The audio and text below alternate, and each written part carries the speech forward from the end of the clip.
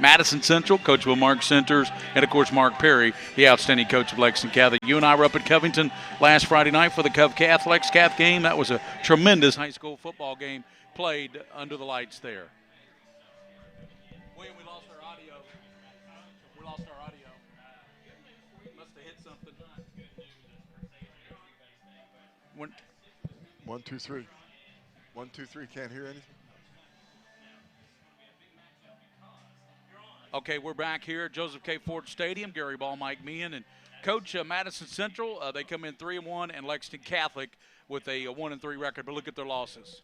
I know. What a pleasure it is to be here with Night Vision and PrepSpin.com. Boy, I tell you, beautiful night, Gary. It's going to be a really good game. You're right. Madison Central lost the game they probably should have won. Yeah, no doubt. And Madison Central, coached by Mark Centers, and Lexington Catholic, coached by Mark Perry. It looks like the weather's going to cooperate, Coach. They're talking scattered thunderstorms, but looks like tonight should be weather-wise will hold off, and Lexington Catholic will take on Madison Central. Lexington Catholic losses this year to St. X, a game you and I saw, 28-0 they led in that game. And then they came back against Johnson Central on the road, and then, of course, Cov Cath on the road. 3 very good football teams. So Lexington Catholic, Coach Perry has to solve a few problems that he has, but really, honestly, they're playing pretty well in most phases of the game. And we got the band. And we'll step out. We'll come back with more pregame here on Night Vision. Lexington Catholic taking on Madison Central here tonight. We'll return on Night Vision, the White Greer Maggard Game of the Week.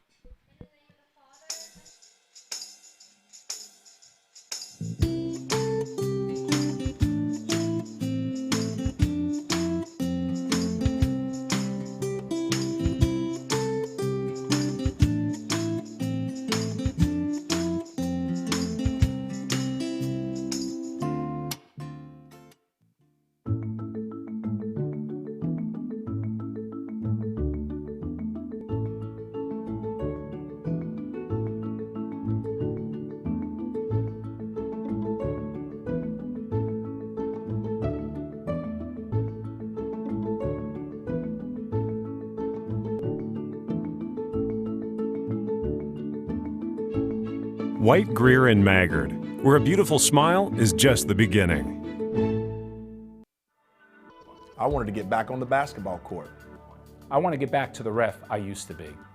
I want to get back to gardening. I want to get back to playing with my band. Only one team is qualified to get patients back to living their lives. Bluegrass Orthopedics has physician experts to assist in your recovery, whether it's an injury or chronic condition. Bluegrass Orthopedics provides convenient, specialized, and comprehensive care for your unique life. Mingua beef jerky? Is that how you say it? I've always heard it pronounced Mingwa beef jerky. Yeah, I know how to pronounce this. It's Mingua? No, it's Mingy. If you like jerky, there's only one jerky for you. Mingy Beef Jerky. Family owned, family operated, and made right here in Kentucky. Mild, hot, and our new Cajun flavor in local stores near you. Hi, this is Gary Ball for Crown Trophy of Lexington.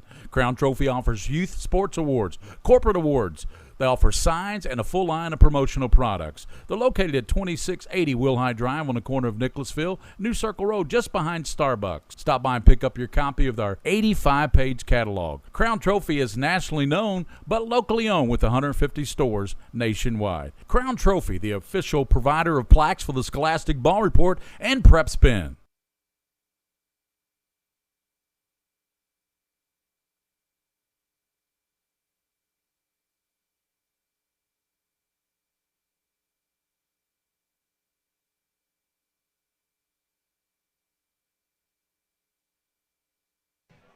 We're back here at Joseph K. Ford Stadium on the campus of Lexington Catholic. Gary Ball, Coach Mike Meehan, Madison Central, Lex Cath. And, Coach, what do you expect here tonight in this game before we give the starting lineups? We know Lexington Catholic has a fine offense. We saw that last week against Cov Cath. We know Madison Central has a fine defense. William Warfield and I called their game early in the year in the Roy Kidd Bowl when they took on that very good Knox Central team, beat them 8-7 in a pouring down rain. They got 6 turnovers against Bryan Station last week, did Madison Central. So we know they have a good defense. So what do you expect here tonight, Madison Central and Lex Cath, who, by the way, owns an all-time record of 8-0 against Madison Central. Never lost to them. Right. I'm expecting a running game. I'm really interested in seeing if Lexington Catholic can establish the running game, because I feel like Madison Central will really, really work on the pass protection or pass coverage. If Lexington Catholic can run the football, they're going to be in pretty good shape. On the other hand, you're right about Madison Central's defense, buddy, and they will hit you too. This is good old high school football on night vision. And, you know, Johnson Central and Cov Cath, the last 2 games on the road for Lex Cath, what do you think, even though they lost those games, they took from those 2 powerful teams, Johnson Central and Cov Cath? Well, when you go up in the mountains to Johnson Central and play, you know you're going to have some adversity, and they did. They had plenty of adversity. And then when you go up, like we did the game last week up in Covington Catholic, I mean, they played pretty darn good. Well, a missed extra point that hit the upright's the difference in that game. Well, that would have been a tie game going into overtime, and it would have been great. We wouldn't have got home till real late, but that's all right. We don't care. No. We like good football. That's right. So that was an interesting game up there. The captains, as you can see on the great night vision, high definition, making their way out on the field here tonight at Joseph K. Ford Stadium. The sponsors tonight, Collins Bowling Centers, Eastland and Southland Lanes, White Greer, Maggard Orthodontics, Bluegrass Orthopedics, Class 101 at Regency Center, Mingy Beef Jerky, Bob Roberts Insurance. They're over in Richmond, Kentucky on Main Street. They insure a ton of high schools in this state of Kentucky. Bob Roberts Insurance. And the Scholastic Ball Report. That'll be on Sunday at 12:30 on the CW. Our Team of the Week coach, the Tates Creek Commodores, and Coach Sims coming off that 44-0 win over Clay. And then our scholar athletes are from this very Madison Central team. And, boy, I tell you what, collectively as a group, those 3 guys are very impressive. Watch them Sunday at 12:30 on the CW. Yeah, it'll be interesting to watch those gentlemen. You were talking before the broadcast here about their high academics, but they're also darn good football players. Yes, too. they are. Darn good football players. Lexington Catholic tonight, the home team. They're in their dark uniforms with the blue. Madison Central in the white with the red and the blue helmets. Let's take a look at the starting lineup for Madison Central. It'll be Thompson at center. Blake Setzer, Nathan Britt are your guards. They're both, one's a junior, Setzer, and Britt is a senior. The tackles are Blake Hammonds, a 6'3", 300-pound junior, and Drake Harris, a 6 foot, 250-pound sophomore. The wideouts will be Keenan Miller. He's the primary target, leading receiver, 5 catches, coming in 123 yards. Evan Harris is another receiver. Running backs will be Jabari Hoogley and Ethan Hahn. Those will be your running backs. And Levi Gaskins will be a wide receiver as well. Your quarterback, the 4.0 student who's already committed to Moorhead. We're talking about Zach Harden. And, Coach, you immediately saw in pregame warm-ups how big this young man is. 6'3", 190-pound senior. Started last year for the Indians, Zach Harden. Nice arm, too. I was watching him throw some deep passes down the sideline, some fade patterns. Did well. Madison Central won the toss and deferred. Lexington Catholic's going to receive. So we set the offense for Central. We got to give you their defense. Catholic will start Jacob Ballard at center. It'll be John Henry Lynch and Mark Rumpke at the guards. Thomas Gerardstein and Woodford Lankard your tackles. Ben Buccanani the wide out along with Rhett Ryan, Bo Bennington. Kirk Fagoz your 6'1" senior quarterback for the Knights. And in the backfield, Damon Jones, a junior running back. Sammy Hodges will be a wide out, and we'll see a lot of Gavin Cameron as well. That's your offensive unit. Defensively for the Indians, Coach, it will be Brendan Gray at nose, Jesse Cox. Listen to this. Cox already has, from his end spot, the 220-pound junior, he has 5 sacks already this year for Central in 4 ball games. So he gets you a couple sacks pretty much every game. He's a defensive end. We'll look for him tonight. Number 34, Robert Freeman's the other defensive end. Linebackers are a good tandem. Dan Baker, Jordan Hendricks, and Tristan Moorhead. He's the number 1 tackler on the team. Jabari Hoogley's an outside linebacker. The corners are Ben Snap and Elijah Haskins, and the safeties are Christian Everly and KJ Long, who leads them with interceptions. Actually, Long had 2 picks last week against Bryan Station. They're only a field goal away from being undefeated right now. They lost to Station by 3, 28-25. They're 3-1 coming, as I said, a field goal away from being 4-0. They had the turnovers, and that's going to be a big thing in this game too. You got whoever holds on to the ball the best is probably going to have an advantage in this game. Really looking forward to this, Gary. I think we're going to see a good football game tonight, buddy. Landon White is going to tee it up for Central. As Coach said, Madison Central won the toss, and they deferred it to the second half. So Lexington Catholic will receive the football. So right off the bat, Coach, we're going to see the offense of the Lexington Catholic tonight. They come in ranked. Coach, even though they have 3 losses to St. X, Johnson Central, Covcath, those are all powerhouses. This is a 6A powerhouse, Johnson Central, and also Covcath ranked in the top in 5A, number 5 in the state. So those are the 3 losses. But, coming in, Coach, that record does not tell you what a great team this Lexcat team is. They're ranked number 5 right now in 3A. Yeah, and we talked to Coach Perry before the game on the field last week, and he talked about how they want to improve as the year goes on. I think that's his goal, Gary, is to play these really tough teams and just keep them better and better and better. So White has it teed up. He'll be kicking from left to right. Gary Ball, Mike Meehan, William Warfield producing as always. Joe Allen, our videographer. And it's Nathan Schnurr back near the goal line for the Knights return team. Nathan Schnurr, the speedster, one of the leading receivers on the team. Here's White's kick, and Schnurr will back up, and that will be a touchback back in the end zone. So Catholic will start it out at the 20-yard line. Kirk Fagot comes out, Coach. Here's some numbers for Fagot, Coach. I picked up some stats today. 65 of 125 passing. 866 yards coming in, Coach, with 10 touchdown passes for Fagot. And I mentioned this before, and I don't want to belabor the point, but he's a tough kid too. Just really tough kid. And Catholic wondered why the ball isn't over on the left hash. The officials have put it right in the middle of the field, so now the official says, yeah, you're right, I'll put it over on the left hash. Fagot kind of said, wait a minute, we're lined up over here. The football's way over there. Fagot, he has in the backfield Jones, twins to both sides, and he's looking to pass and looking over the middle and rolling Fagot to the right, being chased, sets, throws, caught up at the line of scrimmage up to the 25, and ball comes out of there. Central says they may have it, and Central may have it. Recovered by Madison Central on the fumble there. I believe Schnurr caught the ball and fumbled it. Madison Central with the recovery, Coach. Yeah, a little inauspicious start for the Knights in this game.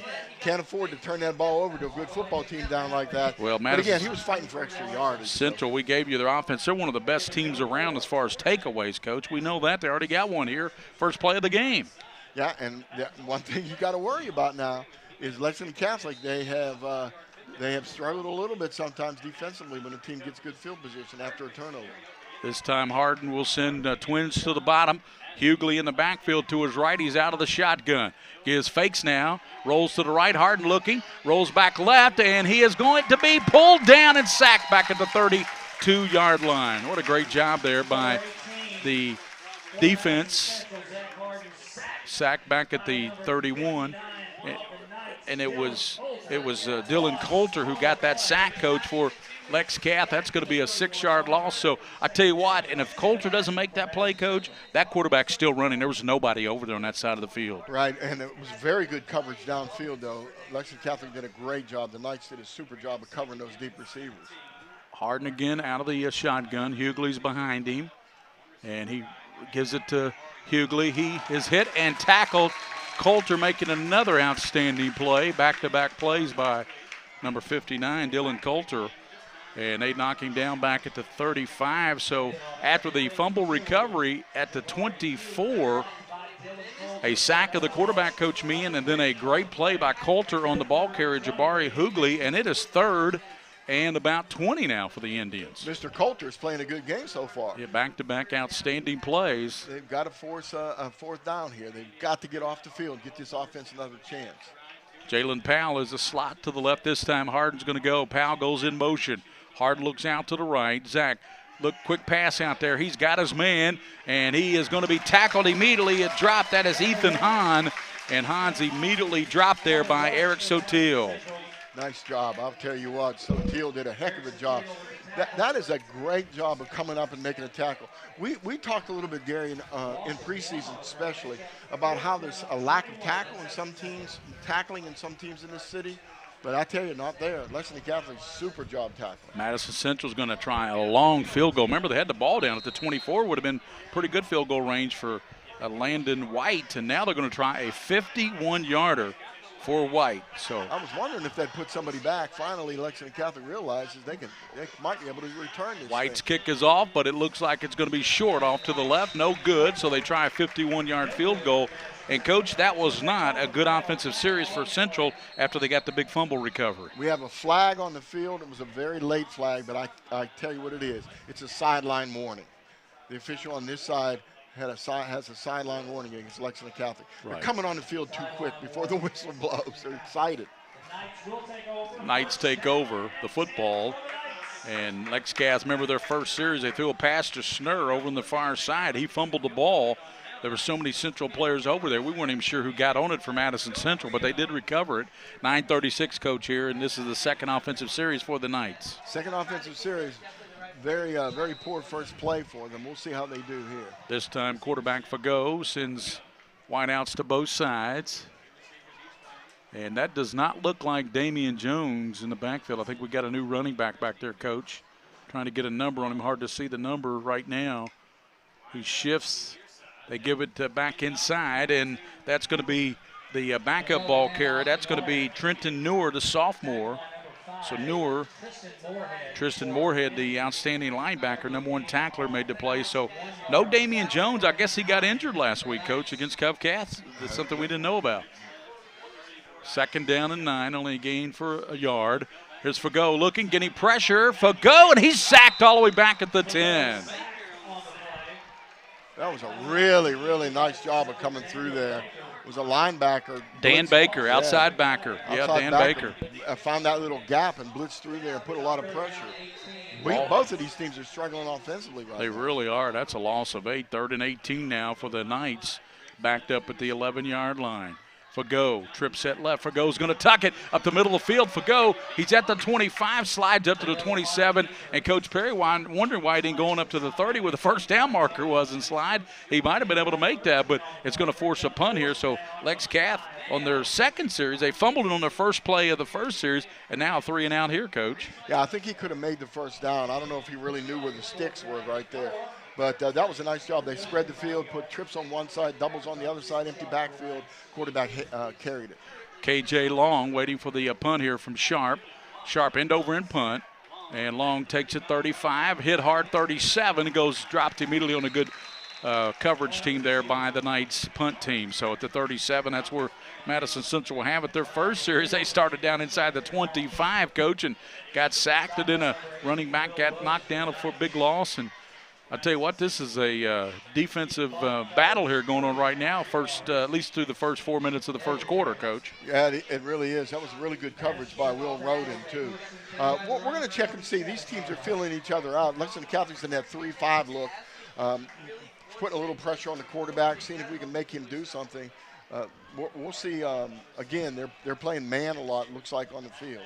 Trips out to the top. Hughley in the backfield. They toss it to him. Hughley trying to get outside. 40. Hughley running hard. 45 midfield. Hughley 40. He's at the 30. Jabari Hughley the 20. 15, 10. He's gone to the house. Touchdown. Jabari Hughley. Nice job. He turned that corner. Lexington Catholic lost contain. When the Knights lost contain, he was able to square his shoulder and turn upfield. I thought he was going to step out of bounds over there, Gary, but he tight-roped on that sideline. Just like that circus that's been in Lexington here last week. 63-yard touchdown run by Jabari Hughley. We talked about the offense is struggling, but no struggling there for Jabari Hughley. That's a good start for him as a running back. Here comes the extra point. They're going to shift. And now they bring White there to kick it out of the hold of one of the backup players. I believe that's 26, Coach, if you can find out. Yeah, that's Armand Altamirano. Here's White's kick, and it's up, and it is good. So with 7:55 in the first period, Madison Central strikes first on a 63-yard scamper by Jabari Hughley, his second touchdown of the season. We'll come back on Night Vision and PrepSpin, the White Greer Maggard game of the week. 7-0. Madison Central jumps out early.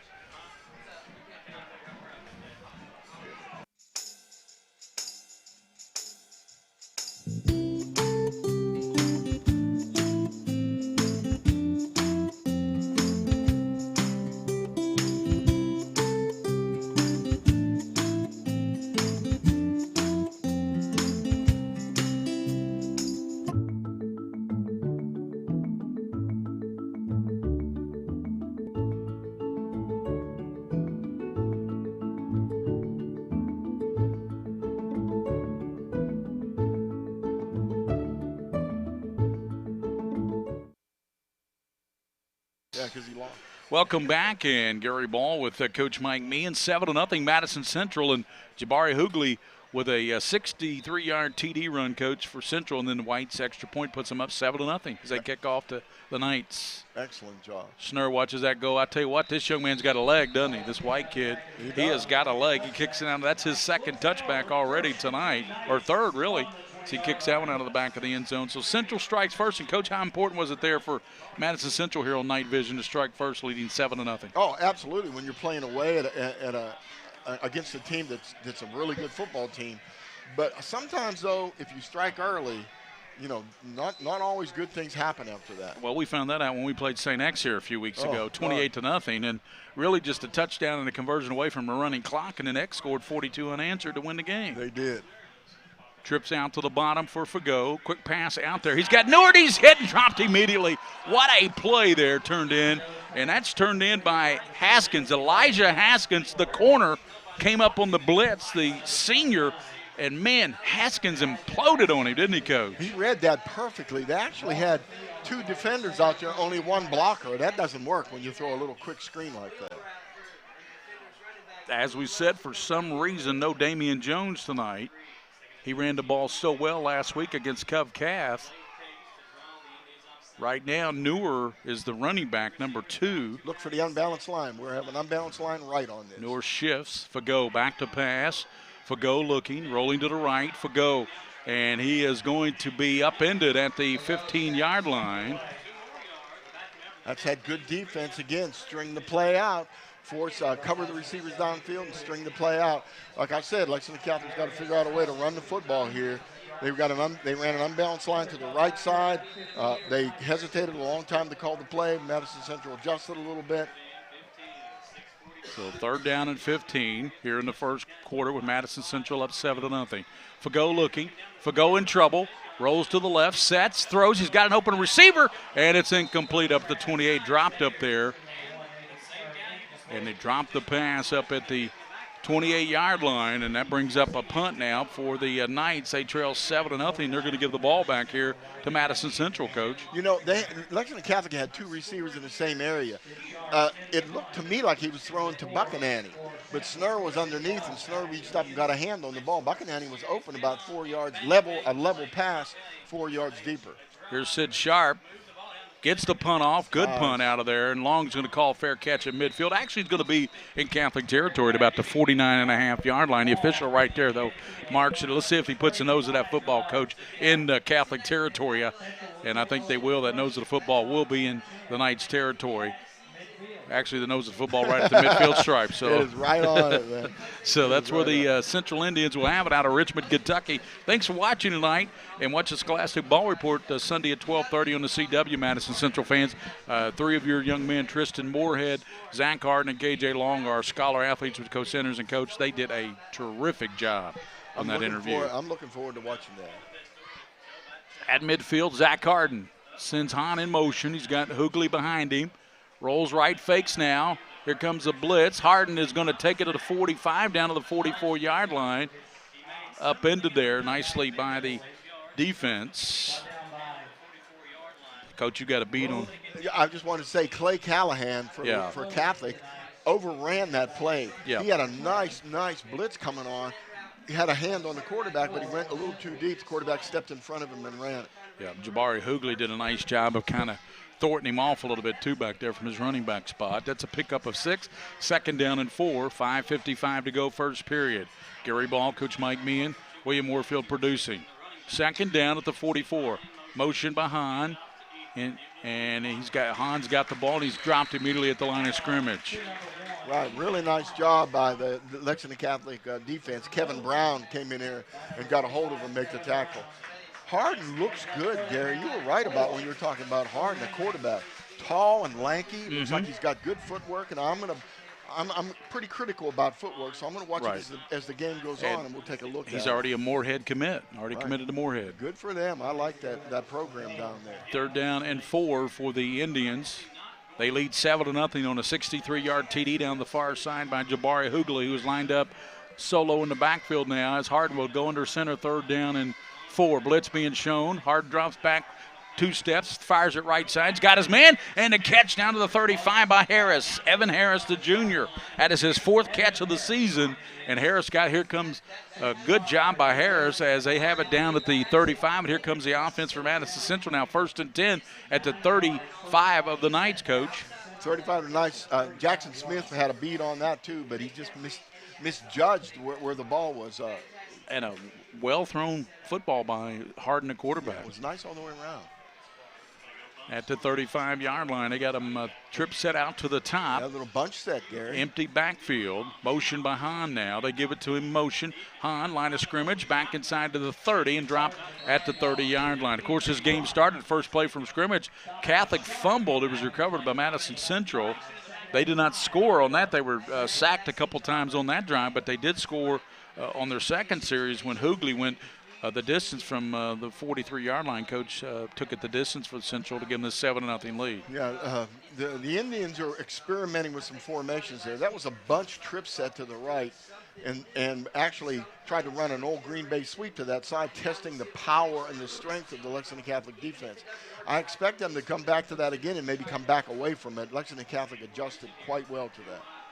Harris is split out to the bottom. Motion by Hahn. They give to Hoogley back inside. Hoogley, 25, first down to the 23-yard line. Jabari Hoogley, one of the Catholic players helping out on that play, was shaken up a little bit. Yeah, I think, he's coming out right now. Yeah, it was number 18 for the Knights. That's Will Roden. And Roden was shaken up a little bit on that hit there by Hoogley. Hoogley got the first down to the 23-yard line. Clock running 3:27 here in the first quarter with Madison Central leading 7-0, and they're on the march again. Yeah, a little offset shotgun look here, moving the motion man back. That's a nice play. Give it up the middle, and that's going to be a pickup of about 3, maybe 4 yards for Madison Central. That's a nice job by the offensive line for the Indians. They're opening those little gaps in the middle. That's just a little power play by the fullback. Hughley is going to have a heck of a game if they can't figure out a way to penetrate Gary and get a hand on him in the backfield. Also, thanks to All Sports in the Fayette Mall for sponsoring this game as well. All Sports in the Fayette Mall here on Night Vision. Gary Ball, Coach Mike Meehan. 2 minutes, 45 seconds, first quarter action. 2nd down and 6 for the Indians. And Zach Harden, he's got Hoogley behind him. Harden under center, backpedaling. Harden looking, and Harden's going to tuck it. He's at the 15. Harden to 10, 5, and tackled at the 5-yard line. Mr. Harden needs to learn to run out of bounds and protect himself. He wasn't just tackled. He was cut down big time. But that's a first down. They're moving this football, and they're not having much trouble doing it. First and goal at the 5-yard line on the run by Zach Harden, the 6'3 senior quarterback. He started last year. He came into this game 426 yards passing, 2 touchdown passes coming in. As you look at Fago, 10 touchdown passes coming in. Right. Both teams are not very successful so far throwing the football. But Madison Central has definitely established a running game here. Let's see what the quarterback Harden does here at the 5-yard line. And gives it off the right side and running down to about the 2. That was Ethan Hahn, the ball carrier. Were to be second, and Gabo Hahn nearly took that in. Right, Will Roden, again, came in hard and made the tackle and with another one of the Knights players and stopped him at about the 1-yard line. Again, I like these running backs and these ball carriers. Yeah, Powell goes out as they send a bigger tight end in there, going with a double tight set now. 1:58 to go in the first half, and Madison Central threatening to go up a couple touchdowns, Coach. They are. They're driving the ball, not having much trouble at all, using a lot of formations and doing it. Harden has Hughley behind him. 2nd and goal at the 1. Long count. Harden gives it back inside, and Hughley spun around on a great tackle, turned in. Nicely done. And that's a great play there, Coach. I'm trying to get a beat on who that was. There were a couple, but I don't know who the guy was that grabbed him. Brown. It was Kevin Brown making that play. Loss of a yard, so 3rd and goal at the 2-yard line. We're approaching a 1:15 to go here in the first quarter. Madison Central threatening again at the 2-yard line of the Knights. 3rd down and 2. Interesting to watch the defensive stance here. The stand, they're in that 6-man front look, playing man on the outside. Harden at the 2. Fakes now. Harden looked to pass and caught and dropped immediately is the fullback out of the backfield, coach. And that was Cox. That was a nice play. He faked the ball on the run and turned to run a little fullback out in the flat area. But again, Lexington Catholic was all over it. They covered that really well, Gary. So 4th and goal at the 3. Central's got a great place, Gary. We already saw him attempt a 51-yarder. But they're going to go for the touchdown here. They're not liking the 3 points. They went to 6. Well, that's because they have confidence in their defense. That's true. Full house and give to the second man through, and he's not going to get in as Catholic stopped him on a 4th and goal. They stopped the ball carrier. Nice job. Cox, and it'll go over on downs to Lexington Catholic. Brown makes another great play for the Knights defense. He did, and that was they ran a power play too. They had 3 backs, and they were going to run the backs up in there.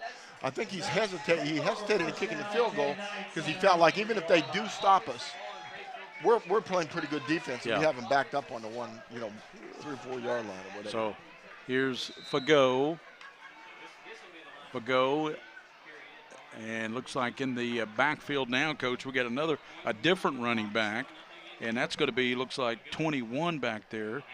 Snowden, and up to the 6, maybe the 6-yard line. Yeah, they've got to get out of their back away from the shadows of this end zone. They've got to get away from this goalpost if they can. But that's a quarter. Actually, they're saying that was Jack Fago, the ball carrier, 31. So that's the end of the first period, and Madison Central, as we enter the second quarter, the Indians 7, the Knights nothing here on Night Vision. We'll return to second quarter action, Joseph K. Ford Stadium, after this timeout.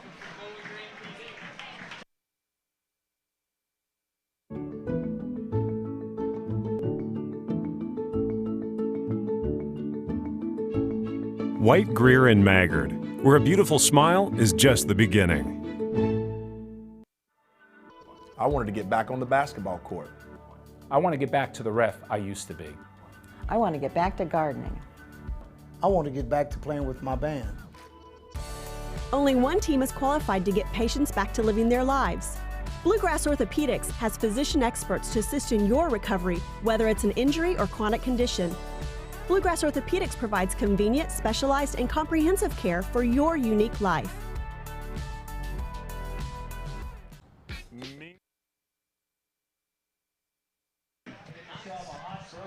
We're back at Joseph K. Ford Stadium, and Coach, you got some first quarter numbers there provided by WL Stats. Let's take a look at how Madison Central has gotten the ball and moved it down the field.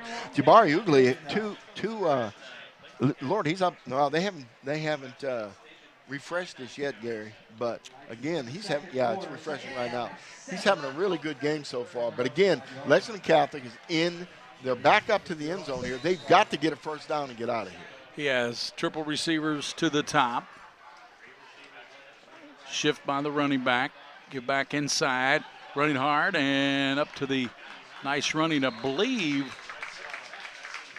That's Fago. Right, good job of running the ball and a good tackle. Yes, that's Fago, 31, the ball carrier. Christian Everly came in and made a nice stop on him. So Fago got the first down. That's a big first down, I'll tell you. So Fago running hard in there for Damian Jones. And Fago, he's got a receiver up to the 35 and near the 40. A hard hit put on the receiver up there, but the catch is made. Yeah. And it's made there by Gavin Cameron. I think we got a flag on the play, too. Late hit, maybe? Yeah, I think it was a high hit, probably a head shot. So Catholic on the march now. Great catch, and there's probably going to be 15 yards tacked onto that for a late hit.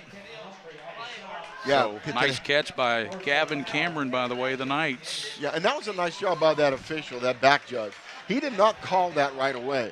He did exactly as he's supposed to do. He stopped and he thought about it and he realized that height was too high. It was on his head. And have to make that call. Nice job. So twin receivers to the bottom. That's going to be Bennington and Schnurr. Look at the cover two, people watching the game at home. Look at the deep cover two. You can't see it on your monitor. See those triple receivers, and Fago going that way out to the top, caught, and down to the 38-yard line on the Catch was made by Satil. Now that was one of Coach Perry's favorite plays. When you get that cover two, when you have the two safeties are way out on the hashes. Actually, the last time they were outside the hashes, he popped that ball in the middle. Second down with 10:59 to go in the first half. A go, pump fakes, rolls to the right now, cuts it back inside down, and he's just short of the first down marker. As the hit is put on there by number 19, Baker, Daniel Baker, the outside linebacker. He's made a couple nice plays here in this first half. And, Coach, that brings up third down and a long yard for the Knights, who are down by a touchdown here with 10 minutes and 35 seconds to go in the first half. Coming up at halftime, Coach, you'll have your UFOs for both teams. Right. I'm looking forward to it. I have a couple really good ones.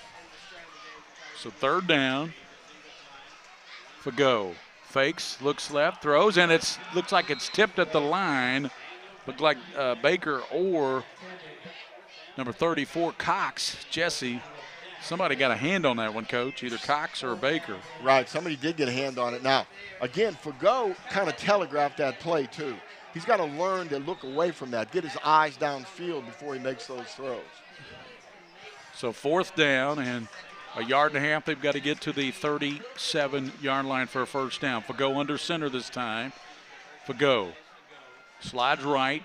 Gives to the running back, cuts it back. He's not going to get it. He's going to be well short of the first down as he gave to Fago, and Jack's going to be well short of that first down. So Madison Central's defense holds once again, and the Indians will take over at the 40-yard line, Coach, and they lead Lexcast 7-0 on a Jabari Hoogley 63-yard touchdown run. Exactly, and the first down, the opportunity for the first down by the Knights was on that pass play that was knocked down. It was open. Again, running against this defense, this Indian defense is very, very difficult. Well, that's why they're 3-1. They have a shutout. They beat Knox Central 8-7. Their bell cow has been their defense this year. Absolutely. A lot of folks, even the Madison Central radio guys, still shaking their head how they lost that game last week. Here's a quick pass caught up to the 47-yard line to Miller, Keenan Miller. That's his 7th catch of the season. Yeah, that was a nice choice, a nice pass play. Ran that little hook pattern underneath that monster who was a little bit deep on that play. Corner was also deep. Keenan Miller's a 6'1" senior receiver for Madison Central. They're on top 7-0. Boy, you see, look at that. It's like you're right there, Coach. On that, awesome. As Joe Allen zooms in there on the line. Great shot here in high definition on PrepSpin. Harden fakes, breaks a tackle. Harden's got some room. He's got the first down and more. And Zach Harden all the way down to the 43-yard line. Nice 12-yard pickup by the 6'3" senior quarterback who has a 4.0 grade point average headed to Morehead State. Yeah, he did a good job of reading that play. That was either a zone read or it very easily could have been a option play. They may have put the option in for this game too. But a nice job of Harden running the football. And a good fake. Harris goes out to the top. And coming to the bottom is Miller. They got slots to the right. Hahn is one of them. In the backfield, they got Hoogley. Here's a quick pitch to Jabari Hoogley. Hoogley is going to be stacked up, and very little gain there by Hoogley. Great tackle there by the Knights defense in particular. Who else? Fago. Excellent job of playing the block, too. The block was locked on to the edge player there, but he busted him in the chest and beat the block to come in and make the tackle. You know, Clay Callahan helped out on that play as well, Coach. He's been very active tonight. He's only a sophomore linebacker. They're both of these. Well, you know, we've talked before about linebackers here. The linebackers are very active. They roam. They go back and forth across the field, make a lot of tackles. So second down. Zach Harden, your senior quarterback, trips to the bottom. Motion by Hahn now. Here's Harden back. Harden looks left, sets it up. He's got his man Miller. Miller all the way down inside to the 32, where that's going to be a first down on the catch and run there by Keenan Miller, the senior. Nice little screen pass. Move the motion man away, throw the screen back this way. Really nice job of picking these, taking advantage of some of these defensive weaknesses. Central with the clock running, 8 minutes, 18 seconds first half. They lead 7-0, Coach, here in the first half.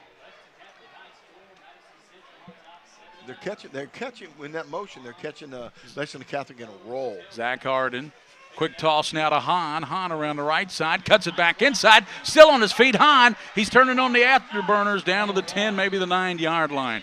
Nice run there by Hahn. He cut it back inside, Coach. Looked like he was going to be tackled at about the 30, but he picked up about 20 more yards after that. Nice acceleration, good speed. Now, we talked about Hughley a lot, but Hahn is a very, very quick runner. Yeah, Ethan is a sophomore as well, 165-pounder.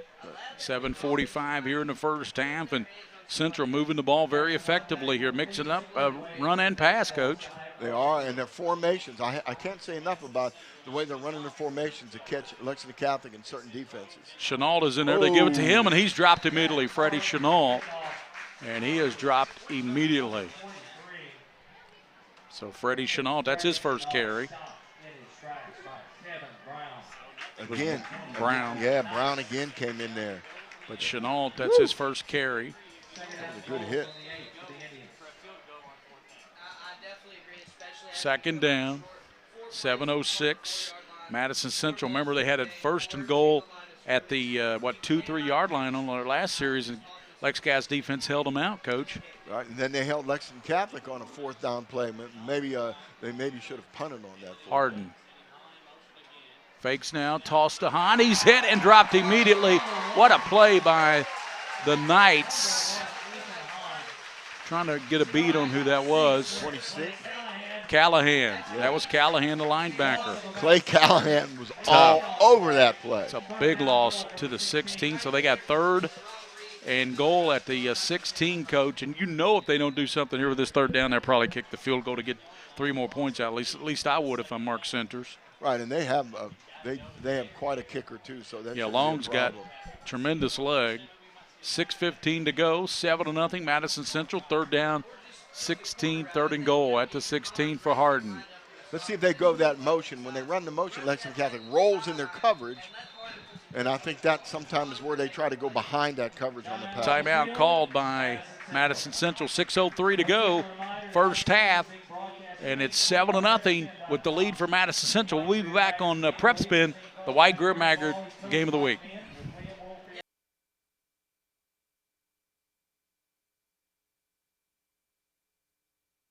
Mingua beef jerky? Is that how you say it? I've always heard it pronounced Mingwa beef jerky. Yeah, I know how to pronounce this. It's Mingua? No, it's Mingy. If you like jerky, there's only one jerky for you. Mingy Beef Jerky. Family owned, family operated, and made right here in Kentucky. Mild, hot, and our new Cajun flavored in local stores near you. Hi, this is Gary Ball for Crown Trophy of Lexington. Crown Trophy offers youth sports awards, corporate awards. They offer signs and a full line of promotional products. They're located at 2680 Wilhite Drive on the corner of Nicholasville, New Circle Road, just behind Starbucks. Stop by and pick up your copy of our 85-page catalog. Crown Trophy is nationally known, but locally owned with 150 stores nationwide. Crown Trophy, the official provider of plaques for the Scholastic Ball Report and PrepSpin.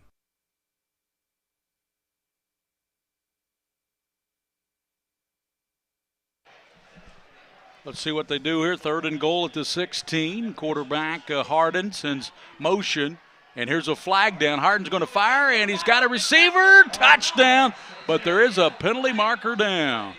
Yeah, there is. I think you put him in motion, and it was an illegal shift on that play. Again, they were in a real big hurry to get that motion coming across, Gary, to try to catch him, to fool him in that. Again, like I said, when they go in motion, Lexington Catholic has a tendency to roll their coverage. And when they roll their coverage, there's a little opening either behind it or, in that case, a fade down the field. And a nice job by the official making that call, because it was definitely a procedure penalty. So now it's again 3rd down and a long way to the end zone.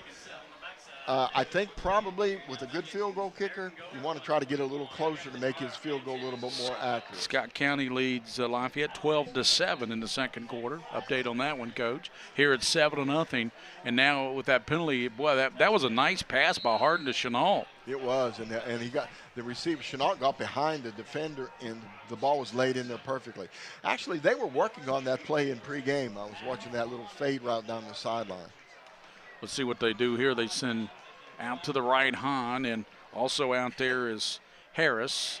And now we're going to have a jump and movement there by Powell, Jalen Powell. So Powell's going to jump offside. And Scott County leading Lafayette 12-7. Jalen Powell, a little short guy, 5'6", 141-pound senior. You wouldn't expect a senior to make a mistake like that in a critical situation. But, again, Lexington Catholic has the advantage here now. If they can just stop them for no game or little game, then they may have to force a long field goal or even a fourth down try. Walker Wood just jumped into the end zone with a touchdown. Lafayette back up 13-12 over Scott County in the first half. That's going to be a war. You know that. That's going to be a really good game. So update on that one. Lafayette up 13-12 before. This one's 5:58. Here's a handoff left side and down to the 25. Still running on his feet and down to the 15. Nice run there. And that's Warford, the ball carrier, his first carry. One thing I noticed about Madison Central, man, they don't hesitate to give everybody the football. That's about the sixth runner tonight that's carried the ball for Central. They're going to set up for about a 30-yard field goal here, Coach, as we predicted if they didn't score there. 5.5 to go first half. They're trying to get a 10-0 lead here against Lex Cath. Kicker probably prefers it on the left hash. You notice that running play took it right to the left hash. Exactly. True. So here's Landon White.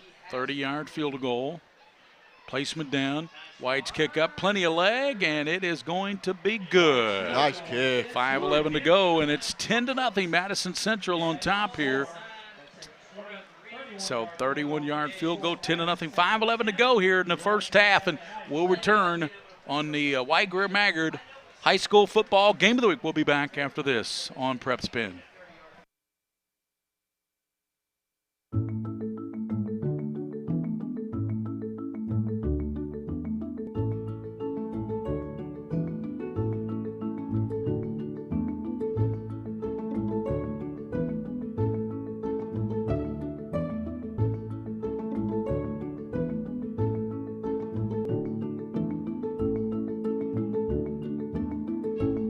White, Greer, and Maggard. We're a beautiful.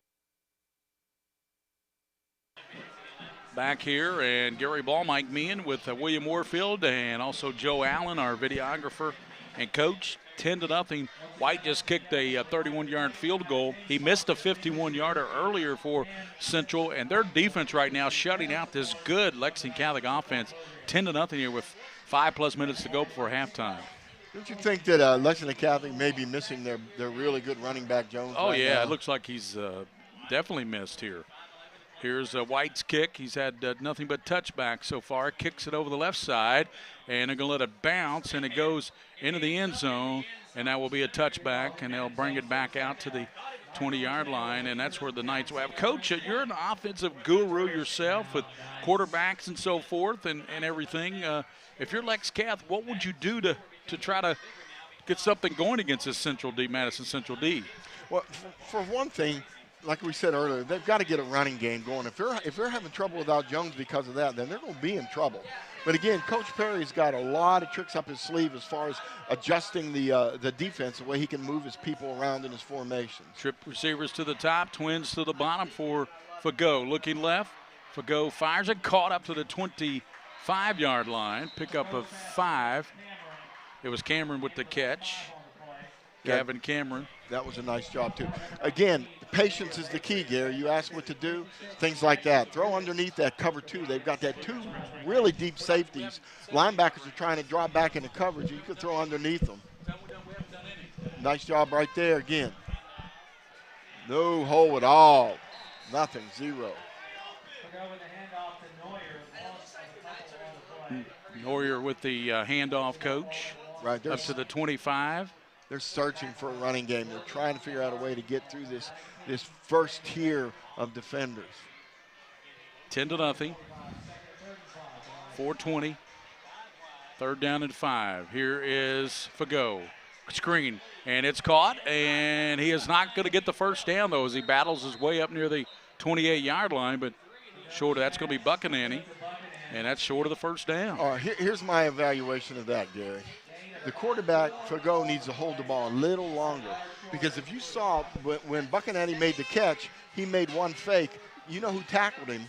are the same rushers that were rushing the quarterback. They turned around and they came back and made the tackle. Right. If you would have held that ball a little longer, dropped back a couple more steps, that play might have gone. That's something hard to teach a quarterback because everybody's running at you, Yeah. and you just got to keep backing up. Well, bucket in, he's going to know when he catches that ball where that first down marker is too, Coach. He's got to help his quarterback out, right? Right, exactly. Here's the sharp punt, drives long back to the 30, out to the 35, long up to the 40, and long, and he's just short of the 40-yard line. That's where Madison Central will have it with 3:26 to go. They lead 10-0 here over Lexington Catholic here tonight. Lexington Catholic a 3A team, Madison Central 6A. Madison Central's only lost by 3 to Bryan Station last Friday. That was at Madison Central, was it not, Coach? I believe it was. Again, that was a game they probably should have won, they think. We were talking to some of their people before the game, and they felt the same way. This is a big series for the Knights right here. At the 39. So let's see what Harden does here. He has used 6, maybe 7 running backs tonight. This time Hughley's back there. Fake to him. Harden back to pass. Left throws it. Wide open receiver at the midfield stripe. To the 45, to the 40. Breaking tackles is Hahn. Hahn down the near side. Finally run out of bounds inside the 10. Let's see where they mark him at. Ethan Hahn to about the 10-yard line. That's a 29-yard pickup. And, Coach, I tell you what, Madison Central's picking up something here in this passing game. They are. They ran an underneath pattern. Let the trip receivers clear it out. Ran underneath to that side, and the ball was there, wide open. Nice job of running the football, though, too. So 3 minutes to go, first half. Here on Night Vision, Gary Ball, Mike Meehan, and William Warfield producing on PrepSpin, the best digital network in the state of Kentucky. It's not even close. 2:49, a lot of critics out there. But here's Hughley, hit, fumbles the ball. Harden picks it up. Harden comes to the 10 and tackled at the 6-yard line. Wow, sometimes it's better to be lucky than good. Heads-up play by the quarterback, Coach. Yeah, that ball rolled free. If Lexington Catholic was there to scoop it up, it would have been green grass all the way, or green turf, I should say, all the way. So that's a heads-up play there by the senior quarterback, started last year for Madison Central, Zach Harden. A lot of pressure in there on the defensive line. I noticed Xavier Mavero. Some people more worried about the rankings than they are the games, aren't they, Coach? I think so. Rankings don't matter. They don't matter at all right now. No, they don't matter at all. The object is to get better and better as the year goes on and win football games. Rankings just don't matter. 2 minutes. Here's the handoff, and he stopped right in his tracks. That was a super job by number 59 for the Knights. That was Warford, and yes, he is related to a great player, Warford, that played at Central a few years ago, went on to play at Kentucky. Paul Warford. Minute 42. 10-0. Madison Central. Coach, are you surprised at this score? We said what a great defense Central had coming in. Are you surprised they're shutting out Lexington Catholic and their high-powered offense? I am surprised that Lexington Catholic has not found a way to run the football and a way to move the football in any consistency. But again, with a minute 24, Lexington Catholic plays pretty darn well when they get down around the goal line, don't they? Minute 19. Yes, they've held Central out a couple of times here tonight. Harden. Unbalanced line. Unbalanced. No, it's not. Quick toss now. The second man, Cox, and he's hit. Big-time play there, Coach. Yeah, that was a nice job, too. They're going to bring the field goal unit in again. Try to make it 13-0. They got a tremendous kicker in long. Landon White. 55 seconds. Rivera helped out on that play for the Knights defense. Just letting that clock run. You know, they're going to let it run, see if they can get Coach, this is officially week 4 of high school football. Can you believe that? That's amazing. I mean, next week we'll be halfway through the season. We got a good one next week. We got on PrepSpin, we've got Henry Clay at Lafayette. We love that game. Here's the White kick, plenty of leg. It's up, and it is a boomer right through. 13-0. Madison Central stunning the homestanding Knights right now with 31 seconds to go before halftime with Coach Meehan's UFOs when we come back here. We'll be back on the White Greer Maggard Game of the Week on Night Vision after this. Timeout. I wanted to get back on the basketball court. I want to get back to the ref I used to be. I want to get back to gardening. I want to get back to playing with my band. Only one team is qualified to get patients back to living their lives. Bluegrass Orthodontics has physician experts to assist in your recovery, whether it's an injury or chronic condition. Bluegrass Orthodontics provides convenient, specialized, and comprehensive care for your unique life. Mingua beef jerky? Is that how you say it? I've always heard it pronounced Mingwa beef jerky. Yeah, I know how to pronounce this. It's Mingua? No, it's Mingy. If you like jerky, there's only one jerky for you. Mingy beef jerky. Family owned, family operated, and made right here in Kentucky. Mild. That'll be another touchback. Boy, I tell you, this white kid's got a booming leg. What's that, Coach? 5 or 6 touchbacks already tonight? And it's funny you use that word too, a booming leg. I actually could hear the ball boom when he kicks the ball from the 40-yard line. Now, it just takes off when he kicks it. Of course, Knights last week trailed Covington Catholic. Coach scored in the last seconds of that game, missed the extra point. Well, what a game that was up at Wooten Field Park Hills, 21-21 by Cov Cath. Yeah, well, Lexington Catholic, the Knights can't afford to make a mistake here. They actually really need to taking a chance and getting an interception or something. I don't know. That could be tough. Here's a quarterback for Go. He's got plenty of running room, 30 for Go, and he's up into just shy of the 30-yard line, down 24 seconds. And, Coach, if you're the Knights, do you just run this clock out here, going to the locker room down 13-0? Yeah, because it's a matter of strategy now. You feel like you are a good team, and you should be able to score. Of course, Madison Central will receive the football to start the second half. They won the toss deferred, so they'll get the ball to start the second half. Now he's going to get a playoff. Inside handoff. Fago fumbles the ball. And let's see, does Jack Fago jump back on it? And we're down to 0-0. So that's the end of the first half. First half belonged to Madison Central out of Richmond, Kentucky. They lead 13-0 here over the Knights of Lex Cath here on Night Vision. Coach, we'll be back after this on Night Vision.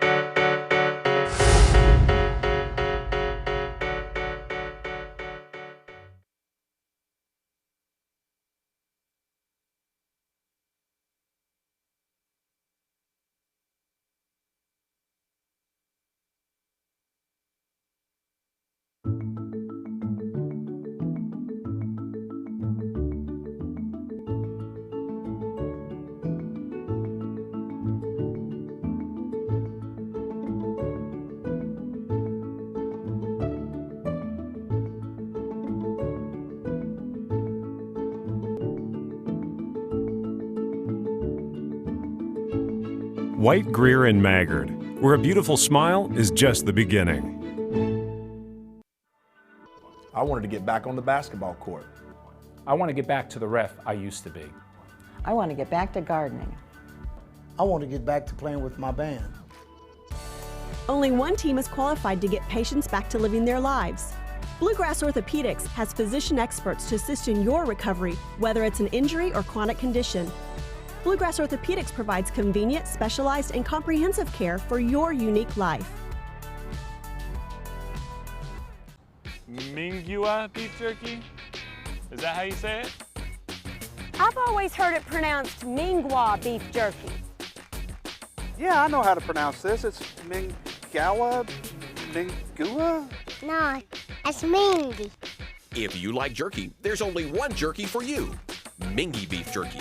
Family owned, family operated, and made right here in Kentucky. Mild, hot, and our new Cajun flavor in local stores near you. Hi, this is Gary Ball for Crown Trophy of Lexington. Crown Trophy offers youth sports awards, corporate awards.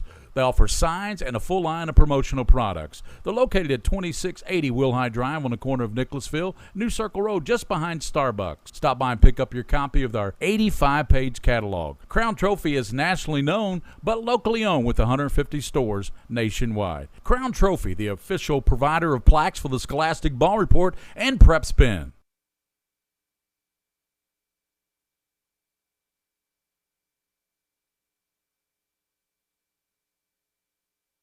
Welcome back to Joseph K. Ford Stadium here at Lexington Catholic High School, where the score at halftime is a big-time 13-0 in favor of Madison Central over the Knights.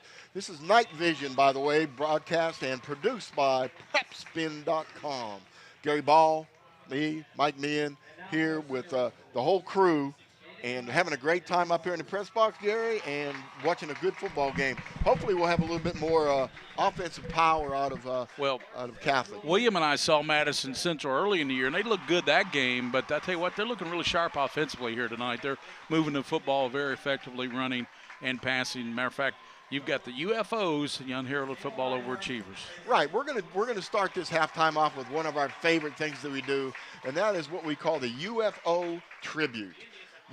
UFO stands for Unheralded Football Overachiever. And Gary, a few years ago when we started doing this, probably 5 or 6 years ago when we started doing this, I've always felt that as a former coach, there's a whole lot of people involved in the program in the backgrounds that do an awful lot for the football teams, but they don't get much credit for what they do. They get no credit. Right. So what I do is I contact the coaches the week before, and I talk to the coaches about giving us the name and some information on someone in their program, man, woman, it doesn't matter what they do, but someone who does a lot, goes above and beyond, but gets a little credit for their efforts. So today we have two good ones. Let's start first with Madison Central. Madison Central, Coach Centers picked Kevin Vig.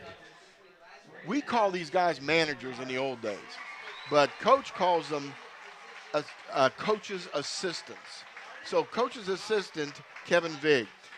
This is quotes from the whole coaching staff. Kevin is a young man who does many things for the football program. He does a lot to help run the daily schedule run smoothly.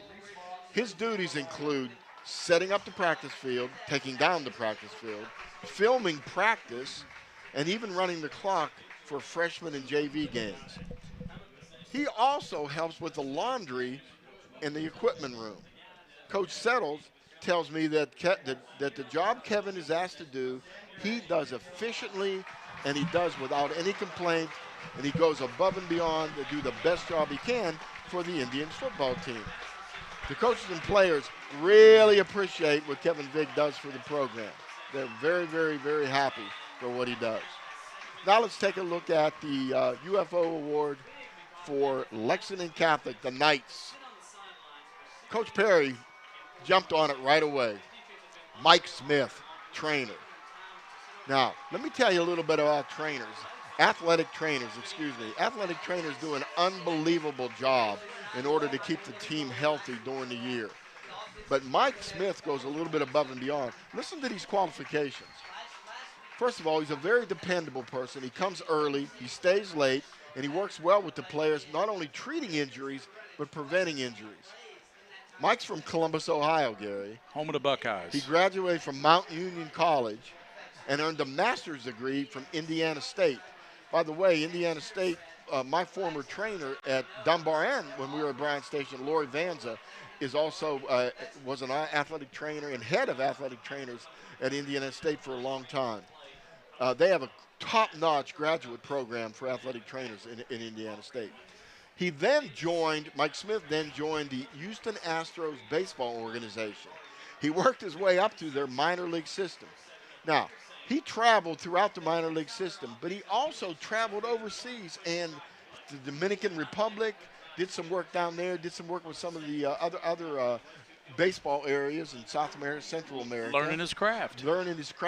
People love him. He rehabbed those players and did a lot to prevent injuries then, too.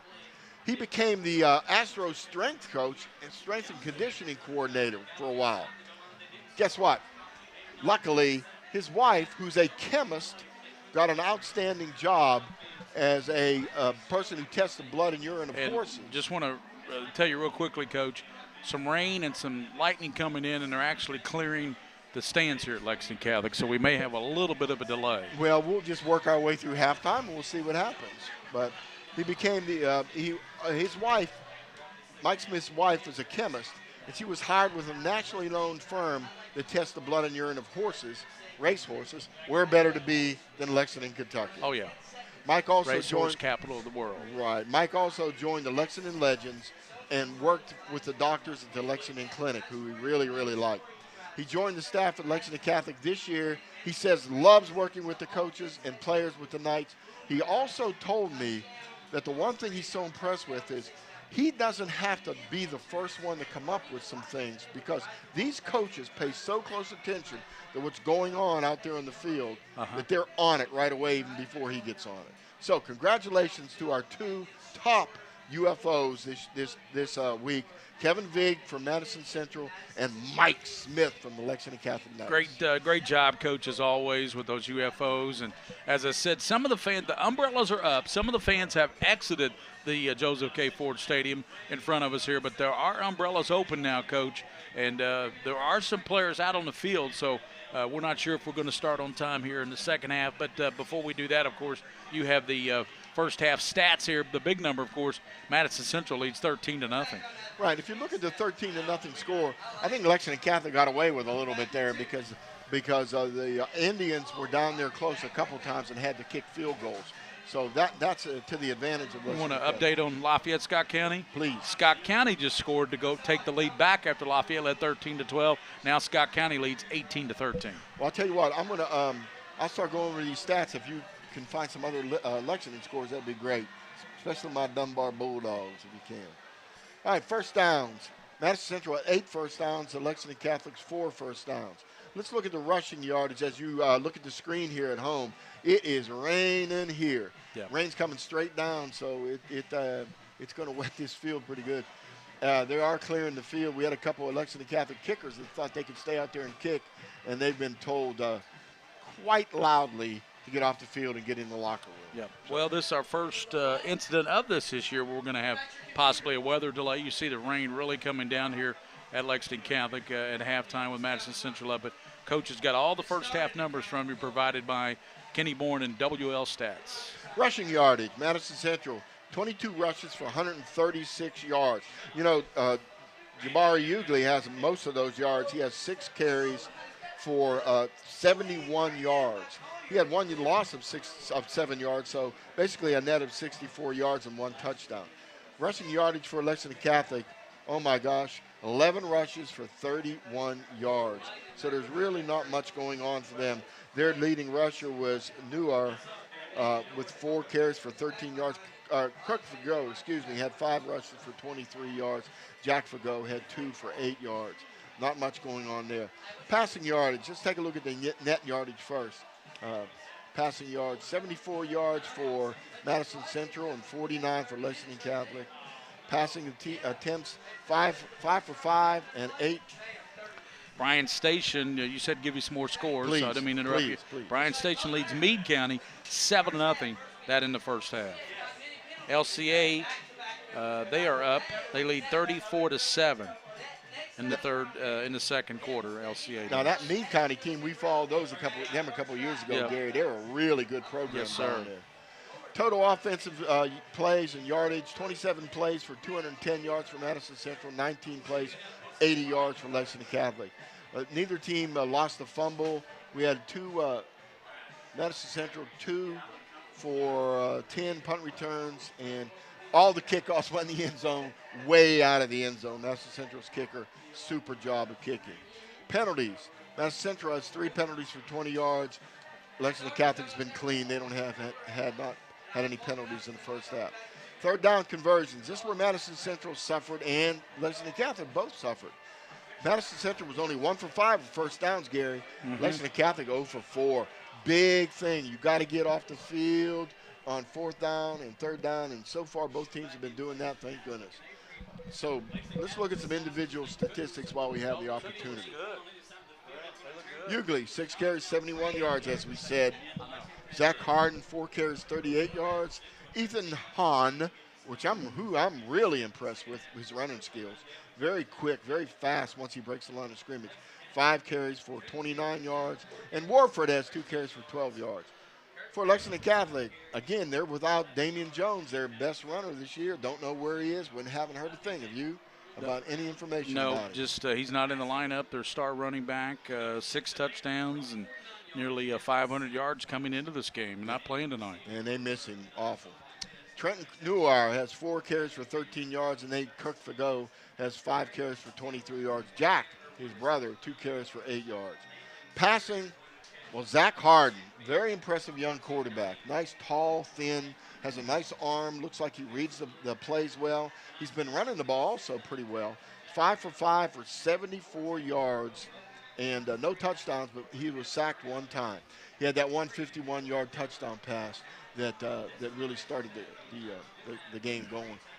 Kirk Fago, 6 for 8, 49 yards. His longest was 29 yards. He was sacked twice and sacked hard a couple times.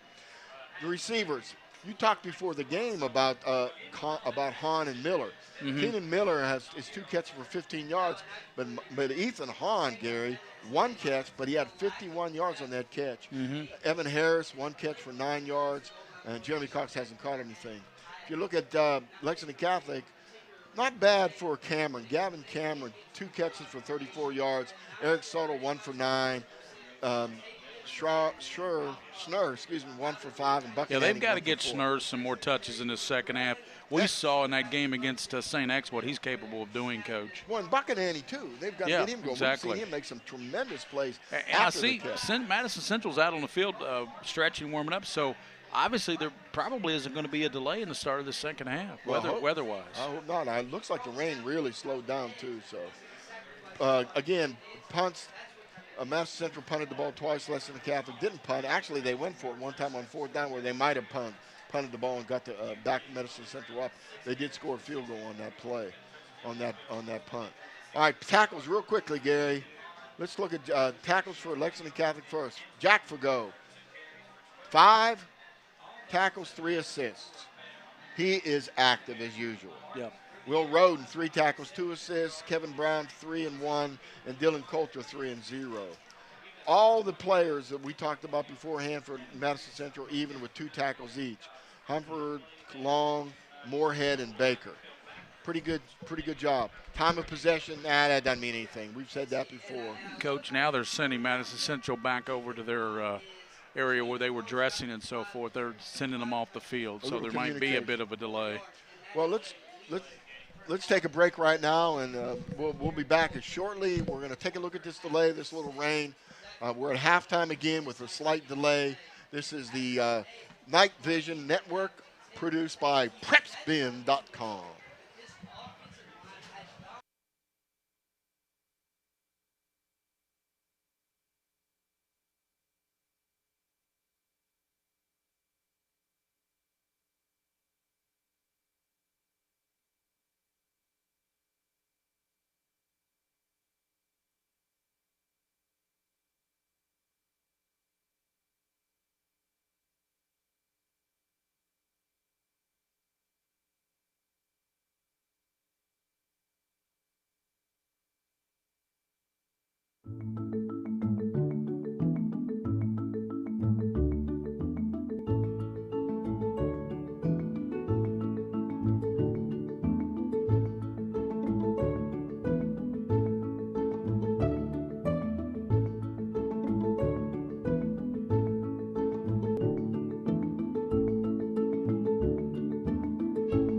White, Greer, and Maggard, where a beautiful smile is just the beginning.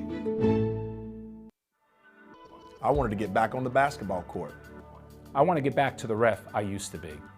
I want to get back to gardening. I want to get back to playing with my band. Only one team is qualified to get patients back to living their lives. Bluegrass Orthodontics has physician experts to assist in your recovery, whether it's an injury or chronic condition. Bluegrass Orthopedics provides convenient, specialized, and comprehensive care for your unique life. Mingua beef jerky? Is that how you say it? I've always heard it pronounced Mingwa beef jerky. Yeah, I know how to pronounce this. It's Mingua? No, it's Mingy. If you like jerky, there's only one jerky for you. Mingy beef jerky. Family owned, family operated, and made right here in Kentucky. Mild, hot, and our new Cajun flavor in local stores near you. Hi, this is Gary Ball for Crown Trophy of Lexington. Crown Trophy offers youth sports awards, corporate awards. They offer signs and a full line of promotional products. They're located at 2680 Wilhite Drive on the corner of Nicholasville, New Circle Road, just behind Starbucks. Stop by and pick up your copy of our 85-page catalog. Crown Trophy is nationally known, but locally owned with 150 stores nationwide. Crown Trophy, the official provider of plaques for the Scholastic Ball Report and PrepSpin. I'm not loving my smile. I should have got braces when I was a kid. I want my teeth to be straight. Dude, go to White, Greer, and Maggard. So, I see you took my advice. Better? Oh, better. You're not you when your teeth aren't straight. Get started at White, Greer, and Maggard today.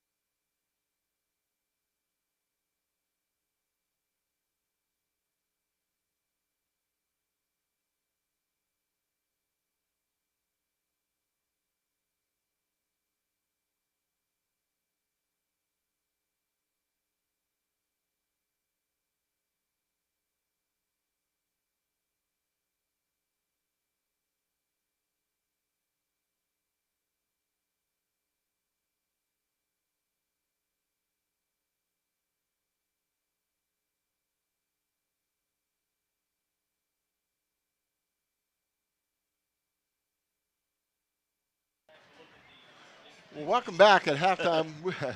We are still in a lightning delay. As you know, in the KHSAA rules, that if you see lightning, it's a 30-minute delay every time you see lightning. So therefore, it keeps adding on and adding on. Some of these games, because of these lightning delays, go on for a long, long time. But we're happy because we have some time to interview Mr. William Warfield. You hear him, Gary and I mention his name all the time when we're talking on the air, but this is the first opportunity we've had to talk to you straight one-on-one. I want to talk a little bit, first of all, about your company. When did you have this brilliant idea? When did it come to you, and how did that thing progress from the beginning? Well, you know, it started out as a hobby coach. You know, I'm from Jessamine County and been down there for quite a while, and just wanted to give back to the two schools down there, East and West Jessamine. They had a newspaper there, but they didn't have any radio. They didn't have you know, any type of other coverage there other than the newspaper. And, you know, it just kind of started out as a blog, you know, just online deal. And we printed a magazine. We just fell in love, you know, with the idea of giving coverage to those two schools. And the other teams started to come in, started to notice what we were doing, and started to get a nice little following started. Now, when was this though? What year? This was back in 2008 when we had the idea. We went by Central Kentucky Sports Network at the time. We didn't want to box ourselves in because of the interest that we had. We didn't want to box ourselves in to just Jessamine County. We wanted to kind of be a regional type of thing. Well, it's more than regional, and you certainly didn't box yourself in. Yeah. Because just a little bit quickly, you do the Legends games also. Correct. And I mean, that's a big deal. Yeah, we I always tell people when they ask us about how do we get to where we are now, what did we do to get to where we're at now, and it's basically it's kind of like what Michael Jordan always says, we felt our way to success. We started out with the audio streaming. We got really good at it. There's a guy that owns a radio station down in Stanford, Kentucky, Jonathan Smith, WPBK down there, and he came to us. It was Jared Polson's junior year, and he came to us after hearing some of our stuff on our website, and he said, if you guys want to go out sell some ads, we'll let you do every East and West Jessamine game in the regional basketball tournament. And my brother-in-law at the time, when I say we, it was me and my brother-in-law, and we just agreed to do it. We went out and sold a few sponsorships and went down there, and then of course West Jessamine under Coach Robert Hammonds at the time. They went all the way to Rupp Arena, ended up going to the Final Four. But John and I did an outstanding job, play-by-play. That we got a lot of good feedback, and that was really our motivational point. Well, you do high school baseball, you do volleyball, soccer. You're a family man too. Right. You can tell us just a little bit about your family. I'll tell you what, your wife must be a very patient human being, because from what I've seen, you do a whole lot of work at night, and you don't get home till late a lot of times. It takes a good woman behind a guy that's trying to be out there and doing entrepreneurial things and small but big things. She's just a great woman, and I'm very lucky. Just like you, Coach, you've got a great woman, and I know you talk about her all the time, and we're just some blessed guys, I guess. We are, and Gary is too. We actually. We're doing something we love, and the person we love recognizes that, and that's really a cool thing. Okay, now a little bit more. How far out do you go? Do you do other states? You do things in other states? Well, some people may not know this or not, but we've actually we've done everything from youth sports, which I'm talking about. Some of the leagues that are around, to obviously the high school stuff that we do, which is our major thing. But we've got calls from University of Kentucky to come do some SEC network stuff. That's just how do we get to do that? That's kind of crazy in its own right, starting out as a hobby to again building up this thing. But yeah, we've been over there. We've done some SEC network stuff, and then last year we had our hand in over 50 Division I college basketball games. And again, that is just it blows my mind. I could probably write a book about this whole venture that we've had here. It's been a great ride so far. Okay, now let's talk a little bit about this. Let's just stay with high school, all right? Okay. Now you have a contract basically with Lexington Catholic. You have one with Lexington Christian also, right. But you also do other games in the city and the surrounding area too. That's correct. Yeah, we cover mostly the Fayette County area. Again, I give love to East and West Jessamine every chance that I get. If we don't have something scheduled that's between Lexington Catholic, Lexington Christian, and the Fayette County schools, then obviously we try to give them a lot of love down there. And a lot of time it's just me showing up with a camera and just doing play-by-play and everything by myself, doing that down there. But it's just to give back. There's a great purpose to all of this, and really the true reason why we got started is we wanted to highlight student athletes.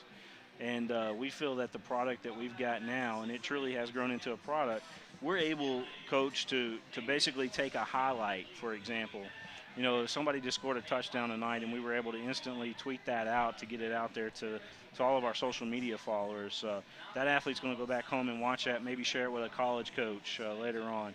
That's just a priceless community service right there that we're offering everybody. It is, and I'll tell you, and I've felt this way my whole coaching career, it's all about the kids. It's all about the athletes, and if you can do anything to help them, present a good product, be outspoken if you need to be, like Gary and I try to do, but we never criticize kids, and we basically point out things, and with this kind of equipment you have and so on. Well, I'm going to give you the big question, because this is a question that people ask me sometimes.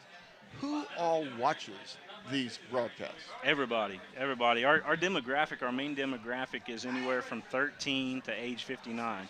Now we go deep on analytics. We're able to track it pretty good. I mean, we can actually track it down to the the sex of the person that subscribed to YouTube, for example. So we've got that capability that we can pull all sorts of different numbers. We can break it down by saying how they watch it, whether they're watching on a computer, mobile device, their streaming device, which is those Roku boxes, or Amazon Prime, which a lot of people are starting to do that nowadays. But our most traffic comes from cell phones. Right. And that's just people, here in the stadium. Tonight, I've seen a lot of cell phones up here at Joseph K. Ford Stadium. They're kind of used to it, the Lexington Catholic crowd, but they'll get in there and they'll watch it. They'll check out our highlights either from Twitter, or they'll be watching the game as it goes along. Well, I can guarantee you right now we're in a rain delay, and there's some tailgaters out there that don't want to stand out in the rain. They're sitting in their cars probably watching this interview right now. Yeah. And, that's really good. I mean, that's something that really means a lot to us, too.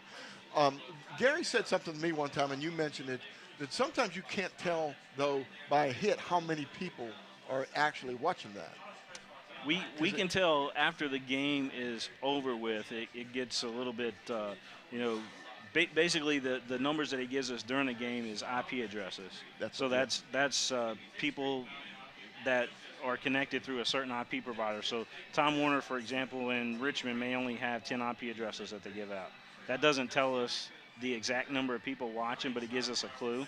Right. Now, after the game's over with, you'll start to see those views go up, and that's actual numbers that you're seeing there. Well, actually, it'd be even more than that, because my son is watching these games in Tampa, Florida, but there may be 5 people in the room watching the game, so there's a lot more people involved. So, and if you follow us on Twitter, you'll see that in the past, especially when we do some of the bigger events, all A schools especially, they'll pack a gym, and watch us on their projector in their gym. And, we've got pictures on that. If you go, under our advertising page, for example, we posted some of those on there. But people watch us in groups. We do know that, which is a good thing. And then they'll go back and watch us. The beautiful thing about PrepSpin is not only I remember I talked about the instant highlights, but you can go back and watch the entire game on demand whenever you want to on your time. So when you got free time, go back and watch the entire game, or you can just pull up those highlights.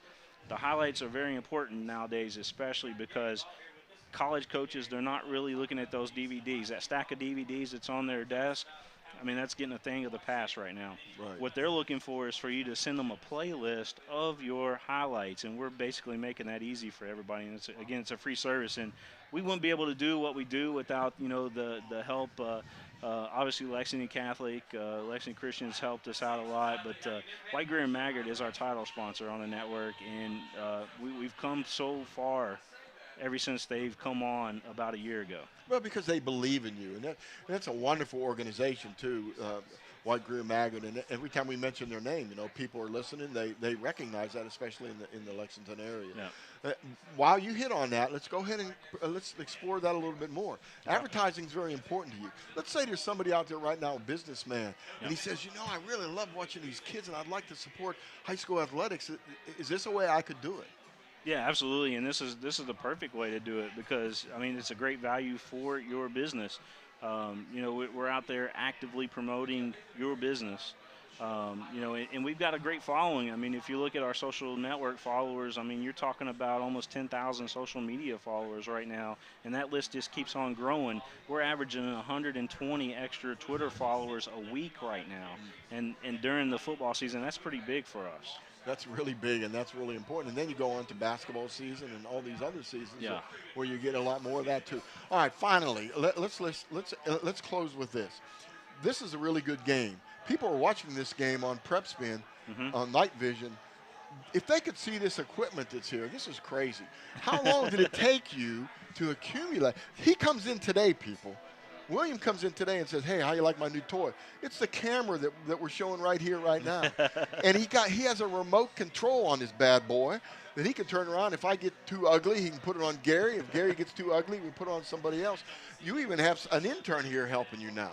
Yes, yeah. And Joe, too. We're very fortunate. Lexington Catholic provides us with student interns. Jack Haynes is our student intern here tonight. He's been helping me also throughout the week during the soccer tournament. Come here, Jack. Come say hi. Yeah, Jack, come on over here. Stand between us over here and say hello. Yeah, this is Jack Haynes, everybody, and student intern here at Lexington Catholic High School. He's a senior this year, and he's looking to get into broadcast media. And what a perfect place to learn, you know, what we use when we do go over to UK or when we do go do these college events, because we're using the same equipment that we used when we go put on those big events for those separate clients that we deal Jack, with. what do you think about that? What do you think about all this stuff?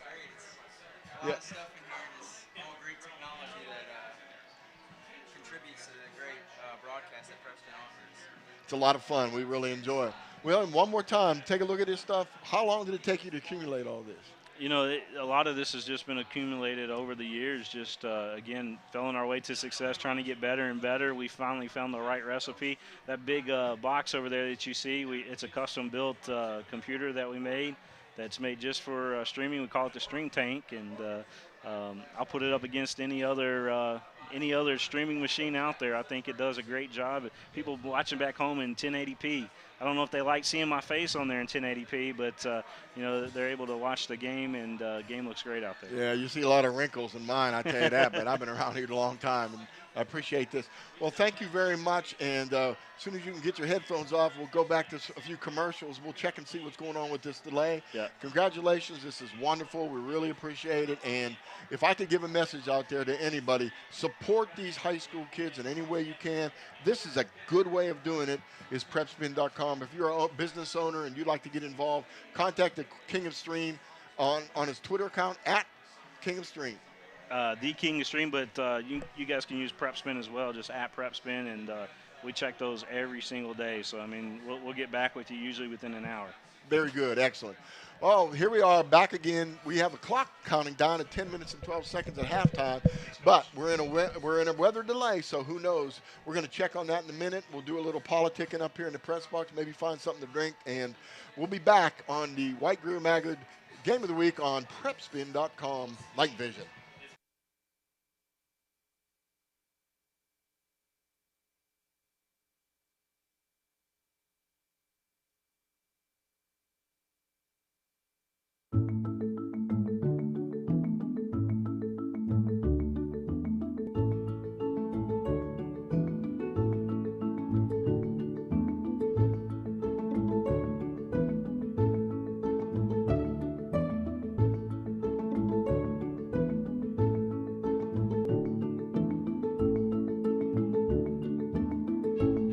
White Greer and Maggard, where a beautiful smile is just the beginning. I wanted to get back on the basketball court. I want to get back to the ref I used to be. I want to get back to gardening. I want to get back to playing with my band. Only one team is qualified to get patients back to living their lives. Bluegrass Orthodontics has physician experts to assist in your recovery, whether it's an injury or chronic condition. Bluegrass Orthopedics provides convenient, specialized, and comprehensive care for your unique life. Mingua beef jerky? Is that how you say it? I've always heard it pronounced Mingwa beef jerky. Yeah, I know how to pronounce this. It's Mingua? No, it's Mingy. If you like jerky, there's only one jerky for you. Mingy beef jerky. Family owned, family operated, and made right here in Kentucky. Mild, hot, and our new Cajun flavor in local stores near you. Hi, this is Gary Ball for Crown Trophy of Lexington. Crown Trophy offers youth sports awards, corporate awards. They offer signs and a full line of promotional products. They're located at 2680 Wilhite Drive on the corner of Nicholasville, New Circle Road, just behind Starbucks. Stop by and pick up your copy of our 85-page catalog. Crown Trophy is nationally known, but locally owned with 150 stores nationwide. Crown Trophy, the official provider of plaques for the Scholastic Ball Report and PrepSpin. I'm not loving my smile. I should have got braces when I was a kid. I want my teeth to be straight. Dude, go to White Greer and Maggard. So, I see you took my advice. Better? Oh, better. You're not you when your teeth aren't straight. Get started at White, Greer, and Maggard today.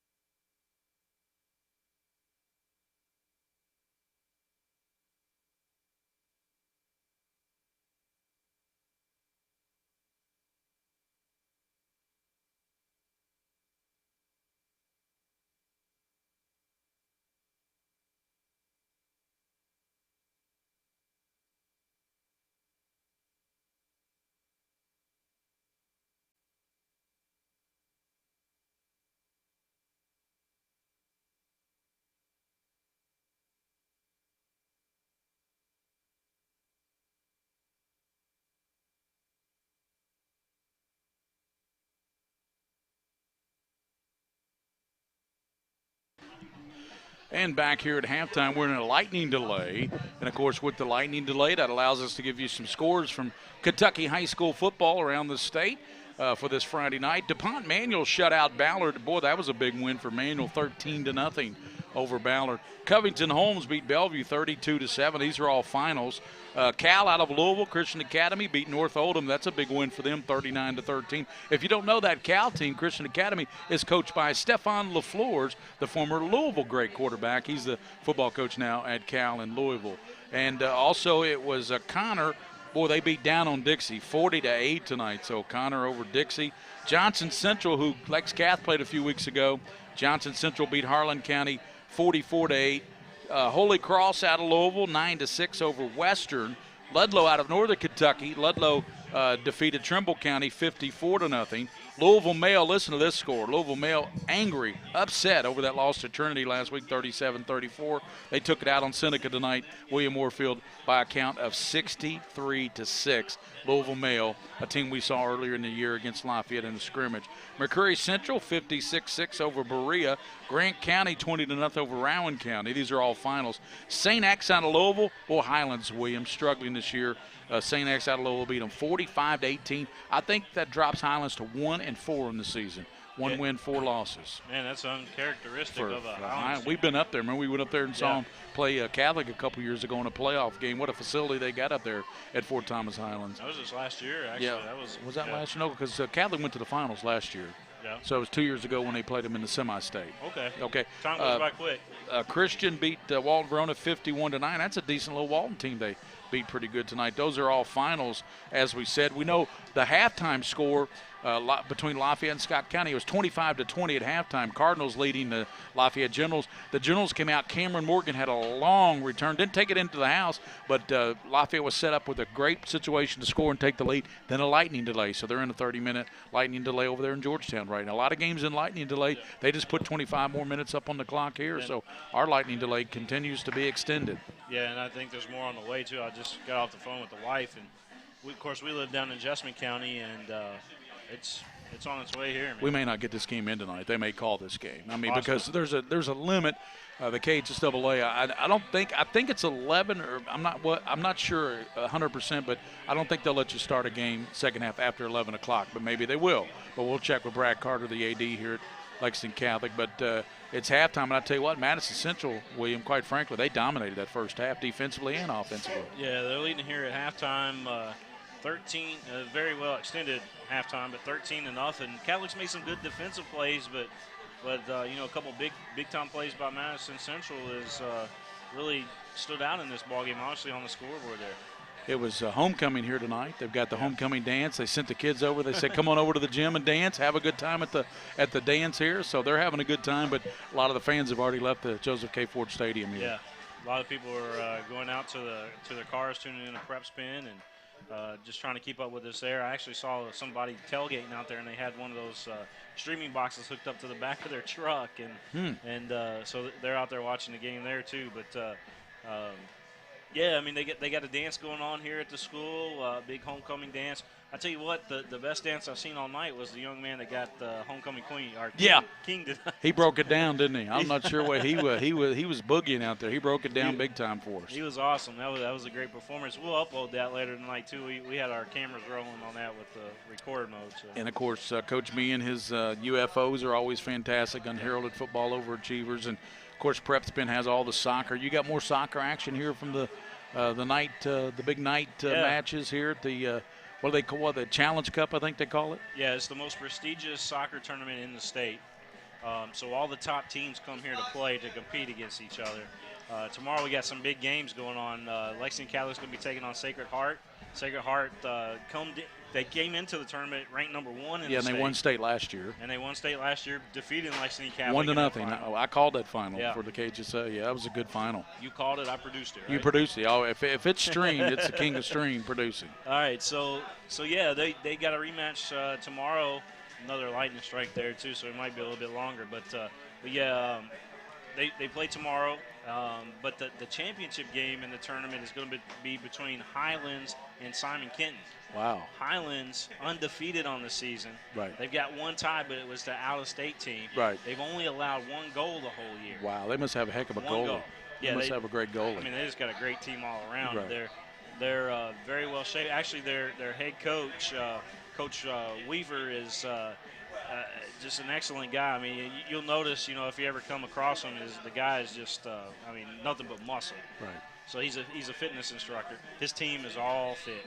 William, when you think about PrepSpin and what we've done, this is probably our 10th football game we've already done this year. And think about it, we're not even halfway through the season with all the bowl games we did at the early part of the season. We must have done 5 games in the first 2 weeks of the season. We did. So this is probably our 10th football game. You've probably done, 20 soccer matches at least, maybe more. Probably, yeah. So there's nobody right now. I know this. My show covers a lot of sports, and we have highlights of games, but there's nobody doing from tip to finish soccer, volleyball, and football like PrepSpin. I don't know that it's ever been done. I know you talked to Coach Meehan about this at halftime, but I don't know that it's ever been done on that scale to where you cover so many games, to cover so many teams and make so many grandparents and parents happy they can't get out to the game. Well, in the past, it's always been, not enough support from the business community.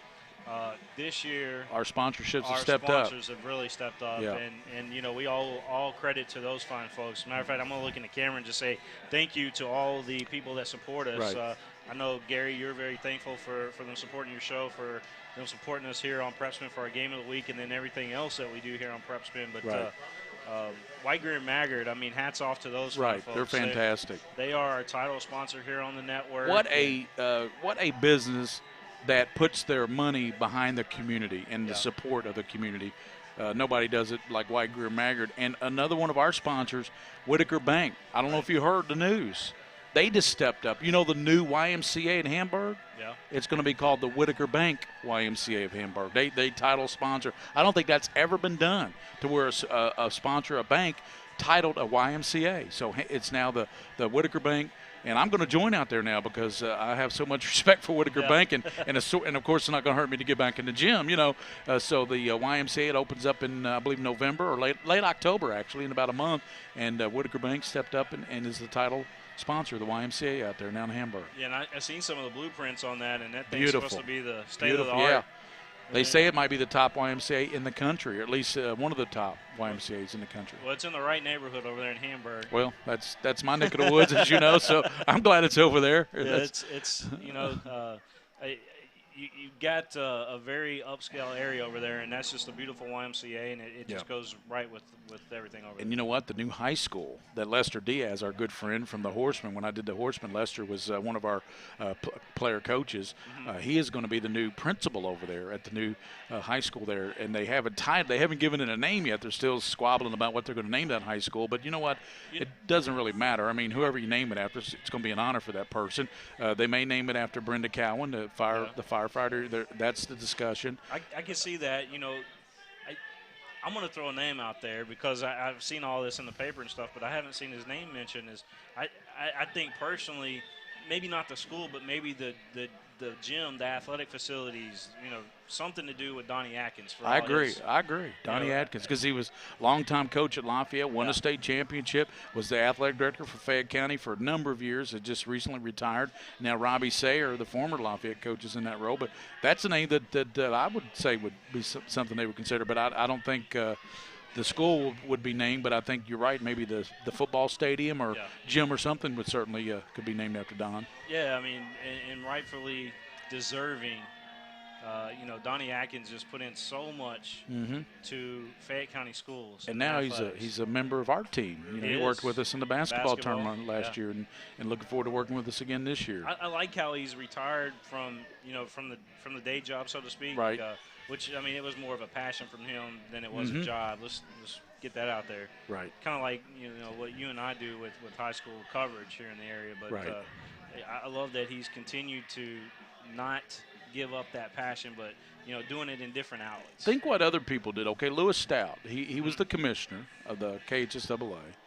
Then he started a school board show that he brought me into, the Kentucky School Board Show. I did it with him for 3 years. Yeah. And then Rick Shaw and Donnie Atkins now do that show. When Lewis and I did it back in 2001 or 2002, we had 12 radio stations. Well, Rick Shaw has taken that thing by the horns. They have 40 radio stations now throughout the state. It airs locally on WLAP 630. But Lewis Stout helped start that show. Lewis Stout helped me get the Scholastic Ball Report off the ground. He co-hosted with me for 8 years. Unfortunately, we lost Lewis a few years ago. And his name, his name's up in the mention as far as having something to do with the name of the school too. Yes, that would be a good thing too. Lewis certainly did a lot for area coaches and people to help them along with high school sports. But right across the street is the KHSA office. That's true. That's right true. So I mean, it's only fitting that Lewis Stout be a part of this school as well. Yeah, and but him and then now Donnie doing the same thing in the media. Myself, you and myself trying to do a PrepSpin, and then of course we do also the Scholastic Show on TV. That's in its 14th year. But that's the thing, once you get something going, like with PrepSpin, then you get these sponsors to come on board and jump on like they have this year. Same thing with my show. When I first started the Ball Report, we had maybe 2 or 3 sponsors. Well, we're up to 12 now. Sponsorship. So that's where it's all at. But, Lewis helped with that. And now working with Coach Meehan, what a great job. We love her. Bill Ransdale did several games with us this year and is going to step in whenever we need him in football. So, we have Joe Allen helps us with the videography. And now we got Jack involved, our intern, and William with what you do, with all the technical side of it. I don't pretend to understand anything of what you do, but, I just come here and call the game the best I can, and try to give these kids some love on the broadcast, and it's a lot of fun. I enjoyed football. People know football is my favorite, that. So it makes a great product that we're putting out there for everybody. Obviously your talent on the mic with Coach Meehan or Donnie Atkins during basketball or whoever else we might have on there, you seem to always get the right guys as the wind starts to pick up blowing in the press box. But you always get the right guys in place, and you make it happen talent-wise. I just handle the technical side, Right, but that's tough enough. I mean, and make sure that we're online and the quality's good. And I go back to while we're here, we got a lot of lightning delay. Fit another 15, 20 minutes here. I go back to when we were at LCA back during baseball. Yeah. And we were trying to get that baseball game on, and tell them what happened. But you somehow were able to reboot the whole thing or get the whole thing back up. And we got that game on the air, and I'm just sitting there going, how in the world does he know how to do all that? Well, I think that's what makes us, quite frankly, it makes us better than everybody else that's in the industry right now is, we know enough about the technical side about it that, we're able to problem solve and work on something quickly. I don't have to worry about the minor problem, that might seem major problems to somebody else because, in reality, it's something that I've either come across before. More lightning coming through. Yeah, more bad weather. I don't. For some reason, I don't think we're gonna get this game in tonight. They said it's not canceled yet. But I guess I got to say that. Yeah. But back to that, I think that was a software. I think the whole software had been at LCA. Yeah. That was a software issue, I think. Yeah, it was. It was our operating system that we used on one of our computers there, and it basically it failed to boot, and we had no other alternative but to reformat it there on the spot. But we were able to do it. And they didn't miss a pitch. Didn't miss a pitch. I knew exactly when I saw that blue screen of death over there that we had an issue, but. Yeah. It's something that my best advice if you're getting into the streaming business at all, my best advice is to don't panic. Mm-hmm. If you're doing your thing out there and everything's going smooth, and then all of a sudden you have an issue or something like that come up, just don't panic. Just Yeah, but see, they're not the king of stream. Keep going. I mean, and that's why I'm writing a book on it. Yeah, you should write a book. And that's the honest truth is I'm coming out with a book, and it's not me that gave myself that nickname. It's just the people that we've worked with Vince. I love that little camera right there. By the way, I love that little camera. That's awesome. We ought to get a picture of that. But the people are looking at us like, why are they? Well, because we've been in about an hour and a half a lightning delay here already at halftime. We have halftime was 8:25 here, and it's going approaching 10 o'clock. I'm not sure we're going to get. Matter of fact, our good friends from Richmond, the radio station, they've packed up and left the house, so they feel like it's already been canceled. But we give Mike and them a shout out too, and they've advised everybody to switch over to PrepSpin.com and watch the game in high definition. We hope we get it in, but. I'm just going to throw it's not the first radio station that bailed at halftime. We're not talking about Jay. Yeah, no, you're right. You know what I'm talking about. Yeah, I know what you're talking about. Yeah. We've been to another game and the radio station bailed at halftime. But I'm not saying that they left. that way, but they did leave. Well, you and I are old radio guys. I mean, you worked at Jess FM. I've worked at WLAP, WVLK, and all these stations in Lexington. Almost all the entities. And radio's good, but somebody told me, a former KHSA staff member told me, said, you know what? Web streaming is the way it is going. It's the way it's moving. So nothing against radio, but they said, and I know there's still some radio out there because, there's a lot of, I think what radio's good, William, is the little Painesville stations of the world, the little Hazard stations of the world. I think those towns, they need local radio. I don't think, but the big metro areas like Louisville, Lexington, I think what we're doing with PrepSpin, that is the way to go because people can watch it in high quality, high definition. The picture you get is phenomenal. And, the people doing it actually care about what they're doing. The people doing the streaming and the broadcasting are really into what they're doing. And I think that's, it's kind of like these colleges. A lot of these college conferences are going to digital television now, digital networks. So that's where it's headed. Yeah, if you think back in the old days, some of the older generation may remember when TV first came out. Yeah. And, radio was dominant until TV first came out. And, I think it's just a transition, man. I think that TV's been out for a while, and now everybody's watching online. Everybody's, you've got your cell phones, iPads, laptops, streaming devices, Roku. I don't even look.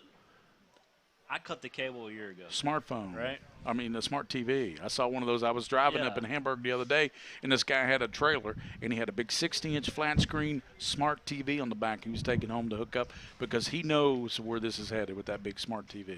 Yeah, and you can put so much content out on the web that, truly the sky is not the limit, anymore. Yeah. That old saying, the sky's the limit. It's not the limit anymore. You can put so much content out there. I mean, we're taking a game, we're putting out the full game, but we're also breaking it down on the big plays, and we're able to tweet that out. Now, we can tag athletes. We can put it in a playlist, so that athlete can, tweet out their instant highlight playlist. Right. If there's an injury on the field, and our friends at, UK Healthcare wants to, go back and look at it to see what happened. We can make that video private, but we can show them an actual video and send that through email to them so that they can go back and look, hey, this is what happened out there and get a better idea, a better understanding. And now through the KHSAA and PrepSpin, you can watch all the state events, state championship. And Joe, I heard Joe Angolia recently say that they've dropped that $14.95 price down to $9.95. So you can watch 30 days of content on that network now for $9.95. So when it comes to state football in December or the basketball tournaments for $9.95, you can watch pretty much all the boys and girls Sweet 16 for $9. I mean, think about it. All those games you're going to see for $9.95. Yeah, I mean, it's a great value. And what really separates, PrepSpin regular season content from the KHSA stuff that we do on their own network. We produce all those games and stuff for them, and there is a virtual ticket price for that. Right. And, it's a state tournament. It's very worth that price. But, we make our stuff on PrepSpin. We put it out there free for the public to watch. Yeah, we've never charged for, we're solely, like you say, advertiser driven. Yeah, I mean, it's the business community that's getting involved with high school athletics in that sense of the way of let's promote high school athletics from that standpoint, because ultimately that's going to help these student athletes, number one, either get noticed by colleges, which is our mission here at PrepSpin.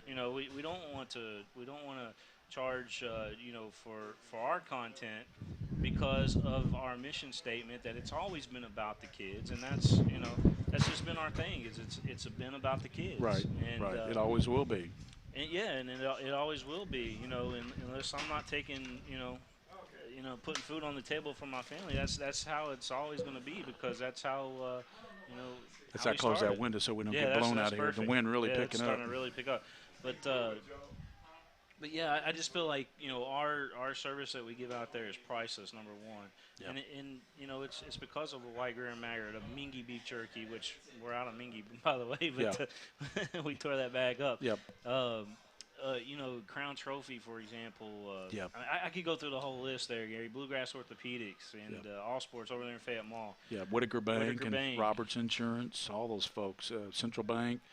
When you get that kind of interest, on a product that you put out there, number one, it's because of the kids, like we said, but we're putting a quality product out there. Yeah. This stuff is just as good as what's on TV right now. Yeah, we're hearing that from a lot of people that they enjoy watching our games as much as they do just about anything out there. So. Yeah, so the news stations are actually taking our highlight clips and they're starting to insert it on their sports broadcast. Well, back to the Rebel Bowl, the Walker Wood play was we were leaving there at 2 in the morning, and you were on the phone with ESPN because they wanted that clip of that Walker Wood touchdown from you. Yeah, and that's the first time I can ever remember a play that happened such late at night where it missed ESPN's cutoff day, but they saved it for the next day to put it in the top 10. Right. Number 6 play in Number the 6, nation. So, yep. that was huge. I mean, I'm glad. We thought you were texting and driving, by the way. We were about ready. Coach Meehan was about ready to get all over you. No, is William texting and driving? Don't text and drive. But no, listen. I mean, that's just one way that we've highlighted a young man. Now he's already committed to University of Kentucky and all that. Great good kid. stuff. So you met his mother. She came up and talked to us at Lafayette a couple weeks ago when they played Trinity. His mother, of course. I've known Walker since he was probably 5 or 6 years old because his grandfather was Lenny House, who was the owner of the Lexington Horsemen that played in arena football. So that's how I've known that family for so long. Yeah, Lenny was a great guy. And Walker Woods is a great football player. Yeah. I don't know what's happened during the lightning delay over at Scott County, too, with apparently Lafayette was driving, maybe chance to take the lead in the game. And 25-20 at half. Yeah, they called that because of lightning as well. So that happens. We've probably – you and I have done this. This is my 31st season of high school football in this state.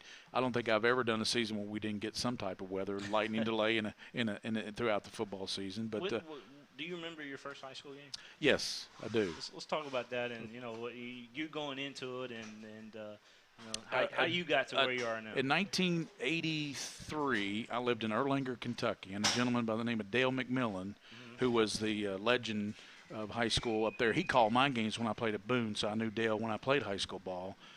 He called on WHKK. Well, he contacted me and said, Gary, we're thinking about doing this Northern Kentucky School Board show. At halftime, Hardy Tribble and Dale called the local games, and what I did is I was at the studio, and Dale would say, let's go to Gary Balls. He's got all the scores. And I'd say, thank you, Dale McMillan, back here at WHKK in Erlanger here on Commonwealth Avenue. At halftime, Ludlow leads Bellevue 7-0 at halftime. Boone County leads Connor because there was only Boone and Connor back then. There wasn't a Ryle or a Cooper. So, I'd give all the scores, and then when I got done with the scores, I'd say, let's go back to Simon Kenton with Dale and Hardy for the second half. And so I did that. And then about 1984, 85, Dale said, Gary, I think we want to start doing some Cincinnati games. Would you like to be our lead play-by-play guy? And I said, absolutely. So I got to go to Cincinnati and work with teams like Moeller, who was a powerhouse in football. Yeah. Princeton, we did the Moeller-Princeton game. There were about 35,000 people at Riverfront Stadium that night when I did that game. So I started becoming the play-by-play for Cincinnati. And then about 1986 or 87, I talked to a gentleman by the name of Mark Roberts with TSJ in Cincinnati, and he wanted to do high school football. So what I did, William, is I decided since I'm a Kentucky boy, I want to do – so I did both. I did Northern Kentucky football and Cincinnati high school football on a regular basis. Did that for about 15 years. Ended up with the station WCVG in Covington, 1320. That was our last station. I was contacted by a gentleman at WCPO who liked my play-by-play because his son played for St. X, and he'd heard me call a few games, and he said, Gary, what do you think about doing a high school show here on Channel 9, and you be the host, and we'll get you some spots. So I started doing the Ball Report. It was called just the Ball Report. Mm-hmm. And so I did the Ball Report for several seasons up there in Cincinnati.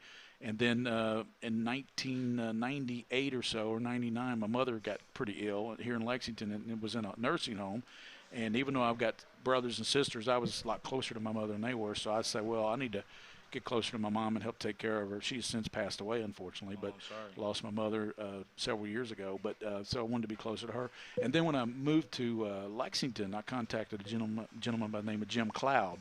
Jim owned he owned the Catholic station MJR 1380, and he said, "Well, why don't you call the Lexington Catholic games, football and basketball?" So that's what I did. I did that for a couple years, and then probably 2002 around 2002, I was approached by Rick Shaw. He said, "We want to do this Kentucky Scoreboard Show, and we think you're the perfect host for it with Lewis Stout." So Lewis and I did that.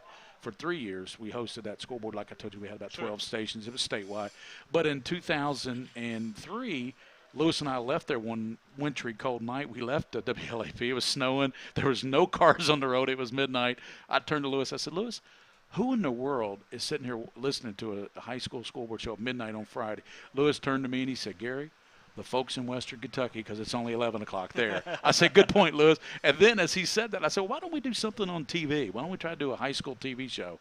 And Lewis looked at me and said, "What do you mean?" I said, "Let's do a show where we highlight boys and girls and maybe make academics a big part of it, a scholastic academic thing." So we approached, I talked to Channel 18. They were very nice, but politely declined. I talked to 36 and probably wouldn't even give me the time of day. Went to WKYT and talked to Mike Kennerek and Wayne Martin, and they liked the idea. They said, but it was probably a month or two went by, and then finally Wayne Martin called me. He said, "Gary, we think we want to give this high school show a shot here and see how it goes." And I said, "Well," I said, "I appreciate it. We'll do." And he said, "But we want you to produce it, and we want to call it the Scholastic Ball Report. We don't want to call it the Ball Report like they did in Cincinnati, because we probably couldn't take that name anyway because it was already used up there. So we called it the Scholastic." And Lewis did it with me for 8 years. He co-hosted, and but it was it's such a fun show to do because we get to meet all these kids and all these coaches. They come out there, they're a little nervous. We talk to them, we lighten them up, we tell them what we're going to talk about. And when you see this show Sunday, I kid you not, when you see these 3 young men from Madison Central, Harden the quarterback, Moorhead that linebacker, there's a stud, Tristan Moorhead, and Long the safety, you're never going to see 3 better kids on a TV show. I mean, they nailed it, as they say. They knocked the home. They're probably 3 of the best guests I've ever had on the show, and it just happens to be coming up this Sunday at 12:30 on the CW. So I'm very proud of it. And then you and I, we kind of knew each other over the years. We ran into each other. You were doing your thing. I was doing my thing with radio, and sometimes we kind of ignored each other. But let's talk about that. Well, we got time here. We're not going to play football anytime soon. No, I think this game's going to get canceled. So I remember running into you at LCA. I was doing radio. You were doing radio. It was a basketball game. And, I'm setting up my stuff on the far side of the gym. Center court, other side of the gym, opposite of where you were. You were behind the scores table, and, you're set up over there. And I don't know if it was just where I was new or what, but you keep saying you said hello, but I don't remember hearing you say hello. If you said hello, I would have said hello back.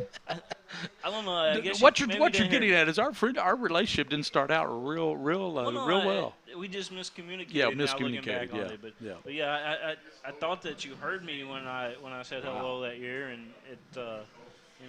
Yeah. I don't know, man. I don't remember if you said hello. I was thinking, hey, this guy's on TV, man. This guy's on the radio and everything. I want to be like this guy. And, well, you've certainly outdone anything I could do, but it's fun. It's a good relationship. But you've allowed me to handle a lot of the, like you said, the talent side of it, and bring guys like Coach Meehan in, and Bill Ransdale, and Donnie Atkins, and even other coaches we've brought in over the years. That sat in with us, interns and stuff. Rebecca Cook even did sideline reporting for us last year. She's all excited about coming back with us this year. The great player over Franklin County. Yeah. So, but it's a perfect marriage really of guys that love what they're doing and love high school sports. And like I said, we couldn't do it without guys like Mike Meehan and the way he breaks down a game. A lot of people listen to that Cov-Cath game last Friday we did on Mixler. We are literally passing a cell phone back and forth.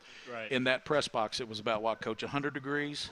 It was brutal. But we're literally and that's how much we wanted to give out a good product. And, a lot of people enjoyed. I mean, I've had some people here at Catholic said, man, that was a great game you guys called last week at Cov-Cath, even though Lex-Cath lost the game. Here's the thing is, a lot of people were asking, why you guys aren't doing video up there. Well, quite frankly, we put out a football schedule, and that was a game that we had added at the very end. Exactly. Because you said, hey, I want to go do this Lexington Catholic game up there at Right. Covington Catholic Right. because that's my old Yeah, stomping I've ground. done many a So game there. I want to go back up there and do that. So Yeah. so it was just it was more. I don't remember the active- press box being that hot, though, with all the games I did there. Seems like it was a little bit more in ventilation. It was one of those situations where how do we get them at least coverage, right? Right. And we come to the realization that best way to do it was just to go up there because we knew that Right. they were bringing in portable lights. Yeah, So yeah. video wouldn't have If looked, that's what you call them. video wouldn't have looked very good at all there. Yeah, yeah. Unless it was a day game. Right.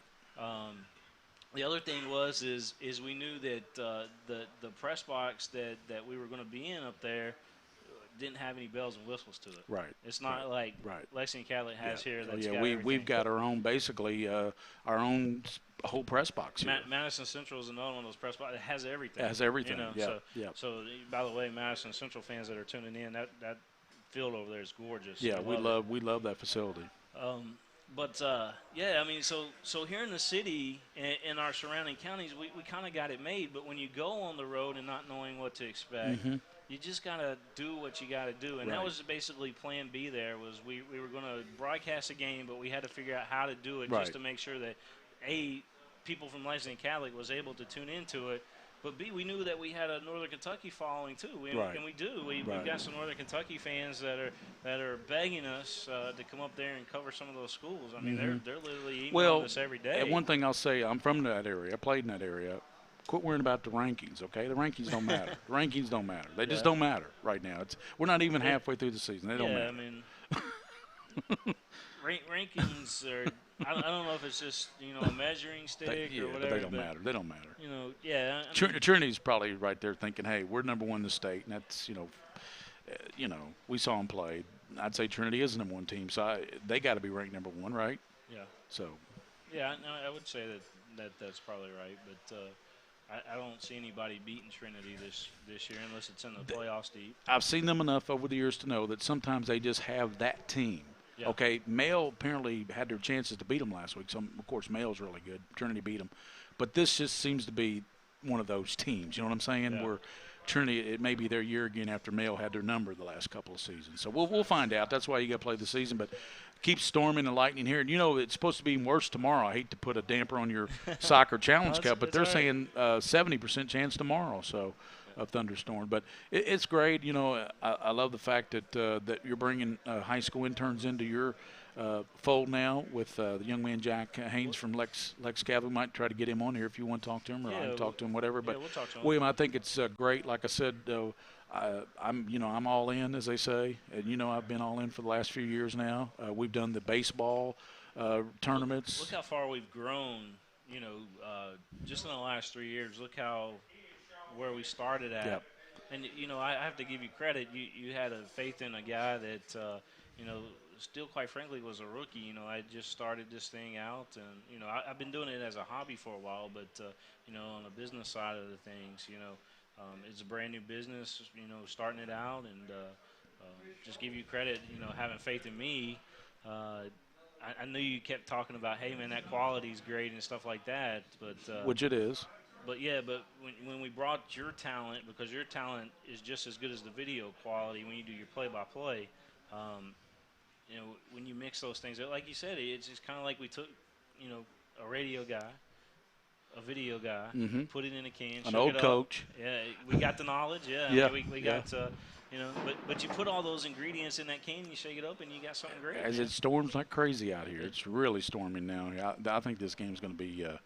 I think it's going to be canceled. Well, I mean, not canceled, but postponed, or maybe just called a final with Central winning 13-0 would be probably the outcome. Well, the field here at Lexington Catholic needed the rain badly. It's getting it. It was a little tan out there to start tonight, and no, I'm just joking. It's beautiful AstroTurf here, but do they still call it AstroTurf? Yes, turf. Just But turf. let me ask you, William, with all the positive things going on and sponsors calling us now, wanting to get on board and be a piece of all the schools calling us, wanting us to, like Lafayette tonight was just, we love Lafayette. They were just heartbroken that we weren't doing their game tonight with Scott County. I mean, on Twitter and sending us text messages and stuff. And we love live. We know that there's Sergeant Steinman over there in Iraq that wants to watch his son play high school football. We've done 3 of their games. We've got their game next Friday.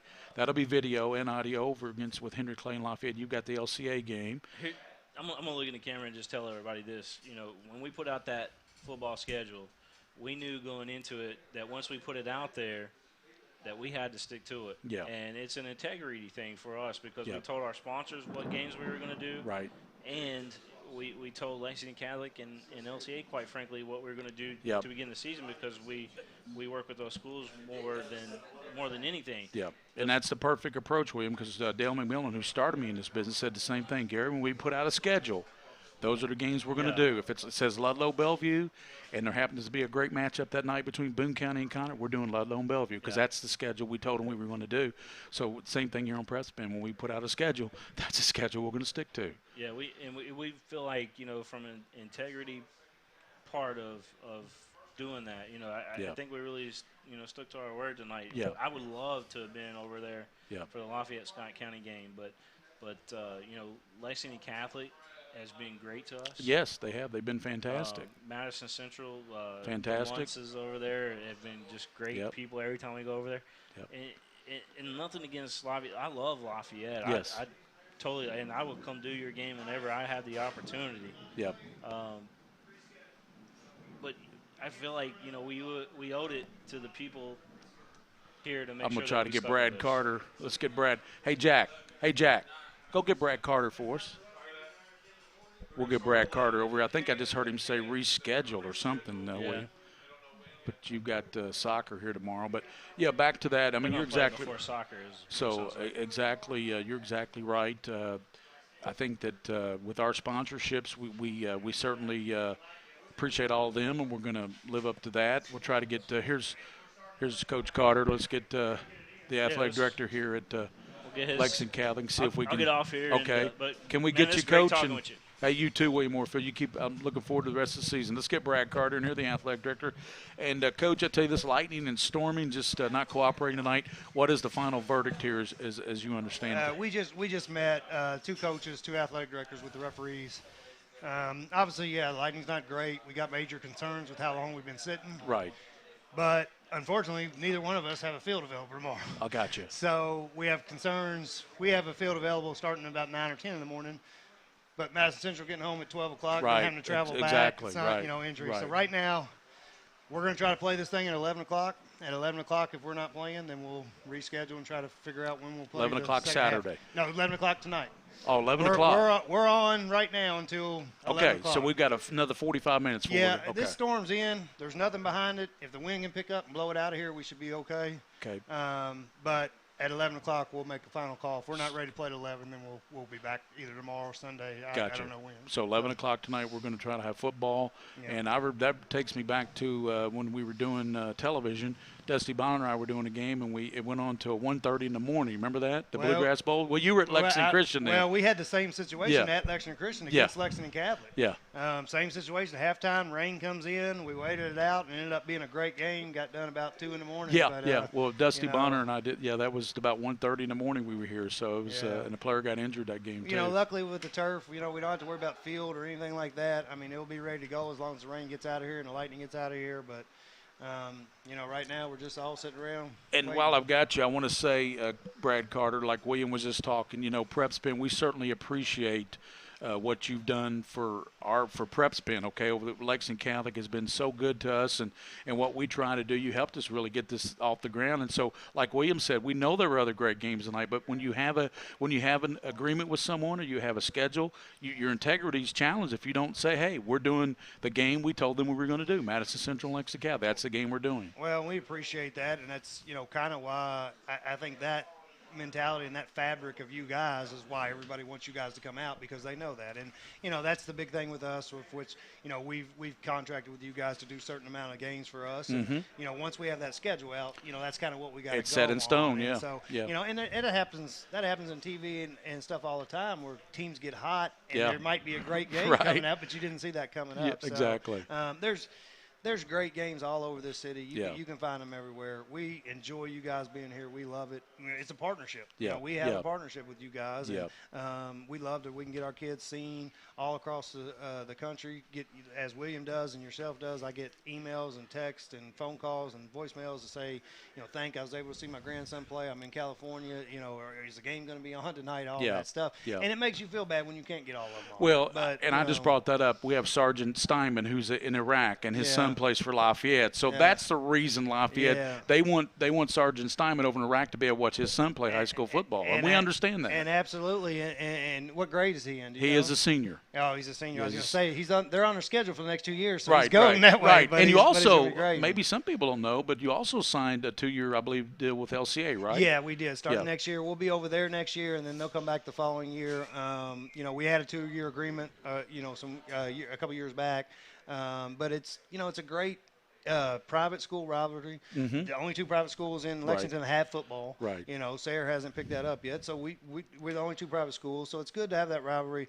There's not a lot of travel cost involved in either way for either team. You can almost walk here. So it's a great gate for both teams. So it's a great night. That had to be something that you had a lot of doing because you, former AD over there, basketball coach, now you a Catholic as the athletic director. So you probably were a big part of helping put that together. I'd like to say I was, but I really, as an athletic director, I was a coach at one time. Right. And I let my coaches run their program. Who you're going to play, who you want to schedule, all that stuff. We can have conversations about it, but I'm going to leave that in your lap. I'm not going to get in your way because at the end of the day, it's your program. I don't want you sitting across the table from me telling me I've been telling you to do this or play this team or do this thing. Right. Play who you think is going to make us best. It's your job as the coach to get us prepared for that postseason. I'm going to trust you to do that with the teams we're playing and scheduling. So I was very, when they brought it to the table, I said, yes, that's fine with me. If that's something y'all want to do, let's go do it. Right. So, but it was all Coach Perry and Coach Ashley just kind of get together and saying, hey, we're 2A, 3A now. It's not as big as a gap as it was before. We should be able to compete against each other. It'd be a great city game for us to get ready for districts. Looking forward to it. That's a made-for-television series right there. Oh, yeah. Catholic and LCA. Looking forward to that already, Coach. Yeah, and I'm an old guy, but we want to try to get the second half in first. Yes. And let's reiterate to our people watching live right now. The Richmond radio station left, and they said they were going to turn all their people over to PrepSpin to watch us. So a lot of those folks in Richmond are watching. The latest, Coach Carter, athletic director here at Lexington Catholic, 11 o'clock, you're going to try to resume the second half here if at 11 o'clock the weather permits and you guys are able to play football at 11 o'clock tonight. Yes, absolutely. And if you're in the stands or if you're listening to this or if you're watching on your iPhone or anything, that's probably where you want to keep watching it because at 11 o'clock, we're going to have to cut the sound off and the PA off. I mean, we got neighborhoods around here that, we've kind of – we respect them, and we. Do I have to start calling the second half like it's tennis? Lower my voice. No, you're fine there. You don't have to do the golf claps or anything yet. But from the PA system, our new PA system carries pretty well. Well, I'm starting. I see. I'm starting to lose my coach back here. He looks like Coach Meehan's getting a little tired back here. He ain't the only one. Well, we'll get some caffeine in him. He'll be all right. All right. Well, Coach Carter, great. You always do a great job. We appreciate everything you do for us, Brad Carter. I appreciate y'all being out here. The athletic director giving us a scoop there, William. The scoop is at 11 o'clock. Looks like we're going to play football here. They're going to try to get this thing in because he said they just don't neither Central nor Catholic have a facility available tomorrow to play football. So they got to play this thing tonight or try to figure out what an option would be maybe possibly with Sunday or Monday. Yeah, so they got 4 soccer games here tomorrow. And Madison Central must be having something going on over there. And I believe in the morning they've got youth football here on this field. The CKYFL, I believe, has got this facility rented out too. So, right. So yeah, there's absolutely no time. We are at let me look. We are at 10:20. So right now we're in a lightning delay. So folks, we've been in it for quite some time. If you're just tuning in, we have been in this lightning delay for almost 2 hours.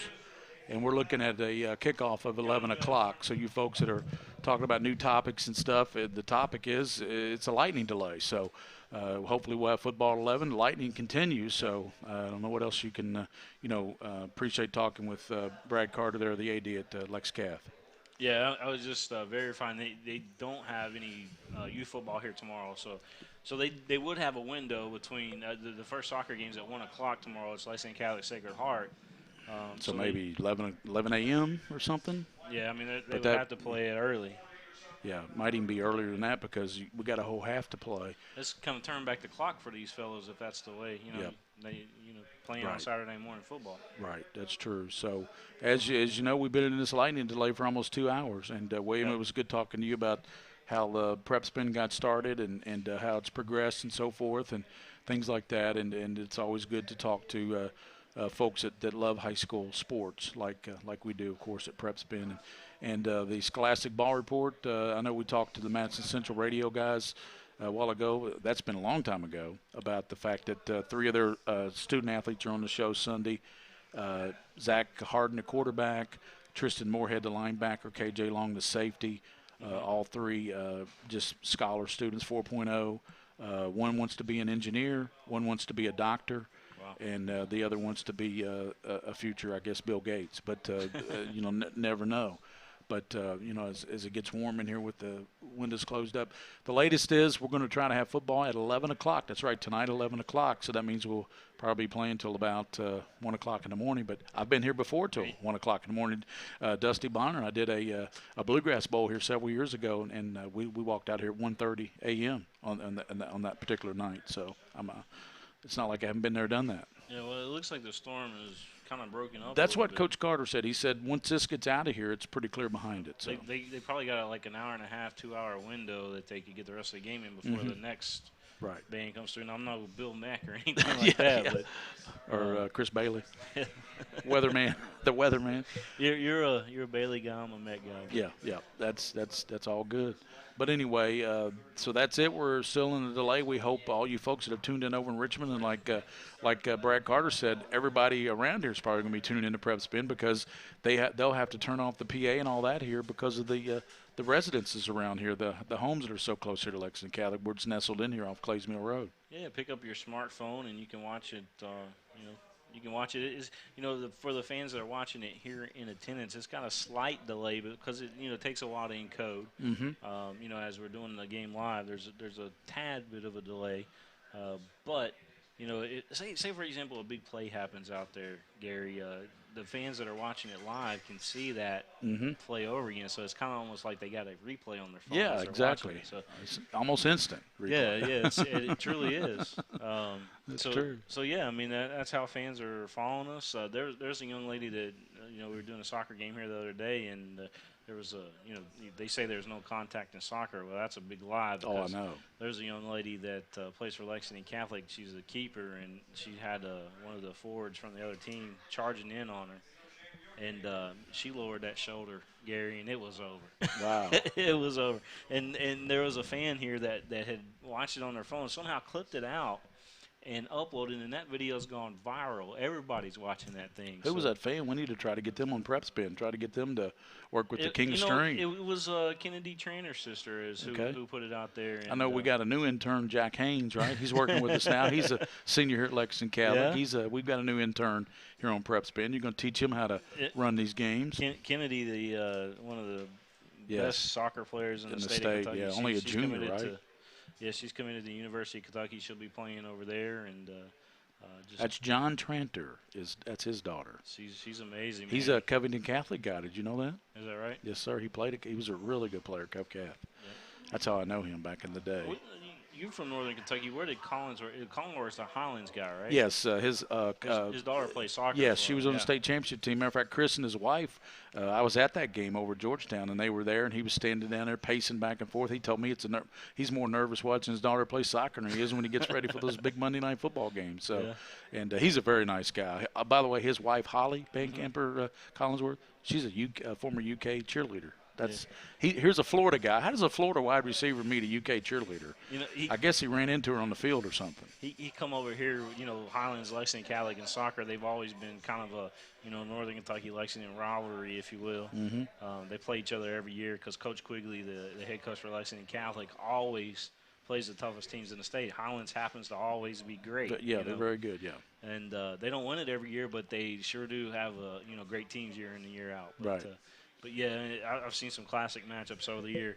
There was a young lady that played for him on the same team that Collinsworth, his daughter, played on, and her name's Maria Wire.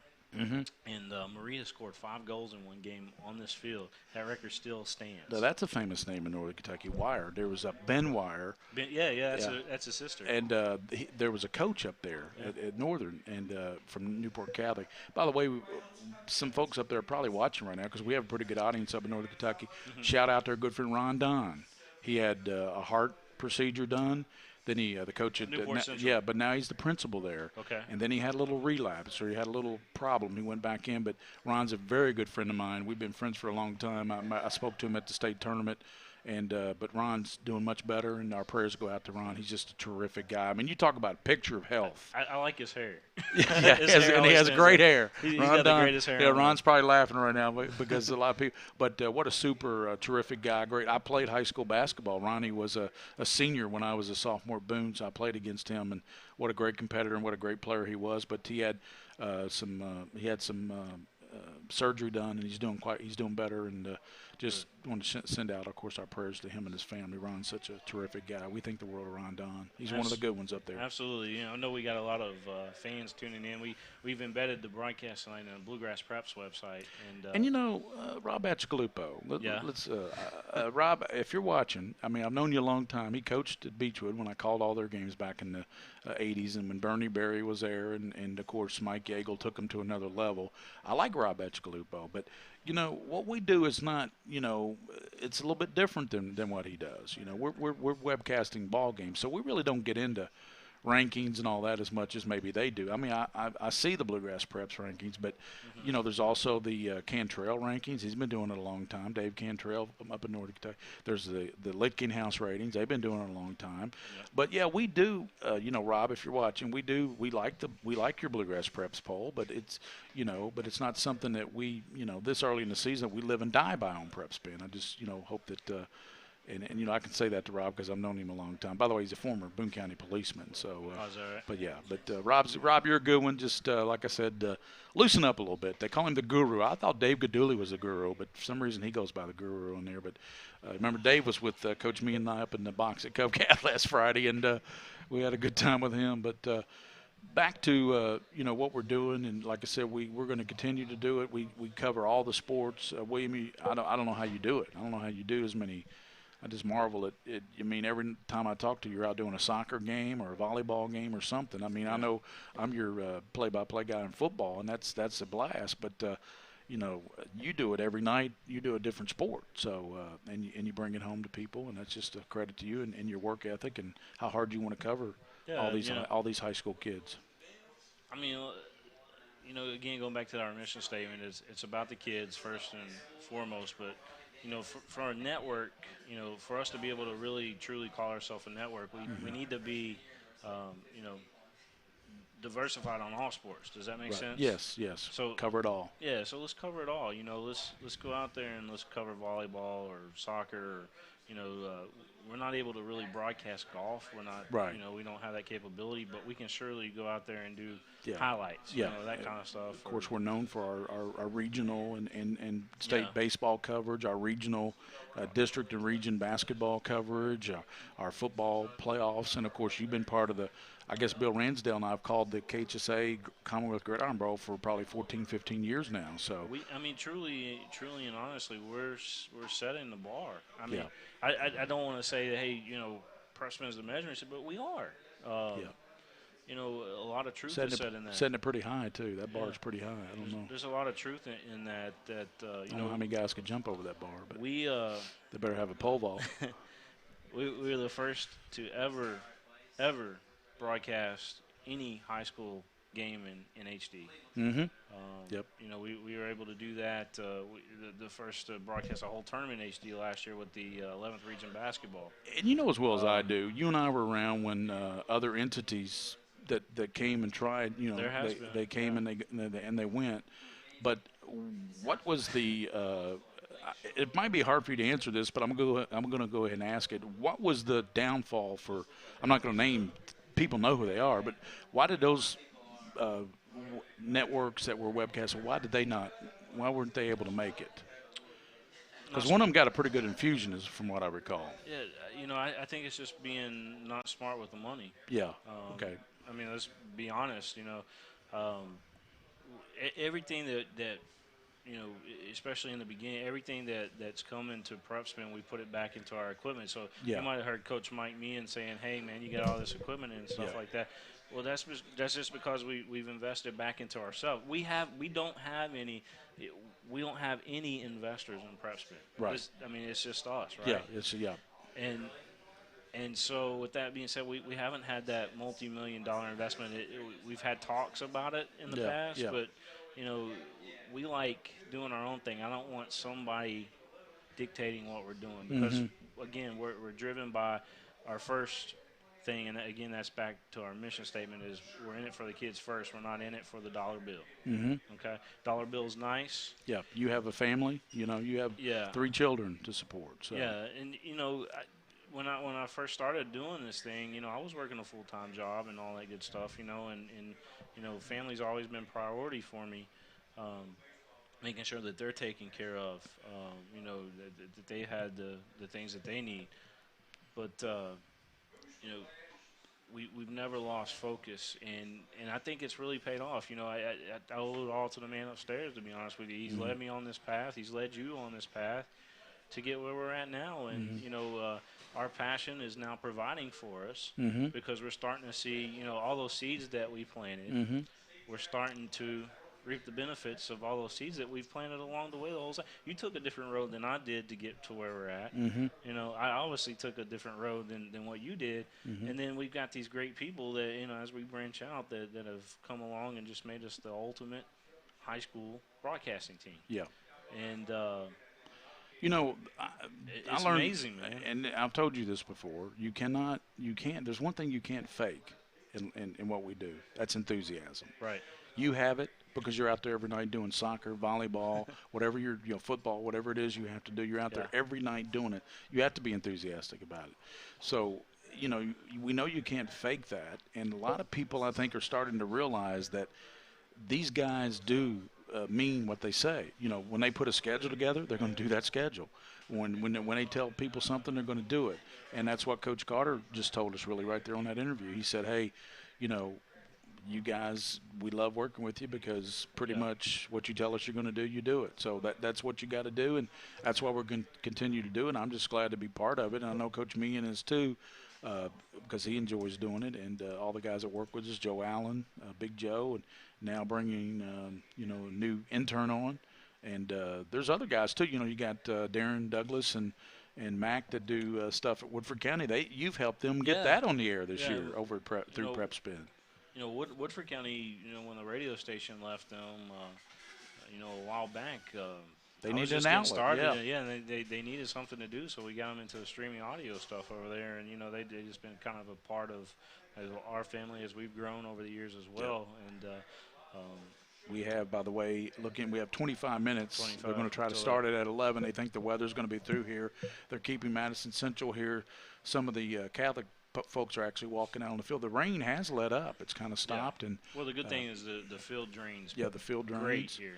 So we're going to try to have football at 11. The Madison Central, your radio station, they had to, Mike and the guys, they had to leave. They had some obligations, but they tuned all you guys over to PrepSpin, so we're glad to have you. He's William Moorfield. He's the CEO. He's the founder of PrepSpin. I'm Gary Ball. I'm just his sidekick. I'm just the guy that helps him with calling the games. No. We're you know, we're all equal. You know, we all put in together, you know, the same effort day in and day out. You know, and we again do it all because of, you know, high school athletics. And and I see how excited you get when you can get a great play from a player, soccer player, whatever. You get so excited about putting that out there, getting that out there on Twitter and highlights and stuff, because you really do care about those kids and promoting what they're doing out there. So, you know, our YouTube channel that we've got, it's got pretty close to 500,000 video views. During the last couple of years that we've been using the YouTube platform. Before we were using, you know, one of those companies you were talking about. Easy Stream, I think. Was it Easy Stream or was it iHigh? They were a provider of Easy Stream. Gotcha. I don't want to mention the name, but one of those two. You know, you know, companies that you had mentioned, but yeah, we were doing it, and you know, quite frankly, we were one of their top one of their top content producers when we were with them. But what we've done on the YouTube platform, when you think about our regional base that we really put together, and it's just amazing how many people have tuned in. Right. And again, we got strong analytics that we can go dive deep into that. We can show any potential advertiser, and we can say, hey, this is your demographic, because that's the people that watch our stuff. And we're going to go ahead. We've had schools from Louisville contact us all and over say, the state, can you do all over the country? We've had Northern Kentucky schools contact us, and we stick with. We both live in Central Kentucky. You live in Nicholasville. I live here in Lexington. So we're kind of, I did go up to Covington last week. Coach Me and I did that broadcast on Mixler. It's good to go back home. Yeah. When I go, and I'm coming back on Monday night. But when I am able to go back home and give West Jasmine and East Jasmine coverage, some love, yeah. It's more of an emotional thing for me to go back and do. That's your hometown. That's where you live. That's where your I kids love go it. to school. I'll always be a East your wife Jasmine works Jaguar over there, or West Jasmine Colt. And I love doing that East-West game. You and I've done that a couple of times. We love that East-West rivalry over there. It's in one any of the sport. biggest rivalries in the state. Yeah, football, basketball, yeah. baseball. We've done all of them. So we have done every rivalry over there. So. But yeah, there's something special about going back home, and I'm just glad you had the opportunity to do that, last week. Coach Meehan can tell you he was laughing at all the people. Coach Meehan, let's get him back over here. Coach, last week we went up to Covington. You were kind of laughing at all the people that up there that still were coming up and saying hello and talking with me. And it's been almost 20 years since I lived up there. But, there's still a lot of the same coaches. Eddie Evaston's coaching at CovCath. Tony Bacigalupo, who I knew from Beechwood. He played at Beechwood. He's now the AD at CovCath, so he knew him. So it was just kind of a homecoming, wasn't it, Coach, up there? Yeah, they were all positive, too. Yeah. They all had really good things to say. And, it was fun. I mean, it really was. And the people were really nice. They treated us well. Yeah. It was hot, but you can't help that. It's right. that time of the year. Yeah, it was 100 degrees in that box. They're ready to start this, get the kids out to warm up. Yeah. So what's that? 10:45, folks, if you're watching live on PrepSpin. In 7 minutes, the teams are coming back, and we're going to have football. So we're going to try to finish this thing here tonight. How about that? You got to give them kudos, Brad Carter, the AD, Mr. Fritz at Central, and the coaches, Mark Centers and Mark Perry. You got to give them credit for hanging in there. This has been literally the longest delay I think ever. This is about a two and a half hour delay here at halftime. Madison Central wants that W tonight. Yeah, so they're up 13-0. Yeah, they're up 13-0. They got a good shot, and they've played an excellent ball game so far. You got to wonder if the score was opposite, would we still be in the situation? But yeah, I think that we're going to have a great ending till tonight, and both teams, good luck to the final finish here. Well, I tell you what. I about fell asleep back there. I was trying to get your attention until you get off that ladder because I was all that lightning that came through here. Well, Coach. I realized that. I was leaning against a metal ladder while I was there, but honestly, these delays they wreak havoc with the teams. What do you do in the locker room for 2 hours? You can't. They're back there watching us. Yeah, well, you know what? I don't even think that's legal. I mean, honestly, I don't. No, I'm not kidding. They could easily get cell phones out and look at the first half. Is it on? I mean, could the coaches sit in the coach's office? Well, no, it would be legal because they're allowing iPads on the sidelines this year, and you got the huddle equipment out there to where they can look at the cameras from above the end zone. So it's the same thing, same situation. I didn't realize that they're allowed. Yeah. That kind of technology on the sidelines. They're allowing technology on the sidelines. Yeah. Well, I mean, that's interesting. I'll have to look into that too. But anyway, it's tough when you're inside for 2 hours. There's no possible way to keep the momentum. You just can't do it. So what are your choices? They're going back there and cranking up that music, maybe. Well, yeah. And then the coaches go crazy because that's they want them to concentrate. Yeah. But they can't. So you want them to relax. If they said if you were told, in 2 hours you're going to play ball, that's one thing. But if it's every 15, 20, 30 minutes, they say, oops, nope, another 30 minutes and so on. That makes it tough. But Again, I've been in that situation before, and it's no fun. It is no fun. And then you always have that one coach. Your coaches are in there, and you're meeting. You're going over what you did in the first half, and there's that one coach. Oh, man, this is going to kill us. Oh, it's going to hurt us bad. We will never be able to. Oh, we cannot possibly come out and play. Shut up. Just coach. Play. Let the kids play. Kids don't care. Yeah, I mean, you always got to try to adapt, right? I mean, from a head coaching mentality, isn't that right? I mean, you would always want your assistants to adapt to whatever game situation you're forced, to play in. Right. I think the memorable one that right now is I was coaching at Lexington Christian Academy. We played Lexington Catholic at Lexington Christian. And at halftime, this immense storm blew. I mean, it was immense, and it just poured and poured, and it was just awful. Mm-hmm. Well, they decided they wanted to finish the game, but we had a couple-hour delay, and when we went back out, Lexington Christian, we'd been playing really well at the time, just really well. We were 1A school at the time playing Lexington Catholic.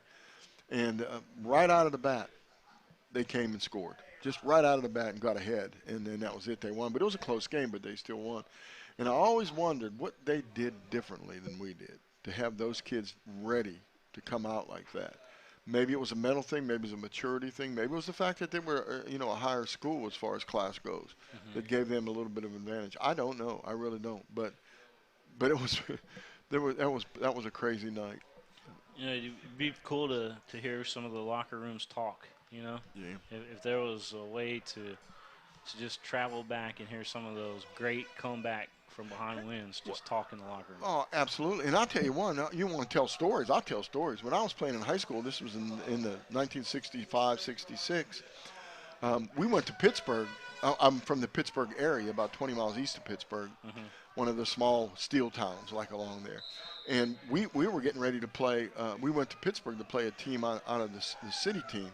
And halfway through the game, the lights went out on half the field. Now, we're not talking about these wonderful lights they have now. These were wooden poles with lights. It went out on one half of the field. And those coaches got together, and they decided, well, we'll just play a half-court game. And we played a half-court football game. And it was funny because you would get the ball and you would run to the 50, and then once you got near the 50, the officials would switch it, and you'd go back. Yeah. Now, the obvious question is, what if you broke a long run? Well, if you broke a long run, they let it go. And we had this running back. Remember, this was in Pittsburgh. And we had this running back, and he broke one for toward the end of the third quarter, he broke one about 70-yard run all the way down the dark end of the field. And when he came out of there, he was beat up. Yeah. His helmet was on sideways, and he was tore up bad. He was really beat up.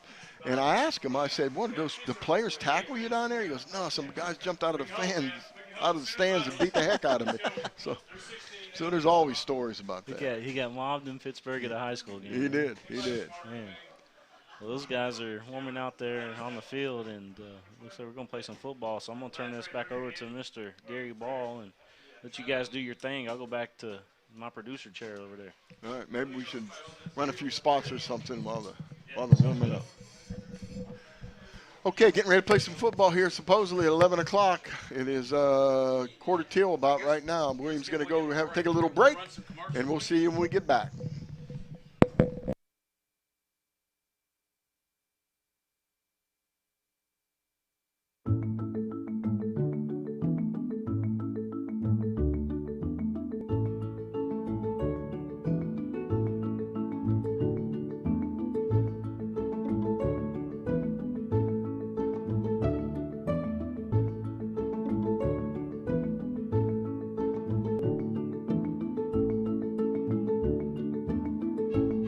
White, Greer, and Maggard, where a beautiful smile is just the beginning.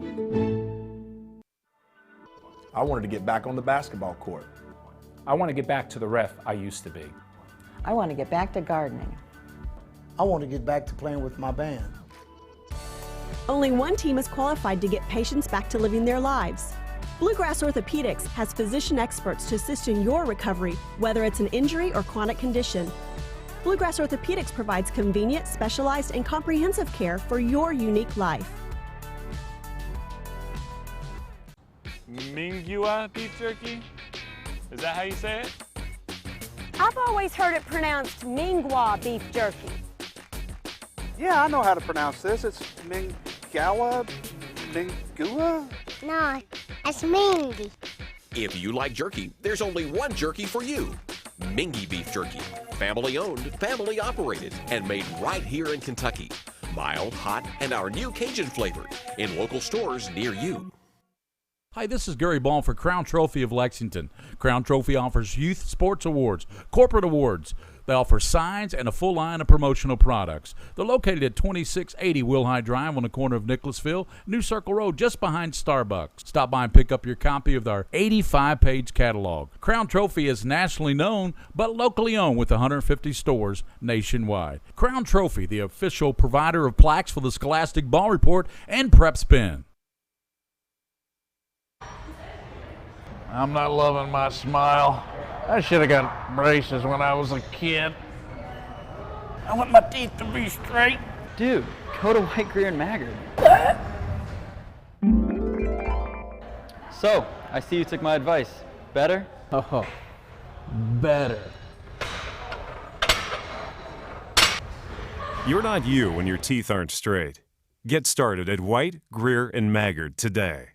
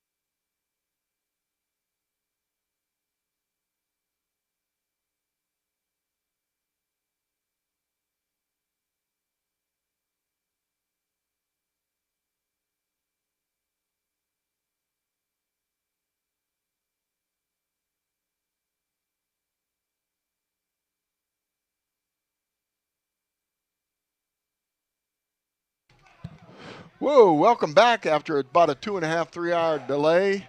We've got 5 minutes on the clock. It looks like they're counting down. The referees are out there ready to go. The striped shirts are clean. They look like they got some dry shirts on.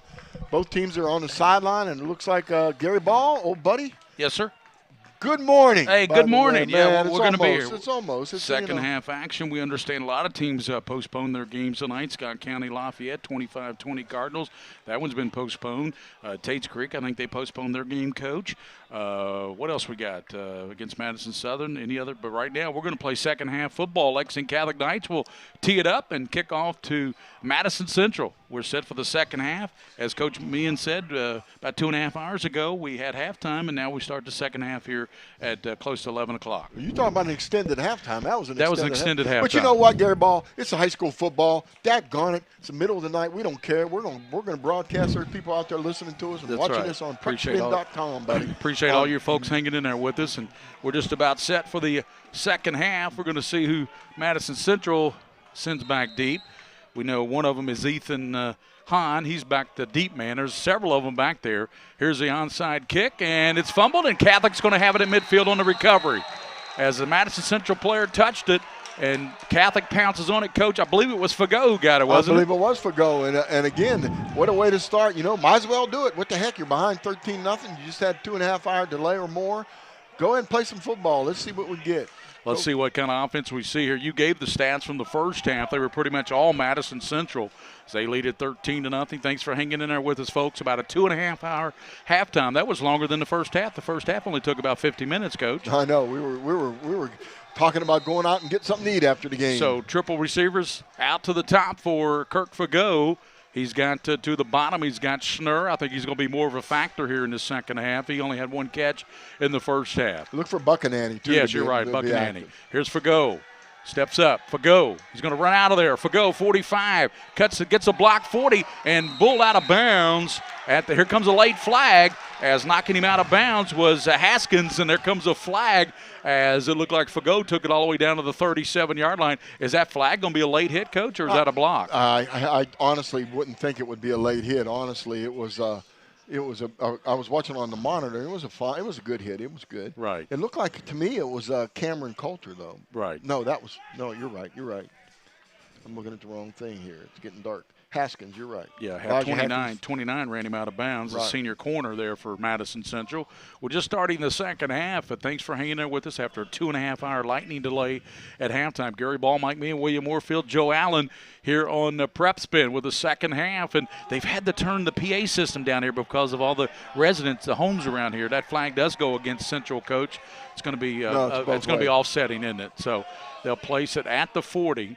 And that's where the Knights will have it. They've had to turn down the PA system here because of all the homes around here going to bed at 11 o'clock, Coach. Well, that's right, but we're not going to bed. No. We're going to broadcast this doggone game. Okay, at the 40-yard line.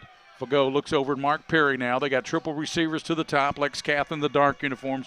Madison Central in the white. Thanks for tuning in tonight on PrepSpin. Fago out of that shotgun. Takes a snap. Here comes pressure. Sets a screen up over to Schnurr. He's at the 35. He's to the 30, and Schnurr down to the 27-yard line. Pickup of 13 for the little guy. Nathan Schnurr, 5'7", 150 pounds. Nice little screen pass, and again, that time Fago backed up a little bit. Let the rush come. The rush was coming in there hard.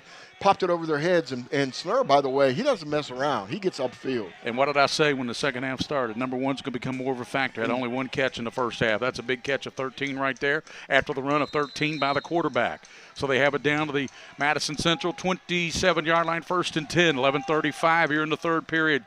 Indians up 13-0. Fago looks to the left. Fago gets some pressure. Throws, and it is Schnurr. And it's thrown a little high, threw behind him, and Schnurr tried to go up and climb the ladder, but he dropped it at the 20-yard line, incomplete. He missed a receiver, too. There was a receiver, and I didn't quite get the number, but a receiver wide open right where the first down marker is near the sideline. He just missed him. He didn't see him. Second down and 10 now for quarterback Kirk Fago, the senior. I'll tell you what, the backup, too. Bo Allen, the freshman, he's a good one for Lexington Catholic. We saw him last week. Remember against Cub Cap? That great pass he threw. Here's Schnurr again to catch, 25. And Schnurr down to the 20, keeps the legs going. And no, he's run out of bounds there by a couple of players in the secondary. It was Haskins, who came over there again. Right, Haskins has been real active. He's been all over the place right now. Lexington Catholic spreading the field, Gary. They're having trips on one side, empty backfield. Madison Central staying in that cover 2 look with those safeties so close to the sideline. 3rd and 5, coach, for Fago. Rolls left, sets, throws, diving, and incomplete down at the 5-yard line as he skipped it to the intended receiver down there at the 5-yard line. And that intended receiver that time was Rhett Ryan, the junior receiver.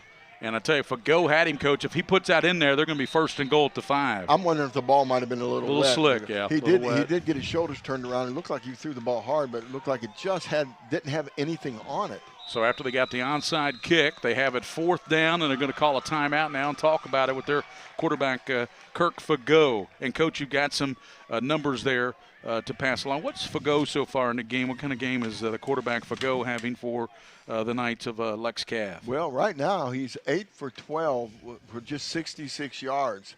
And his longest pass was 29 yards. Right, and I believe the quarterback Harden is 5 for 5 for Central. Yeah, he's not had an incompletion. He's 74 yards. Both passing attacks aren't really doing that well tonight. And again, we go back to saying Jabari Ugly, when they get the ball, watch him. He's tough, and so is that Hahn kid, Ethan Hahn. Yeah, you really like Hahn, don't you? I do. What you got real quickly? Do you have his statistics? His size, Mr. Hahn. Yes, I do. Hahn is a 5'7", 165-pound sophomore. Yeah, quick as a cat, just really quick. So really, neither team is really doing a good job throwing the football. But again, Lexington Catholic has to somehow establish a running game. And without Damian Jones, we haven't seen him all night. Number 4 has been a big loss. He hasn't played tonight at all in this lineup for the Knights. 10:55, 13-0 Central. 4th down here at the 23 for the Knights of Lex Cath as we start after a 2.5-hour lightning delay. Quarterback Fago steps up. He has got to get in. He's hit at the 22. That great defense for Madison Central comes through once again, Coach. Fago had a seam over there, but, man, it quickly closed there by the linebacking core. And I tell you what, helping out on that play was Tristan Moorhead, the linebacker, the number 1 tackler on the team. Yeah, I know, and it really breaks your heart, too, because it looked like they were driving the ball. They got an onside kick, did a great job moving the ball down the field, and then to run short like that again. I mean. But that's how the Madison Central defense has been all night. They've bent, but they haven't broken. They absolutely, those 3rd and 4th down plays have been really good. Zach Harden, the senior quarterback, he has got twin receivers to the top, twin to the bottom. In motion goes Powell. They give it to Powell. Powell's got some running room. Powell to the 30, and the ball comes out of there. And let's see, I think Madison Central was able to jump back on it, though. Right. Fumble, as they did fumble, but I think Madison Central was able to get back on it. I think, big lineman there. Yeah, big number 77 is the one, Nathan Britt. Yeah, Nathan Britt got on the ball. He was lucky Johnny on the spot because that ball popped loose on that play. Nice hit by Lexington Catholic, and the ball popped loose, but oh boy, Britt got on it. So now that might be a 1st down. It's close. I think it's going to be. The officials are looking at it, taking a hard look at it. I think it's going to be. They are going to. I think the chain gang wants to move it, and that's the Catholic chain gang. So it is going to be 1st down. They wanted to move it there in a hurry, so they moved to 1st and 10. At the 33-yard line. Nice run by Powell. I thought it was Hahn at first, but it was Jalen Powell. As I was talking to the radio crew from Madison Central, Mike and the guys, they run a lot of guys in there and keep fresh legs, don't they, Coach? They do. Harden, quick pitch, and Hughley, and he's going to be hemmed in, knocked backwards, no gain on the play. Nice play by number 54, especially stepping in there and making the play. That's Sharp, isn't it, Sid Sharp? Yeah, Sid Sharp came in and put the quietus to that play, buddy. He just stood him up. That time, it's almost like they knew Jabari Hughley was going to get that pitch, Coach. They did, yeah. That jet sweep's been working real well to Hahn, and that they're going to set something up. What they did in the first half was they came back. They ran the motion, faked the motion, and then threw the little circle patterns or the screen. So they may come back to that. But again, it's 2nd and 11. Harris brings in the play from the sideline for Mark Centers and Madison Central. They got triple receivers down to the bottom, 2nd and 11 at the 33. Blitz being shown. Harden sees that, sets the screen over the middle, intercepted by Sharp. He's got some room. He's to the 20. They say his knee touched. Official right there. I thought his knee went down. Yeah, it looked like it was close. His knee went down, but Sharp is taken off, but an interception by Sharp at the 30, and Lexington Catholic has the ball after the onside kick recovery near midfield. Now they get the interception by Sharp here. So a couple of big turnovers, whereas Madison Central's been the team with turnovers. They had +6 last week against Bryan Station, Coach Meehan. Right, and Sharp was all over that play. I just said something about that they've been going to that screen pass sometimes on those situations with that motion. He throws a screen, Sharp jumps all over it, but his knee did touch. Kirk Fagot talking to his brother Jack Fagot in the backfield. He's in there for Damian Jones. Triple receivers out to the top. Kirk Fagot back. Here comes that pressure. Sets it up. It's caught by Fagot to the 30. He's to the 25, run out of bounds inside the 25-yard line on the catch there by Jack Fagot, 190-pounder from Kirk. Well, there's a comfort level there with those two guys, isn't there, Coach? Yeah, there really is, brother to brother. I'm sure they've done that quite a few times in the backyard. But that was a nice play, too, and a good job by both of them. Triple receivers out to the top. We'll go quick pass over to Schnurr. Schnurr the 20, and Schnurr run out of bounds and finally run out over there. Let's see, number 13 got him over there for Madison Central, and that's Christian Everly, the free safety. 2 interceptions for him coming in, a senior. Nice defense, but Schnurr got the first down. Coach, he had 1 catch the first half. He's already got 2 here in the third quarter, so 3 catches now for Schnurr. Really nice execution. Fagot looking right. Fagot sets those in the corner, and it is off the fingertips of the receiver. Should have been a touchdown there for the Knights. Goes off the fingertips, Coach, of the intended receiver, and I believe that was Bo Bennington wearing his regular number. He wore 85 last week. He's got 17 back on tonight, right, Coach? Right, he's got 17 back on. Kevin Humphrey broke that up. That was off his finger. You know, they say if a receiver gets his hands on the football, he should catch it. Isn't that what they say? Yeah, they say that, but, sometimes the ball's a little wet. And, true. Second down. Here's Fagot. Sets it up. Over to Schnurr. Schnurr looking for blocks. 10. Schnurr down to the 5 where it's going to be 1st and goal. He's finally tackled there by that outstanding linebacker Moorhead, who also carries a 4.0. Wants to be an engineer. Looks like Rolls Holman right now has already offered Mr. Moorhead, the linebacker, leading tackler for Madison Central. Mike Rumke for Lexington Catholic came out on that play and threw a great block. Fagot. And Jack lunges down inside the 5, maybe the 4. Would it be 2nd and goal? You know, I thought that Kirk was going to pull that out of the belly of his brother and keep it himself, but he did give the ball to Jack, and there wasn't much running room there. Madison Central really playing the run very well here tonight. They are, and there was a little seam, and he cut back on the inside zone play. But, again, offensive line are blocking, but those linebackers, Gary, are coming up there and stuffing these plays. Catholic trying to score here in the 3rd period and get back in this football game. It's Indians 13, Knights nothing, but 2nd and goal for Lexington Catholic inside the 5 for Fagot. He fakes, Fagot back, looks, pass caught, and are they going to get it in the pylon? The referee there, and he says no. He's going to call him out at the 1-foot line. Oh, I'll tell you what. Very close there for the Knights. Yeah, I honestly think that was Pedroshi. Austin Pedroshi caught that one out of the backfield. I do think he stepped out of bounds, but I think he held the ball out in front of him. In front of the pylon, yes, maybe? I believe so, yes. Yeah, that was close. So 3rd and inches. Let's see what the Knights call here, Coach. Run the sneak. Fagot under his center.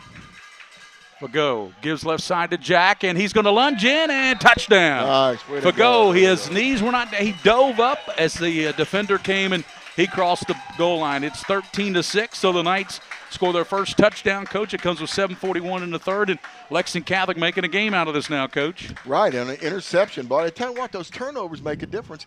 The quarterback for Hardin was didn't have an incompletion in the first half until that interception. Then he threw the interception. Here's the Francisco Rios extra point up, and it's good. So Lexington Catholic strikes first here in the 2nd half. A couple of turnovers. They get the onside kick recovery, and they get the interception by Sid Sharp. 7:41 in the 3rd. It is Madison Central 13, Lexington Catholic 7. We'll be back on PrepSpin, the leader in digital network in high school sports.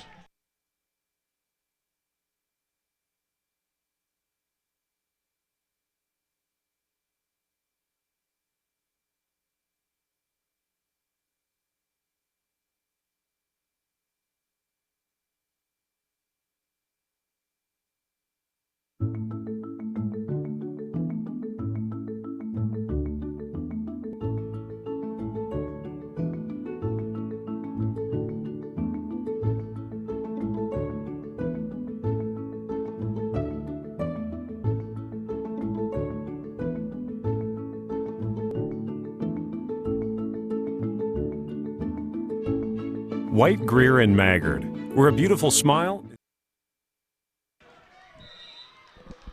Rijo's set to kick. Remember the last time they did an onside, recovered it. Let's see what they do here. 13-7 now. Here's Francisco Rios into it. Hahn back deep, and it sails over Hahns. He goes back, takes it in the end zone to be a touchback on a great kick there by Rios. Coach, do you see a different Lexington Catholic team here in this first 5+ minutes of the second half? Well, they created their own momentum. The onside kick gave them momentum. They didn't do much with it once they got down close, but then the interception makes a difference. You know, they may have come out just as high or as Madison Central as the Indians, but, buddy, when you create your own momentum like that, you got an advantage. Let's see how Madison Central handles this momentum by the Knights now. 13-7. Madison Central on top. They led 13-0 after that 2.5-hour lightning delay at halftime. We're in this third quarter, 7:41. Gary Ball, Mike, me, and Joe Allen, a videographer, and William Warfield producing here on PrepSpin. Harden fakes now, looks to pass. Harden down the middle. He's got a receiver, and it's off his hands, incomplete. Usually Keenan Miller's sure-handed, but Miller that time went up for the pass, and he couldn't come down with it. That was a well-thrown football there by Harden. That should have been caught. Oh, it was more than a well-thrown football. It was an excellent football. They had what we call a bunch trips out here. And when you have bunch trips, it's pretty hard. You got a bunch out there. Well, when Lexington Catholic's playing zone, these receivers cross. Yes. And it's tough to figure out who the heck's coming in my zone. He got behind the defender, but the pass was great, but it slid off his hands. So second down for the Indians of Madison Central out of Richmond, Kentucky. We know we got a few folks over there watching now live. Gary Ball, Mike Meehan, thanks for tuning in. Check out the Ball Report Sunday at 12:30. Here's a slide right, and that's going to be Hughley. He's got some room. He's 25, and Jabari up to the 33. Nice run by Jabari. Hughley really running hard there, the young man. Coach, you talked about him and his ability to run the football. He had that big 63-yard touchdown in the first half. On that same play right there, except he ran it to the left in the first half. Nice sweep play, gets outside, turns the field. What I like to see with these running backs like that is the way they turn their shoulders upfield. Yep. They basically square up and go and get as much as they can. 13-7, Madison Central on top. Hughley just got him a first down up to the 33, maybe 34-yard line far side. Blitz being shown by the Knights, coming from the right side. Back inside handoff, and Hughley that time dropped after about a 2-yard gain right up the middle. And, excuse me, that's Chenault. That was Chenault. That was Freddie Chenault, the sophomore, not Hughley. So a pickup of about 2. Yeah. Second down and 8. That was a really nice play by Austin Perdoshi. He's playing in there at linebacker, and he just came up and made a great tackle. Number 3 tackler on the team. You know, Sid Sharp's the number 1 tackler on the Knights defense. Of course, they lost Lauderback and Fox after the first game this year. 2 of their best defensive players. Harden gives up the gut, running hard, and knocked back by Sharp and company to 39. Ball comes out of there late. That's Jabari Hughley again. So he gained maybe 2, so that'll bring up third down and about 5 for the Indians. Clock running, 6 minutes, 12 seconds here to go in the third period.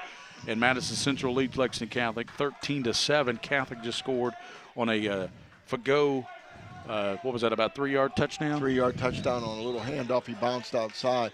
Perdoshi, I'm telling you what, he looks like, it's really hard for me to tell for sure, but he looks like he's spying. He's sitting back here at that middle linebacker spot, and he goes wherever Hughley goes. We've not seen Gavin Holberg tonight. The young man had a big game last week, had 122 yards rushing, number 38. Thought we might see him tonight for Central, but he's a young man that missed a couple of games early because his family took an extended vacation, so he didn't have enough practices in to play the first couple of games. We did the Knox Central game over to Roy Kidbo. He did not play in that game, and we haven't seen him here tonight, number 38. Well, again, there are some players missing on both teams. And we haven't seen Damian Jones, number 4 for Catholic, their best running back. Right, and that surprises me too. But hopefully he's not injured. Hopefully it's something more simple. So third down and 10 now after that penalty. So does that change your play, Coach? Yeah, it does. It really changes it. But again, they've got a good quarterback, and they definitely can hit these little curl routes. Zach Harden back, fires it over the right side, and it is going to be caught to the 20. And he cuts back inside down to the 15, pulled back inside the 20-yard line. Great throw by Harden, and a terrific catch made by That was Ethan Hahn, number 1, who made that catch, Coach. Yeah, and Clay Callahan, he was lucky he got a hold of him and slowed his progress down, or he could have broke for the end zone. What a great throw. I'm telling you what, we've seen some good quarterbacks over the years. This guy here is going to be a really good quarterback at the next level. Well, you know, he started some as a freshman and is now really a 3-year starter for Madison Central, and he's a straight-A student in the classroom. So, you know, he's a smart kid. Well, you can see that. You can see the skill level, too. This is where they like to run Hughley, right here. Twins to the bottom. They give Hughley up the gut. He dances down about the 17-yard line. Pickup of maybe 2. Clock continues to run. 4 minutes and 40 seconds here in the third. And, boy, I tell you, how many yards they pick up on that pass play, Coach? About 30 maybe, 35? Yeah, I think it was. Again, if you look right now at Harden is 6 for 8 with that 1 interception, but 121 yards, so he's pulling ahead in his passing game.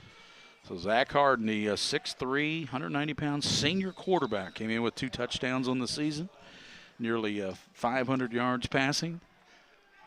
Again, now, Madison Central, when the Indians get down here, they've got an excellent field goal That's kicker. A good point. That's an excellent point, Coach. Landon White, and he tried a 51-yarder earlier in this game, just missed it off to the left. Nailed a 31-yarder.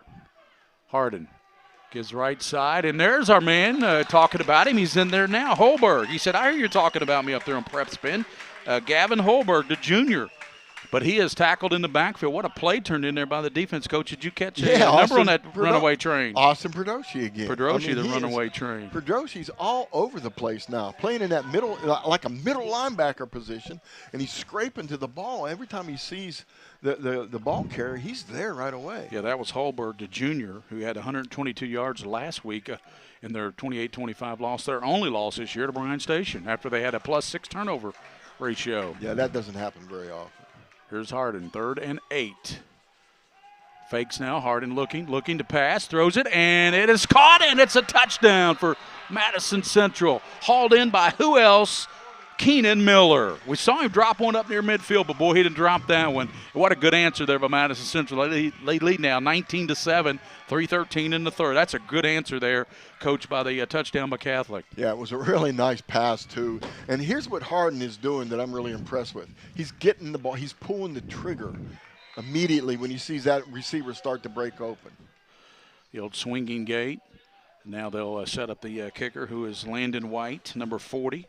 And who did you say is that? I know that's kind of a different name that's holding the football for Madison Central, Coach. Who did you say that was? I struggled with that before. Number 26. Yeah, 26. That's Armand Altamirano. Altamirano, and a kick is up, and it is good. 20-7, Madison Central. Great answer. The big pass there from quarterback Zach Harden to Keenan Miller. 2 big passes. Touchdown nice pass, wow. 3:13. We'll be back on PrepSpin, the White Greer Maggard High School football game of the week here on Night Vision. It's just the beginning. I wanted to get back on the basketball court. I want to get back to the ref I used to be. I want to get back to gardening. I want to get back to playing with my band. Only one team is qualified to get patients back to living their lives. Bluegrass Orthopedics has physician experts to assist in your recovery, whether it's an injury or chronic condition. Bluegrass Orthopedics provides convenient, specialized, and comprehensive care for your unique life. Eric Satil back deep for Lex Cath as White set to kick for Madison Central. As they lead 20-7 now, 3:13 to go here in the third quarter. 2.5-hour lightning delay at halftime, and that's the kick is going to be touched back, and Catholic will have it out to 20. But both offenses look pretty sharp. Catholic on their last series after the Sid Sharp interception, they get the touchdown run by Jack Fago, and then Zach Harden. Man, what impressive numbers, Coach. He is looking at Harden. He's 7 for 9, 138 yards, and the touchdown pass to Miller. Yeah, that 1 interception is the only real blemish in his performance. And, again, I think that was all Lexington Catholic. They read the screen and just jumped on it right away. Here's Fago at the 20-yard line for the Knights. They're in the dark uniforms, Central in the white. 20-7. Kirk Fago back to pass. Fago steps up and pulled down on a great play defensively by Madison Central. Yeah, big number 75 or 76, 75 again. 75 came in there and did a number on him. So nice job, nice defense. That is Jordan. Jordan, he is a sophomore. At least that's the number. That's who's on the roster at 75. Right, got it. 20-7. Loss of 4 there on that sack by Jordan, Madison Central. Fago looks, passes over the middle, and it's intercepted by Madison Central to the 20. They take it down to the 10, and they're going to take it in. Interception and touchdown. Late flag coming in, Coach. And that was Everly. Christian Everly, the safety. 3rd interception of the season. Takes that one to the house. Late flag, probably celebration flag. No, it was a late hit. When he crossed the end zone, Tristan Moorhead made a mistake. He got too aggressive and hit one of the Lexington Catholic players in the back right there. You know, I have a name for that, what just happened there. I call it the Whitney rule. Mm-hmm. We're going to call this the Whitney rule. My friend Russ Whitney was the one that brought this up years ago. He said, why does it count against the quarterback when a ball hits the receiver in the hands, bounce up, and is an interception? You know, that goes against the quarterback for an interception. Yes. What it should be is like baseball, an error on the receiver. Well, that's I've never thought of it that way, but, you know, Yeah. you can definitely make a case for that. Yeah, it should be an error on the receiver. Should not go against the quarterback. Well, he'll still get the touchdown, right? Right, or he'll not? get the touchdown because that was a dead ball. They haven't put the points up on the board yet. Well, it should be. I mean, unless he was still in play. If he was still in play. So they're going to take the touchdown, the pick 6 off, apparently, and they'll give Madison Central the ball at the 15-yard line. Well, that means that the penalty was in the field of play before the man crossed the end zone. That's another good pickup, Coach. So you're right. So therefore, basically, you're right. It's first down. They're not going to put it's not a pick 6, but a great interception by Everly, his 3rd of the year. Madison Central will have the ball. You know, that looked like it's going to be maybe a big gain for Catholic. Instead, it goes off the receiver's hands right into the hands of the Madison Central DB, Everly. Right. Picked it off. Right. It was actually a nice throw. Yeah, wasn't bad at all. They're bringing a dry ball on the field here for Zach Harden. The Indians. They lead 20-7. They're trying to add to that with 2:29 here in the 3rd. Jabari Hoogley sets up to the right. Zach Harden goes under his center, Thompson. Back to pass. Harden getting pressure. Zach steps up, and he's hit and dropped, but he does get a couple of yards out of it. Zach Harden picks up 2. Yeah, Will Roden came in from the side and made a really good tackle. You know, you just mentioned number 54, is it the center? Yes. Dwayne Thompson. Mm-hmm. I've been watching him for the last few plays. Some of the other players on Madison Central's team allow a little leakage in there by the defenders. But Thompson, he has been stoning them. He's really doing a good job of blocking. Madison Central, minute 52 here in the 3rd after that long halftime lightning delay of 2.5 hours. Late in the 3rd quarter. Quick toss to Jabari Hoogley, trying to bounce it outside, being chased, pursued, and he's going to be put. There's a flag down. Somebody might have grabbed the face mask over there. Yeah, it was. His back was to us. I was looking on the monitor, and the defender reached around and grabbed him, but I couldn't tell if it was a face mask or maybe just a helmet opening. So the official right there with the flag, and it looks like it's going to be a face mask against Lexington Catholic. Minute 39 here in the 3rd, and that will give Central the 1st and goal inside the 5 now. Right, and Lexington Catholic's been there, and this year had their back against the wall a few times like this, and a lot of times they play pretty good defense down here. But this Madison Central team, boy, they have some weapons, Gary.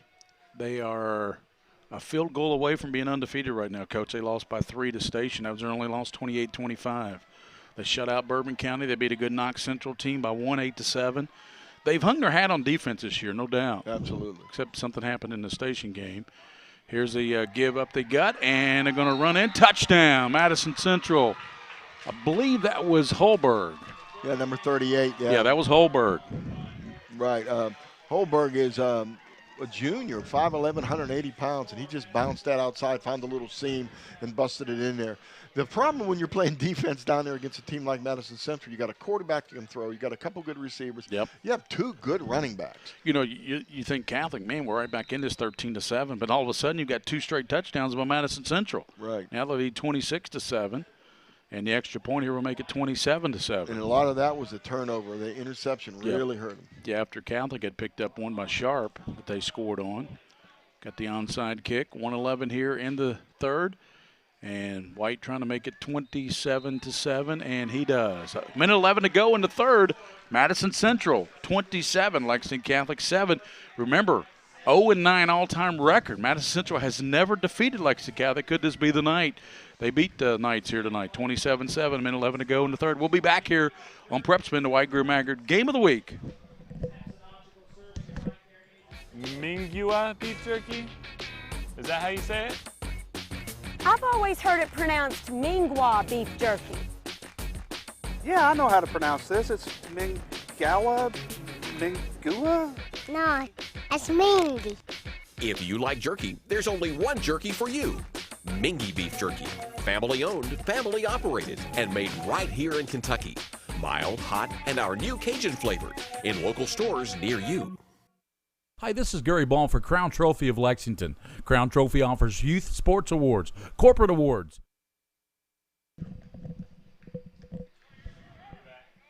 We're back, Gary Ball, Mike Meehan, William Warfield, and Joe Allen, and it's been all Madison Central here. They lead 27-7. Here's the kick, and that almost goes through. That hits the crossbar, actually. Almost hit. Oh. Man, that kid's got a leg. Oh, he's got a leg. That's another future player we're going to see probably in the next level.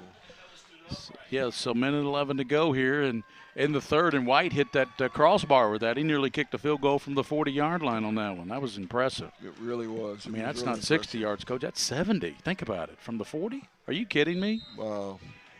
27-7 here. Madison Central's been impressive. Mark Centers has done a terrific job with this program. He has. Third-year coach. Yep, out of Garrett County, where he won 12 games there in 2012 and was the Coach of the Year, runner-up for State Coach of the Year at Garrett County. Now he's at Madison Central in his third year.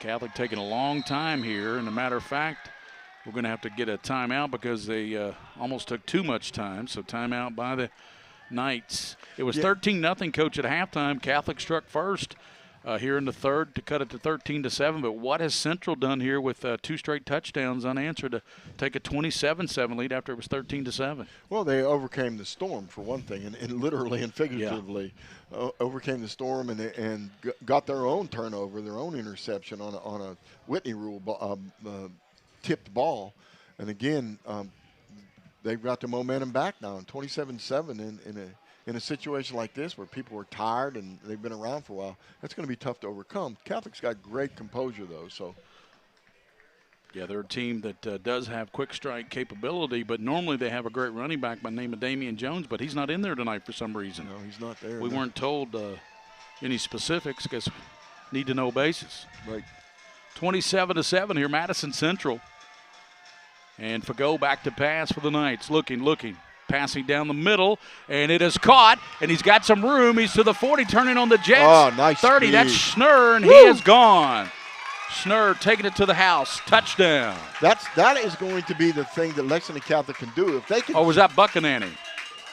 Buckananny, yeah, it was 9. Excuse me, folks. Hard to see these numbers with those dark uniforms, Coach. But you know, with that speed, it had to be Buckananny. Yeah, There's that's nobody true. Can run That's like that. true. He's fast. Gary, I think that this is the key that they're going to have to do. They're going to have to hit those little posts, come back to screens, little curls, run the post. They can't run the football against this team. So Buckananny, how many yards was that, Coach? 80? Took it at the 20, right, to kick the touchback? Yeah. 80-yard touchdown strike to Ben Buckananny. And the extra point by Francisco Rijos is good. Remember, they missed that extra point that hit the crossbar last week. It's the only reason they didn't beat Covington Catholic. 58 seconds, and it only took 12 on the pass to Buckananny. So 27-14, we'll be back. Here comes Catholic, quick strike capability. 27-14, Madison Central. We'll be back on PrepSpin, the White Greer Maggard football game of the week. Hi, this is Gary Ball for Crown Trophy of Lexington. Crown Trophy offers youth sports awards, corporate awards. They offer signs and a full line of promotional products. They're located at 2680 Wilhite Drive on the corner of Nicholasville, New Circle Road, just behind Starbucks. Stop by and pick up your copy of our 85-page catalog. Crown Trophy is nationally known, but locally owned with 150 stores nationwide. Crown Trophy, the official provider of plaques for the Scholastic Ball Report and PrepSpin.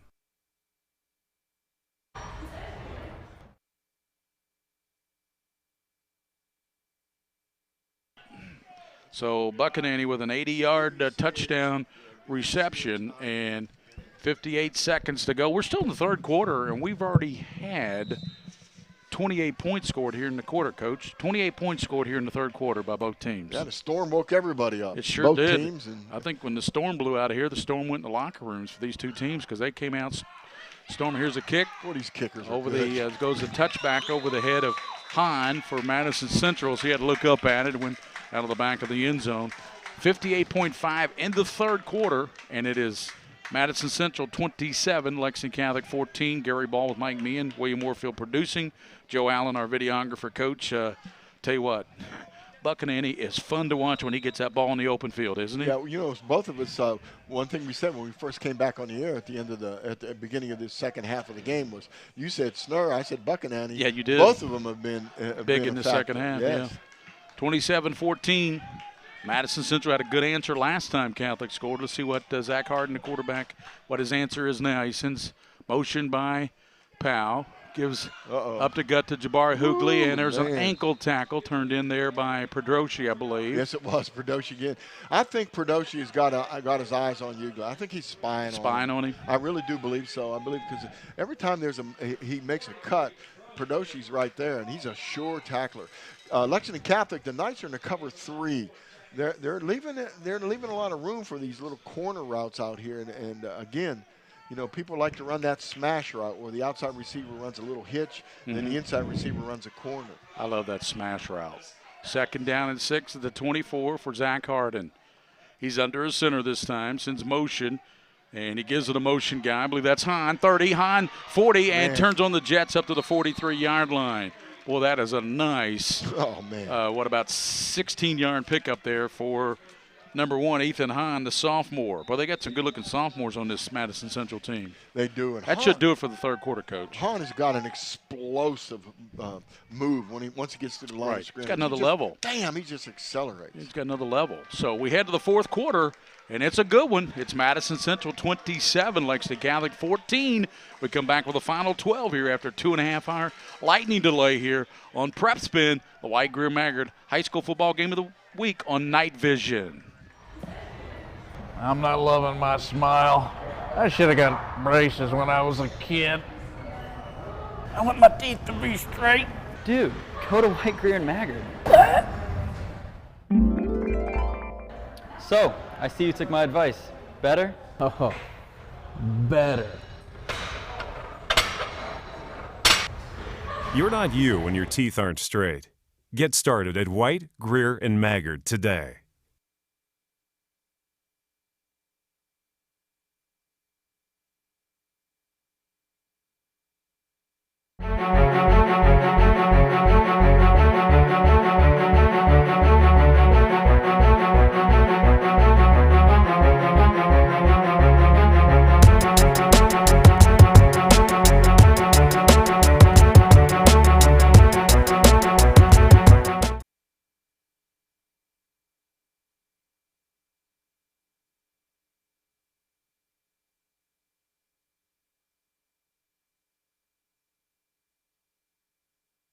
Fourth quarter action starts with Madison Central after a good 16-yard run by Ethan Hahn. They have a first down for Zach Harden. Harden gives to Hoogley. He's at the 45 up to the 48, picks up about 5.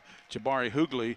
And, Coach, you really like this Jabari Hoogley, don't you? This 175-pound running back for Madison Central. I'm very impressed with him. I'm impressed with Hahn also. Sid Sharp came in there and made the tackle. Now, Sharp is known, he's been making a whole lot of tackles this year in a lot of games.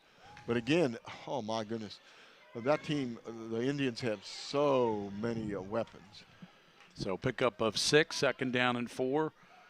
Starting the fourth quarter, Harden back, fires left side, and it is going to be broken up down at the 35. And The intended receiver was Hahn, and Coach, that was a nice job there.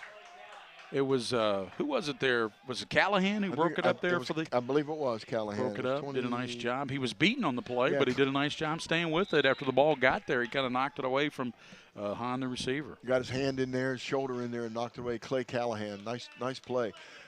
Again, Lexington Catholic, take a look, people. They're running that cover 3, and that's leaving some openings on the outside in the corner routes, but the Indians are not attacking that right now. Again, with these running backs, there's a whole lot of things they can do. Jill would be mad at me. Big Blake Muntz is in there. Here's Hoogley, hit and knocked backwards. Good play. Brings up 4th down. Again. What a play. Was that Pedroshi again? That was 54. Sharp, and another player came in the end and helped. But nice job, really. So it looks like Madison Central will be punting the ball away to Lexington Catholic on 4th and about 3. And I believe it for the Indians, normally it is Cox who does the punting. I think that's who that is, Coach. Yeah, big boy. Cox, 43. Here's the punt, spiraling punt. Fair catch called and hauled in at the 16-yard line. Nice job. By the Knights, and that's going to be the sure hands there of Satil, 38. Satil called the fair catch. And I'll tell you what, we got a lot of time left, Coach. 10:42 to go in this game, and if Catholic can take something down here, boy, this could be an interesting finish, couldn't it? It could be, and again, it all depends on don't get any turnovers. You've got to, you've got to move the football. Be patient, but don't take a lot of big chances, but get the football down the field. Buchanani, the last play, called an 80-yard strike. Here is Fagot rolling to the left. Fagot sets, he throws it deep, and it's nearly, is it intercepted? No, he had it going down. Madison Central had it picked off. Haskins had it as he was going down. He lost the football, and boy, Haskins really upset with himself. He didn't get the pick that time. Well, I'll tell you who played defensive back on that was Ben Buchanani. Buchanani came in and knocked the ball away from the pick. Otherwise, it would have been another really scary situation for the Knights. 2nd down and 10 for LexCath. 10:35 to play. Madison Central 27, Knights 14 here. Gary Ball, Mike Meehan, William Moorfield producing. Joe Allen, our videographer here on PrepSpin. Thanks for tuning in tonight to the White Greer Maggard High School Football Game of the Week on Night Vision here at Lexington Catholic. We had a long 2.5-hour lightning delay at halftime. Fagot is going to tuck it. He's got some room. Fagot up to the 30, and Fagot is going to be knocked down at the 30, but he picked up about 15 yards and a first down. They did the same thing they did early in the first half. They spread the field. They get good splits with their linemen, spread the field. Fagot's in the backfield by himself. He just runs a quarterback draw. Triple receivers out to the top for Fagot. Twins to the bottom. And Fagot, first down, nice run, pick up a 15 up to the 30-yard line. Fagot looks, right side fires, caught, and nope, dropped it. Had it and then dropped it. And that's usually the sure hands there of Bennington. It was Bennington. He just, the ball hit him in the hands and just fell off. Again, not making excuses for him, but the ball might be a little wet coming in right this part of the game because the field's got to be wet there. A lot of these receivers have those gloves, and I think a lot of them put those gloves on after halftime. Right. Fagot. Kirk Fagot, the senior quarterback. 10:09 here in the game. 2nd down at the 30. Fagot, deep drop. Good protection. Looking. It breaks down. He rolls to the left.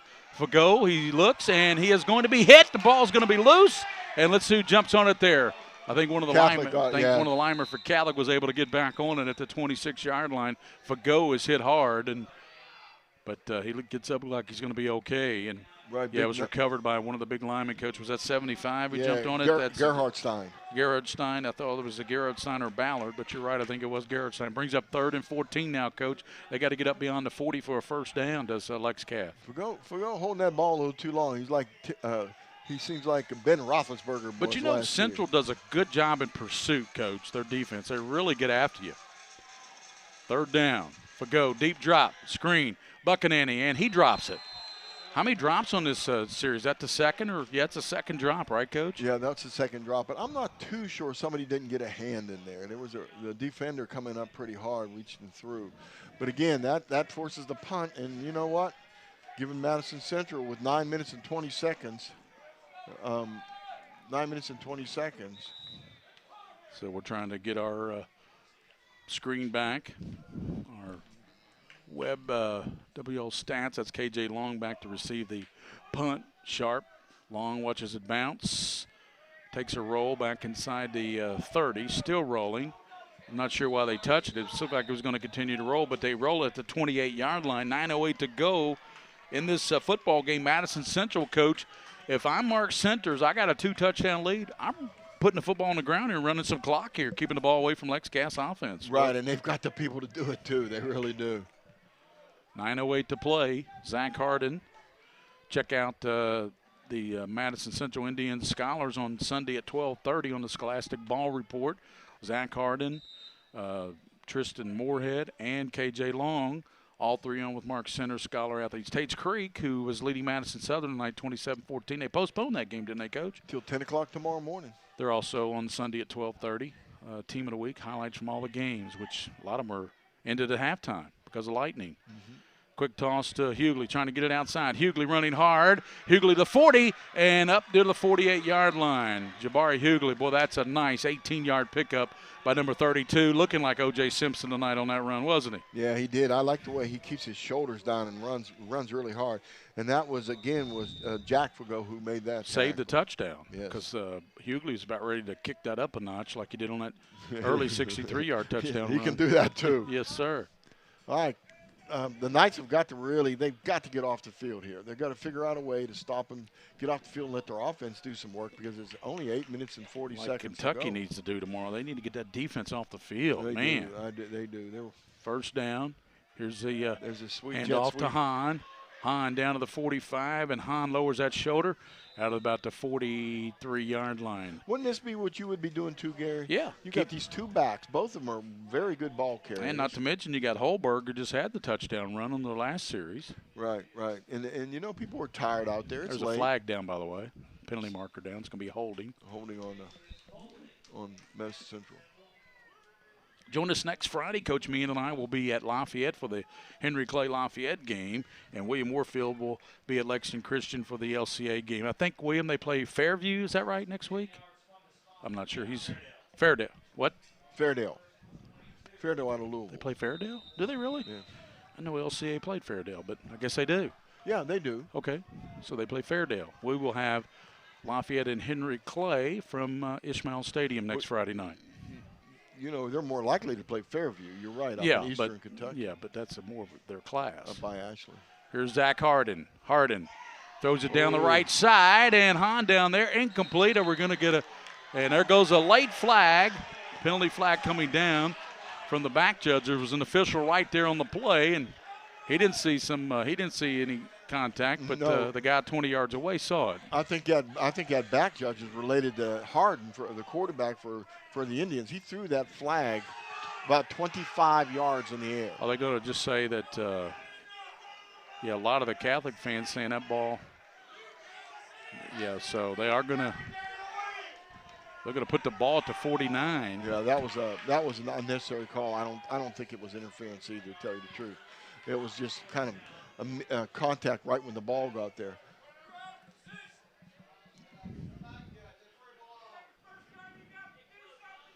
Well, I tell you, there aren't many fans here. They're loud. They're about 40 or 50, but they're very loud.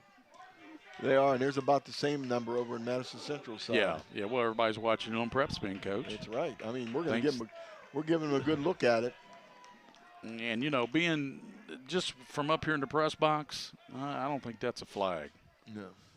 First down though, and Harden hands to Hughley. Hughley bounces it out to the left and leaps down about the 43. He's really active. He's Yes. just throwing his body around.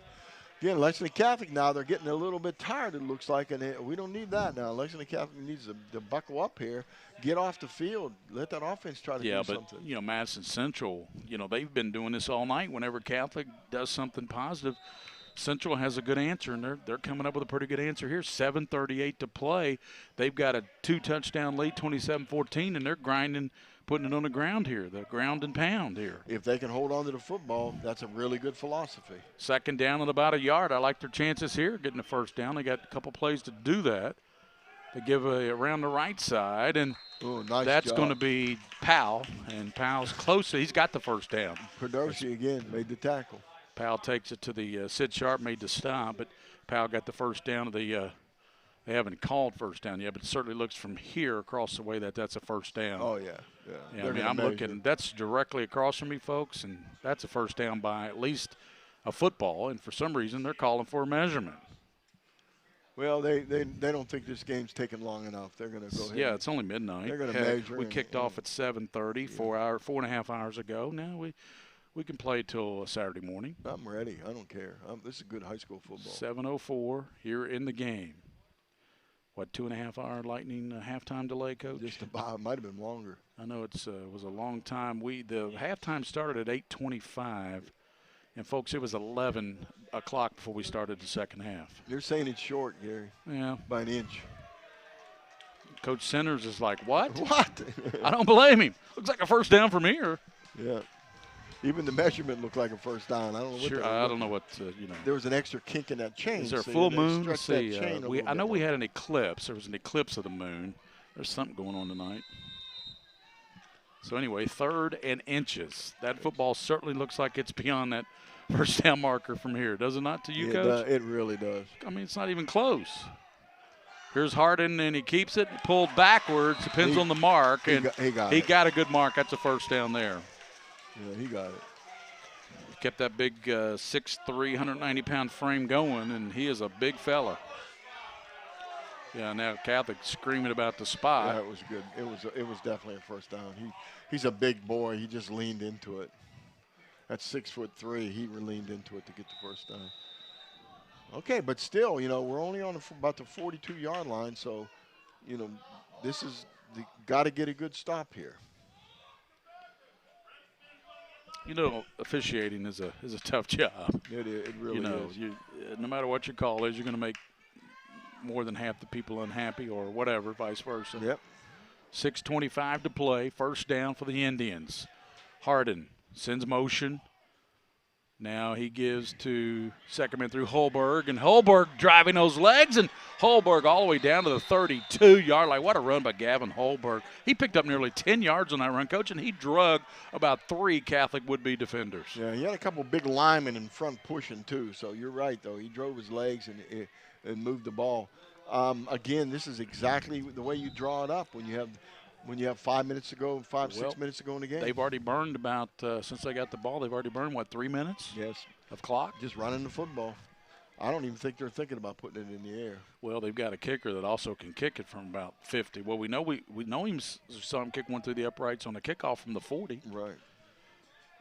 That's some leg on that young man, Landon White. Second down and short. Give to Chenault. Chenault's got the first down, and he's down inside the 30. First down for Chenault. On the bottom of the pile, number 43, again, number 18. Yeah, Austin Pedroshi, number 3 tackler on the team. Here's a weekend. 5:25 to go in the football game. 27-14, Madison Central, and they've got a first down at the 29-yard line. Madison Central 3-1 on the season, and only lost a 3-point loss to Bryan Station at home last week, 28-25. Quick toss to Hughley, cuts it back. Jabari down to the. Here's a flag coming in from the Whitecap. That was a holding. Yeah, penalty. that's always holding when Whitecap throws that. The referee.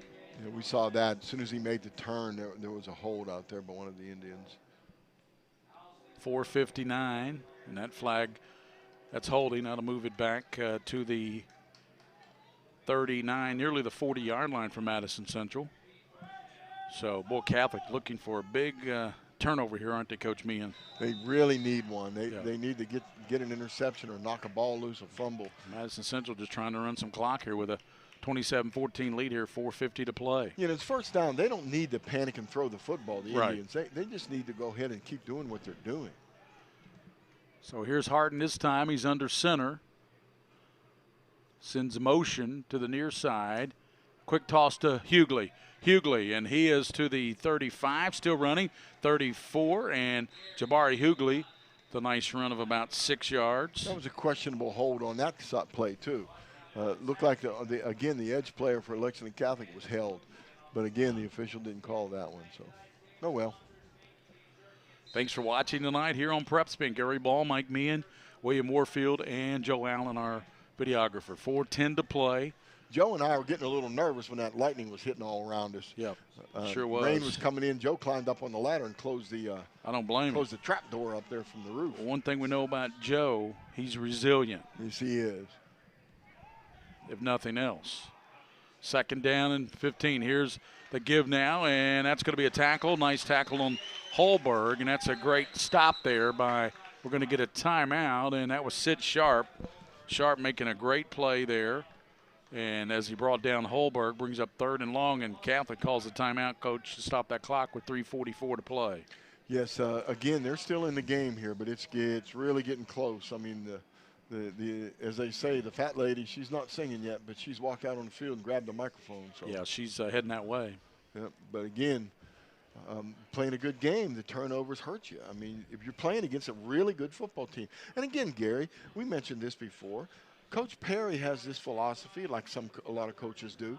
Play these tough teams early. Right. Get better as the year goes on, so when you get to the playoffs, you're ready to play football. Mm-hmm. And they're in the district with Boyle County, who's starting to come on, with Garrett County, who's got a good football team with one of the best running backs around.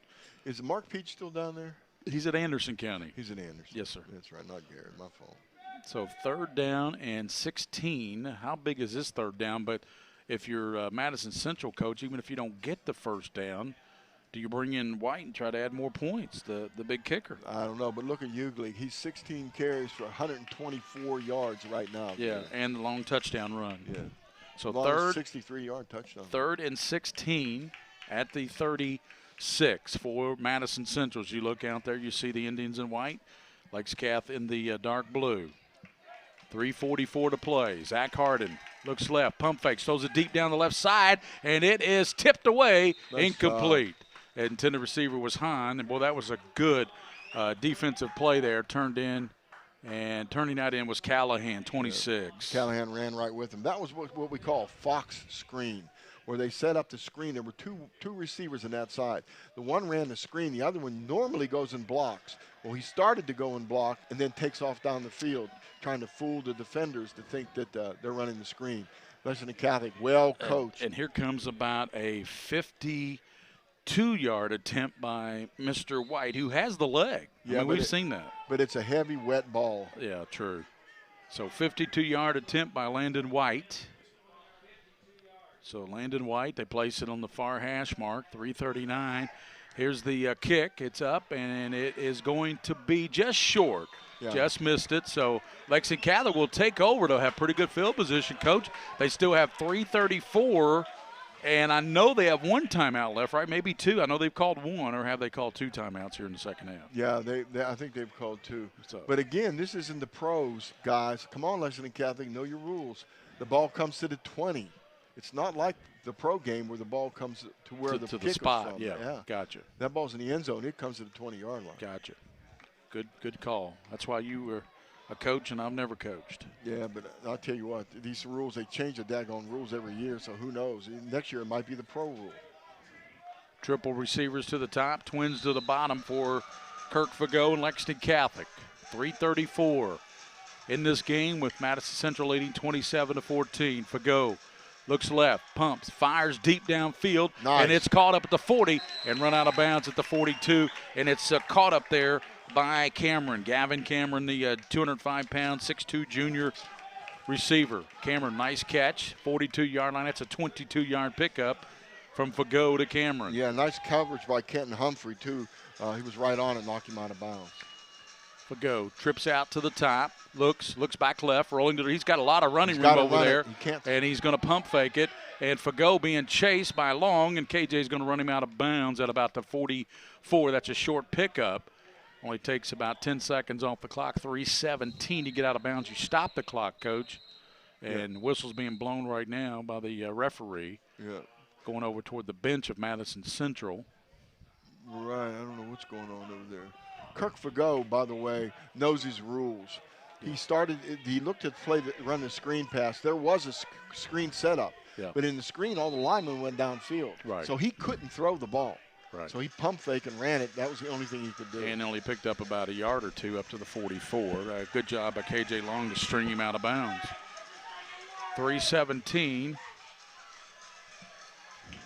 Fago with trips to the bottom, twins to the top. Fago. Here comes pressure. Fago being chased. Fago rolling left, throws it, and is it intercepted?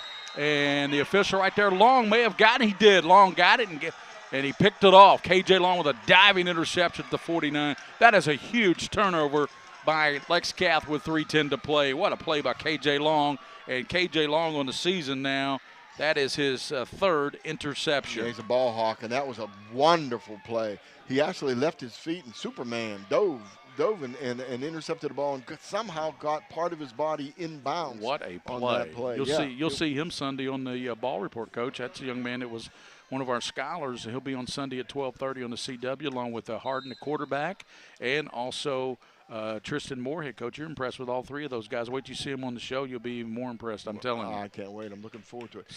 Sunday at 12:30 on the CW. 3:10 to go. What a pick off by Long. That was huge. Madison Central will run some clock here. Here's a toss to Jabari Hughley. Being chased. Hughley at the down to the 42, picks up 8. Finally tackled down there at the 42, picks up 7. One of the Catholic players shaking up a little bit. Brownell made the play.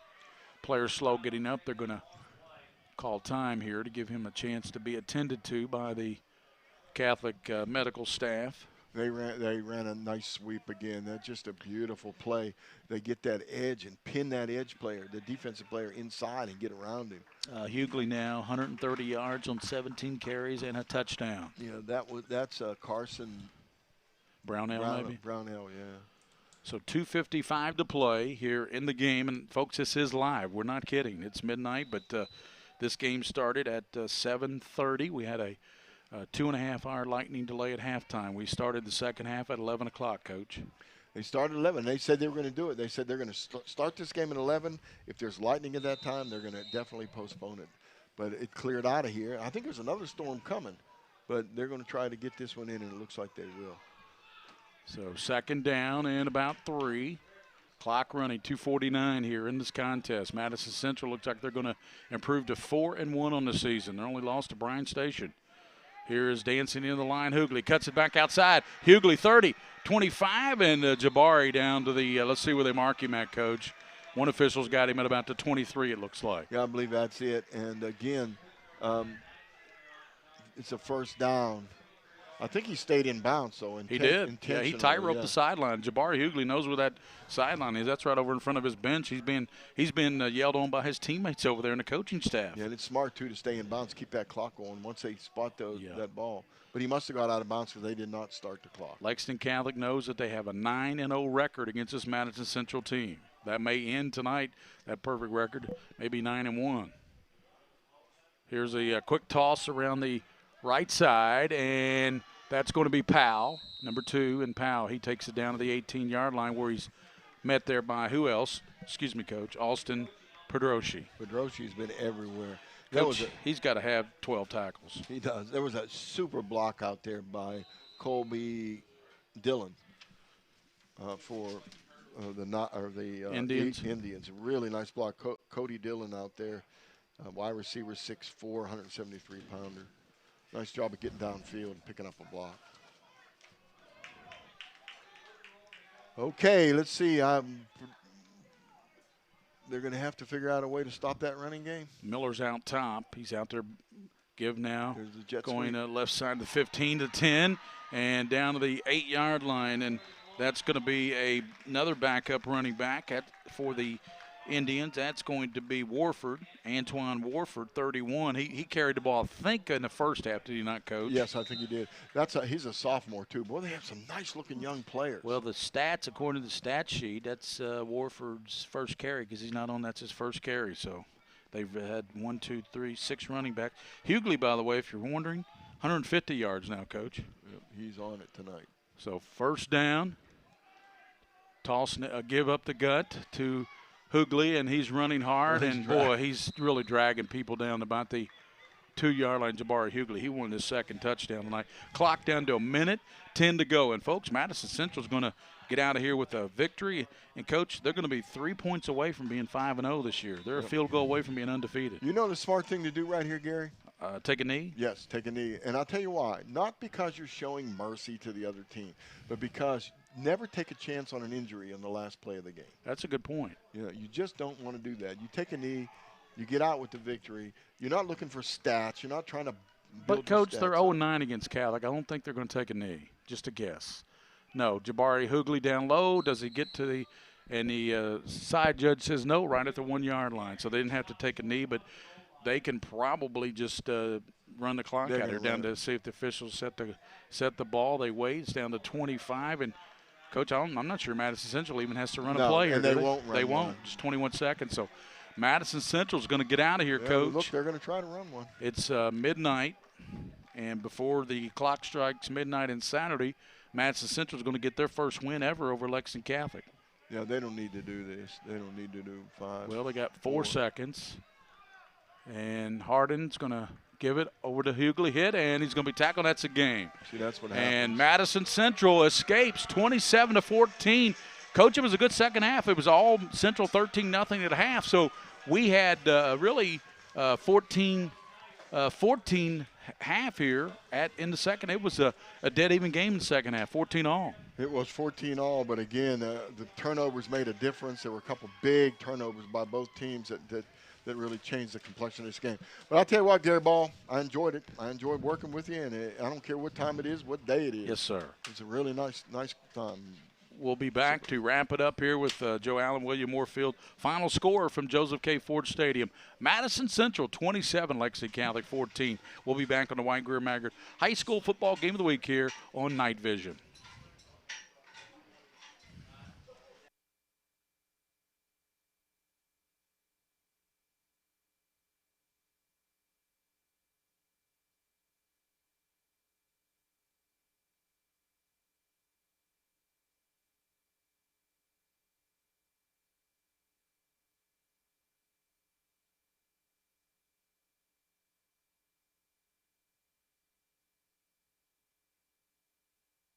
Ball, Coach Meehan back here to wrap it up, Coach. 27-14. An entertaining second half. Catholic came out. They got the onside kick. They recovered it. They got the interception by Sharp. But every time they did something, Madison Central had an answer for it here tonight. So credit to the Indians. They win at 27-14. They break that 0-9 string against the Knights in football. Yeah, they're a good football team, though. Yes, they are. Very good. And Good. you saw them before I did, and the first thing you said to me, we went out to lunch one time, and you said, watch their defense. They're a good defensive team, and they showed that tonight. What a pick there. That's one of the best interceptions I've seen at the high school. I mean, like you said, he was stretching out, laying out, stayed in bounds. Talking about K.J. Long, that big interception there late. That was terrific. That's a big-time college interception right there by the young man. Of course, he'll probably go and play some college football. And what about that kicker? He's the real deal. His kickoffs, Gary, you could hear him just bam. Well, he split the uprights with the 40 from the 40, so that's 70 yards. He kicked the football, but he did barely miss the 52-yarder there. But what a weapon! Mark Sanders has got him going. He's got things going in the right direction. Lexington Catholic, Coach, without Damian Jones, not much of a running game tonight. Not much of a running game at all. They struggled. They tried 2 or 3 different running backs. They finally got their passing game together in the second half. But again, you really have to be able to pull those defenders up, pull those linebackers up in order to be able to throw the ball better. Looking at some numbers, Hardin tonight was looks like 7 of 11, Coach, 138 yards. Right. 14 of 24 for Mr. Fago, and 195 yards. So the leading rusher tonight by far was Hughley. He had 153 yards and a touchdown on 21 carries. So those are your leading stat guys. But the big stat, of course, 27-14 Madison Central. They go to 4-1 on the season. If they beat Bryan Station, who they probably felt like they should have won that game last week, they'd be sitting there at 5-0 right now. But they're 4-1. They fell 28-25, just a little short to Bryan Station last week. When you're up 6 turnovers, yes, and you plus 6, and you don't win the football game. You know what? There's a problem there. Well, we got a good old rivalry next Friday. We're over at Lafayette for Henry Clay. I don't care what the records are. Henry Clay Lafayette, that's always an entertaining football game. William will have Lexington Christian for you next Friday night at LCA. Right, and that's some good. Those are good coaches at Lafayette and Henry Clay, and they'll have everybody ready. So. What's that? Are we going? Are we going to get him on air? Are we? Okay, yeah, we got the Mingy beef jerky presentation. And, a couple weeks ago, I want to thank Bob Beatty from Trinity. He hung around waiting for you, Mr. Warfield, to proceed with that Mingy beef jerky. And we said, Coach, you going to get some to the team? He said, no, that's going to my bag back on the bus. He said, Coach Beatty at Trinity said, I'll be eating that on the bus on the way back home to Louisville. Well, let me just tell the fans. Yes, sir. Yes, sir. That bag is one less tonight. Why, Coach? Because there was somebody here in this press box. Are his initials GB? Yes, there are. Well, he loves Mingy beef jerky. He pulled one of those little bags. Oh my goodness, I love that stuff. So, Mingy beef jerky, we'll give it to Coach Centers tonight. And I'll tell you, we waited it out, Coach, and it took 4.5 hours. 7:30 kick. It's after midnight. We had a 2.5-hour lightning delay at halftime, but we get it in. And kudos to the athletic directors of both schools. Kudos to the coaches, kudos to the teams, kudos to the fans here. We got it in as the clock struck midnight. We got it in, and Madison Central gets their first win ever in football after an 0-9 start against Catholic. They get their first win, 27-14. Well, just so people understand, in normal cases, you could put the game off till tomorrow morning or on Saturday. But both of these schools had huge soccer tournaments at their facilities. Their facilities, so they couldn't do that. Well, William's got everything set up for the big challenge tomorrow. What time you hit the air tomorrow with soccer, William Warfield? 1 o'clock. So check that out. As we said, William Warfield, if it's a big game, he's got it covered. So thanks again to the coaches, Mark Perry of Lexington Catholic, Mark Centers of Madison Central. Coach, I got to remind everybody, Sunday at 12:30, the Scholastic Ball Report. Tates Creek is our team of the week. Antoine Sims and 3 of his outstanding players. Of course, they had a big lead tonight over Madison Southern, for they postponed that game over Tates Creek. And then the Madison Central Indians, 3 of their great players, Zach Harden, who you really like, the quarterback. You know a little bit about quarterbacks. Right. And also KJ Long, who had that unbelievable interception, and Mr. Tristan Moorhead, the big linebacker. They're all 3 on the show, along with the highlights from all the games, and our interns will talk to them. So big show Sunday at 12:30 on the CW. We'll be watching it for sure, and if you can't watch it, DVR. DVR, that's right, tape it. For William Warfield, our producer, and William, do we have the Mingy beef jerky? Okay, we're going to do a quick Mingy Brothers Mingy beef jerky presentation here as soon as Coach Centers wraps up with his team. But what a big win they're doing, their post-game prayer. Coach, about football. I mean, you coached at Dunbar, you coached at Bryan Station, you coached at Lexington. Mark Centers is doing it right over at Richmond Madison Central. He's doing it right. Madison Central went through a period of time where they weren't very good. They didn't win very many games, but he stepped in. It's his 3rd year, and he seems to have the team. Well, take a look at this game. Now, there were some penalties. They were aggressive penalties, but there wasn't any of that garbage stuff going on. These 2 teams played really, really hard. And I thought they did a really good job. There's is that our big Joe there? There's Joe. He catches Coach Centers. He gives him. There's the Mingy beef jerky. Coach Centers says, "Okay, Gary Ball isn't eating a bag of it, but I'll take it anyway." He's going to count these. He's going to count these and say, oh, he's going to hold them up so everybody can see. So Mark Centers gets there. It is Mingy beef jerky. Thank you, Coach. That's Coach Centers and our Mingy beef jerky. He gets the.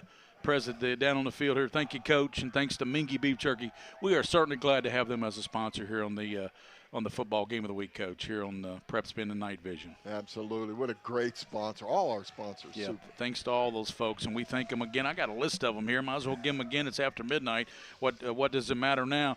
Collins Bowling Centers, Eastland and South, and White Greer Maggard, Bluegrass Orthopedics, UK Sports Medicine, Class 101, and Regency Center, Mingy Beef Jerky, Roberts Insurance, thanks to Bob and Joe, and also all the Roberts brothers over at Roberts Insurance. The Scholastic Ball Report Sundays at 12:30 on the CW.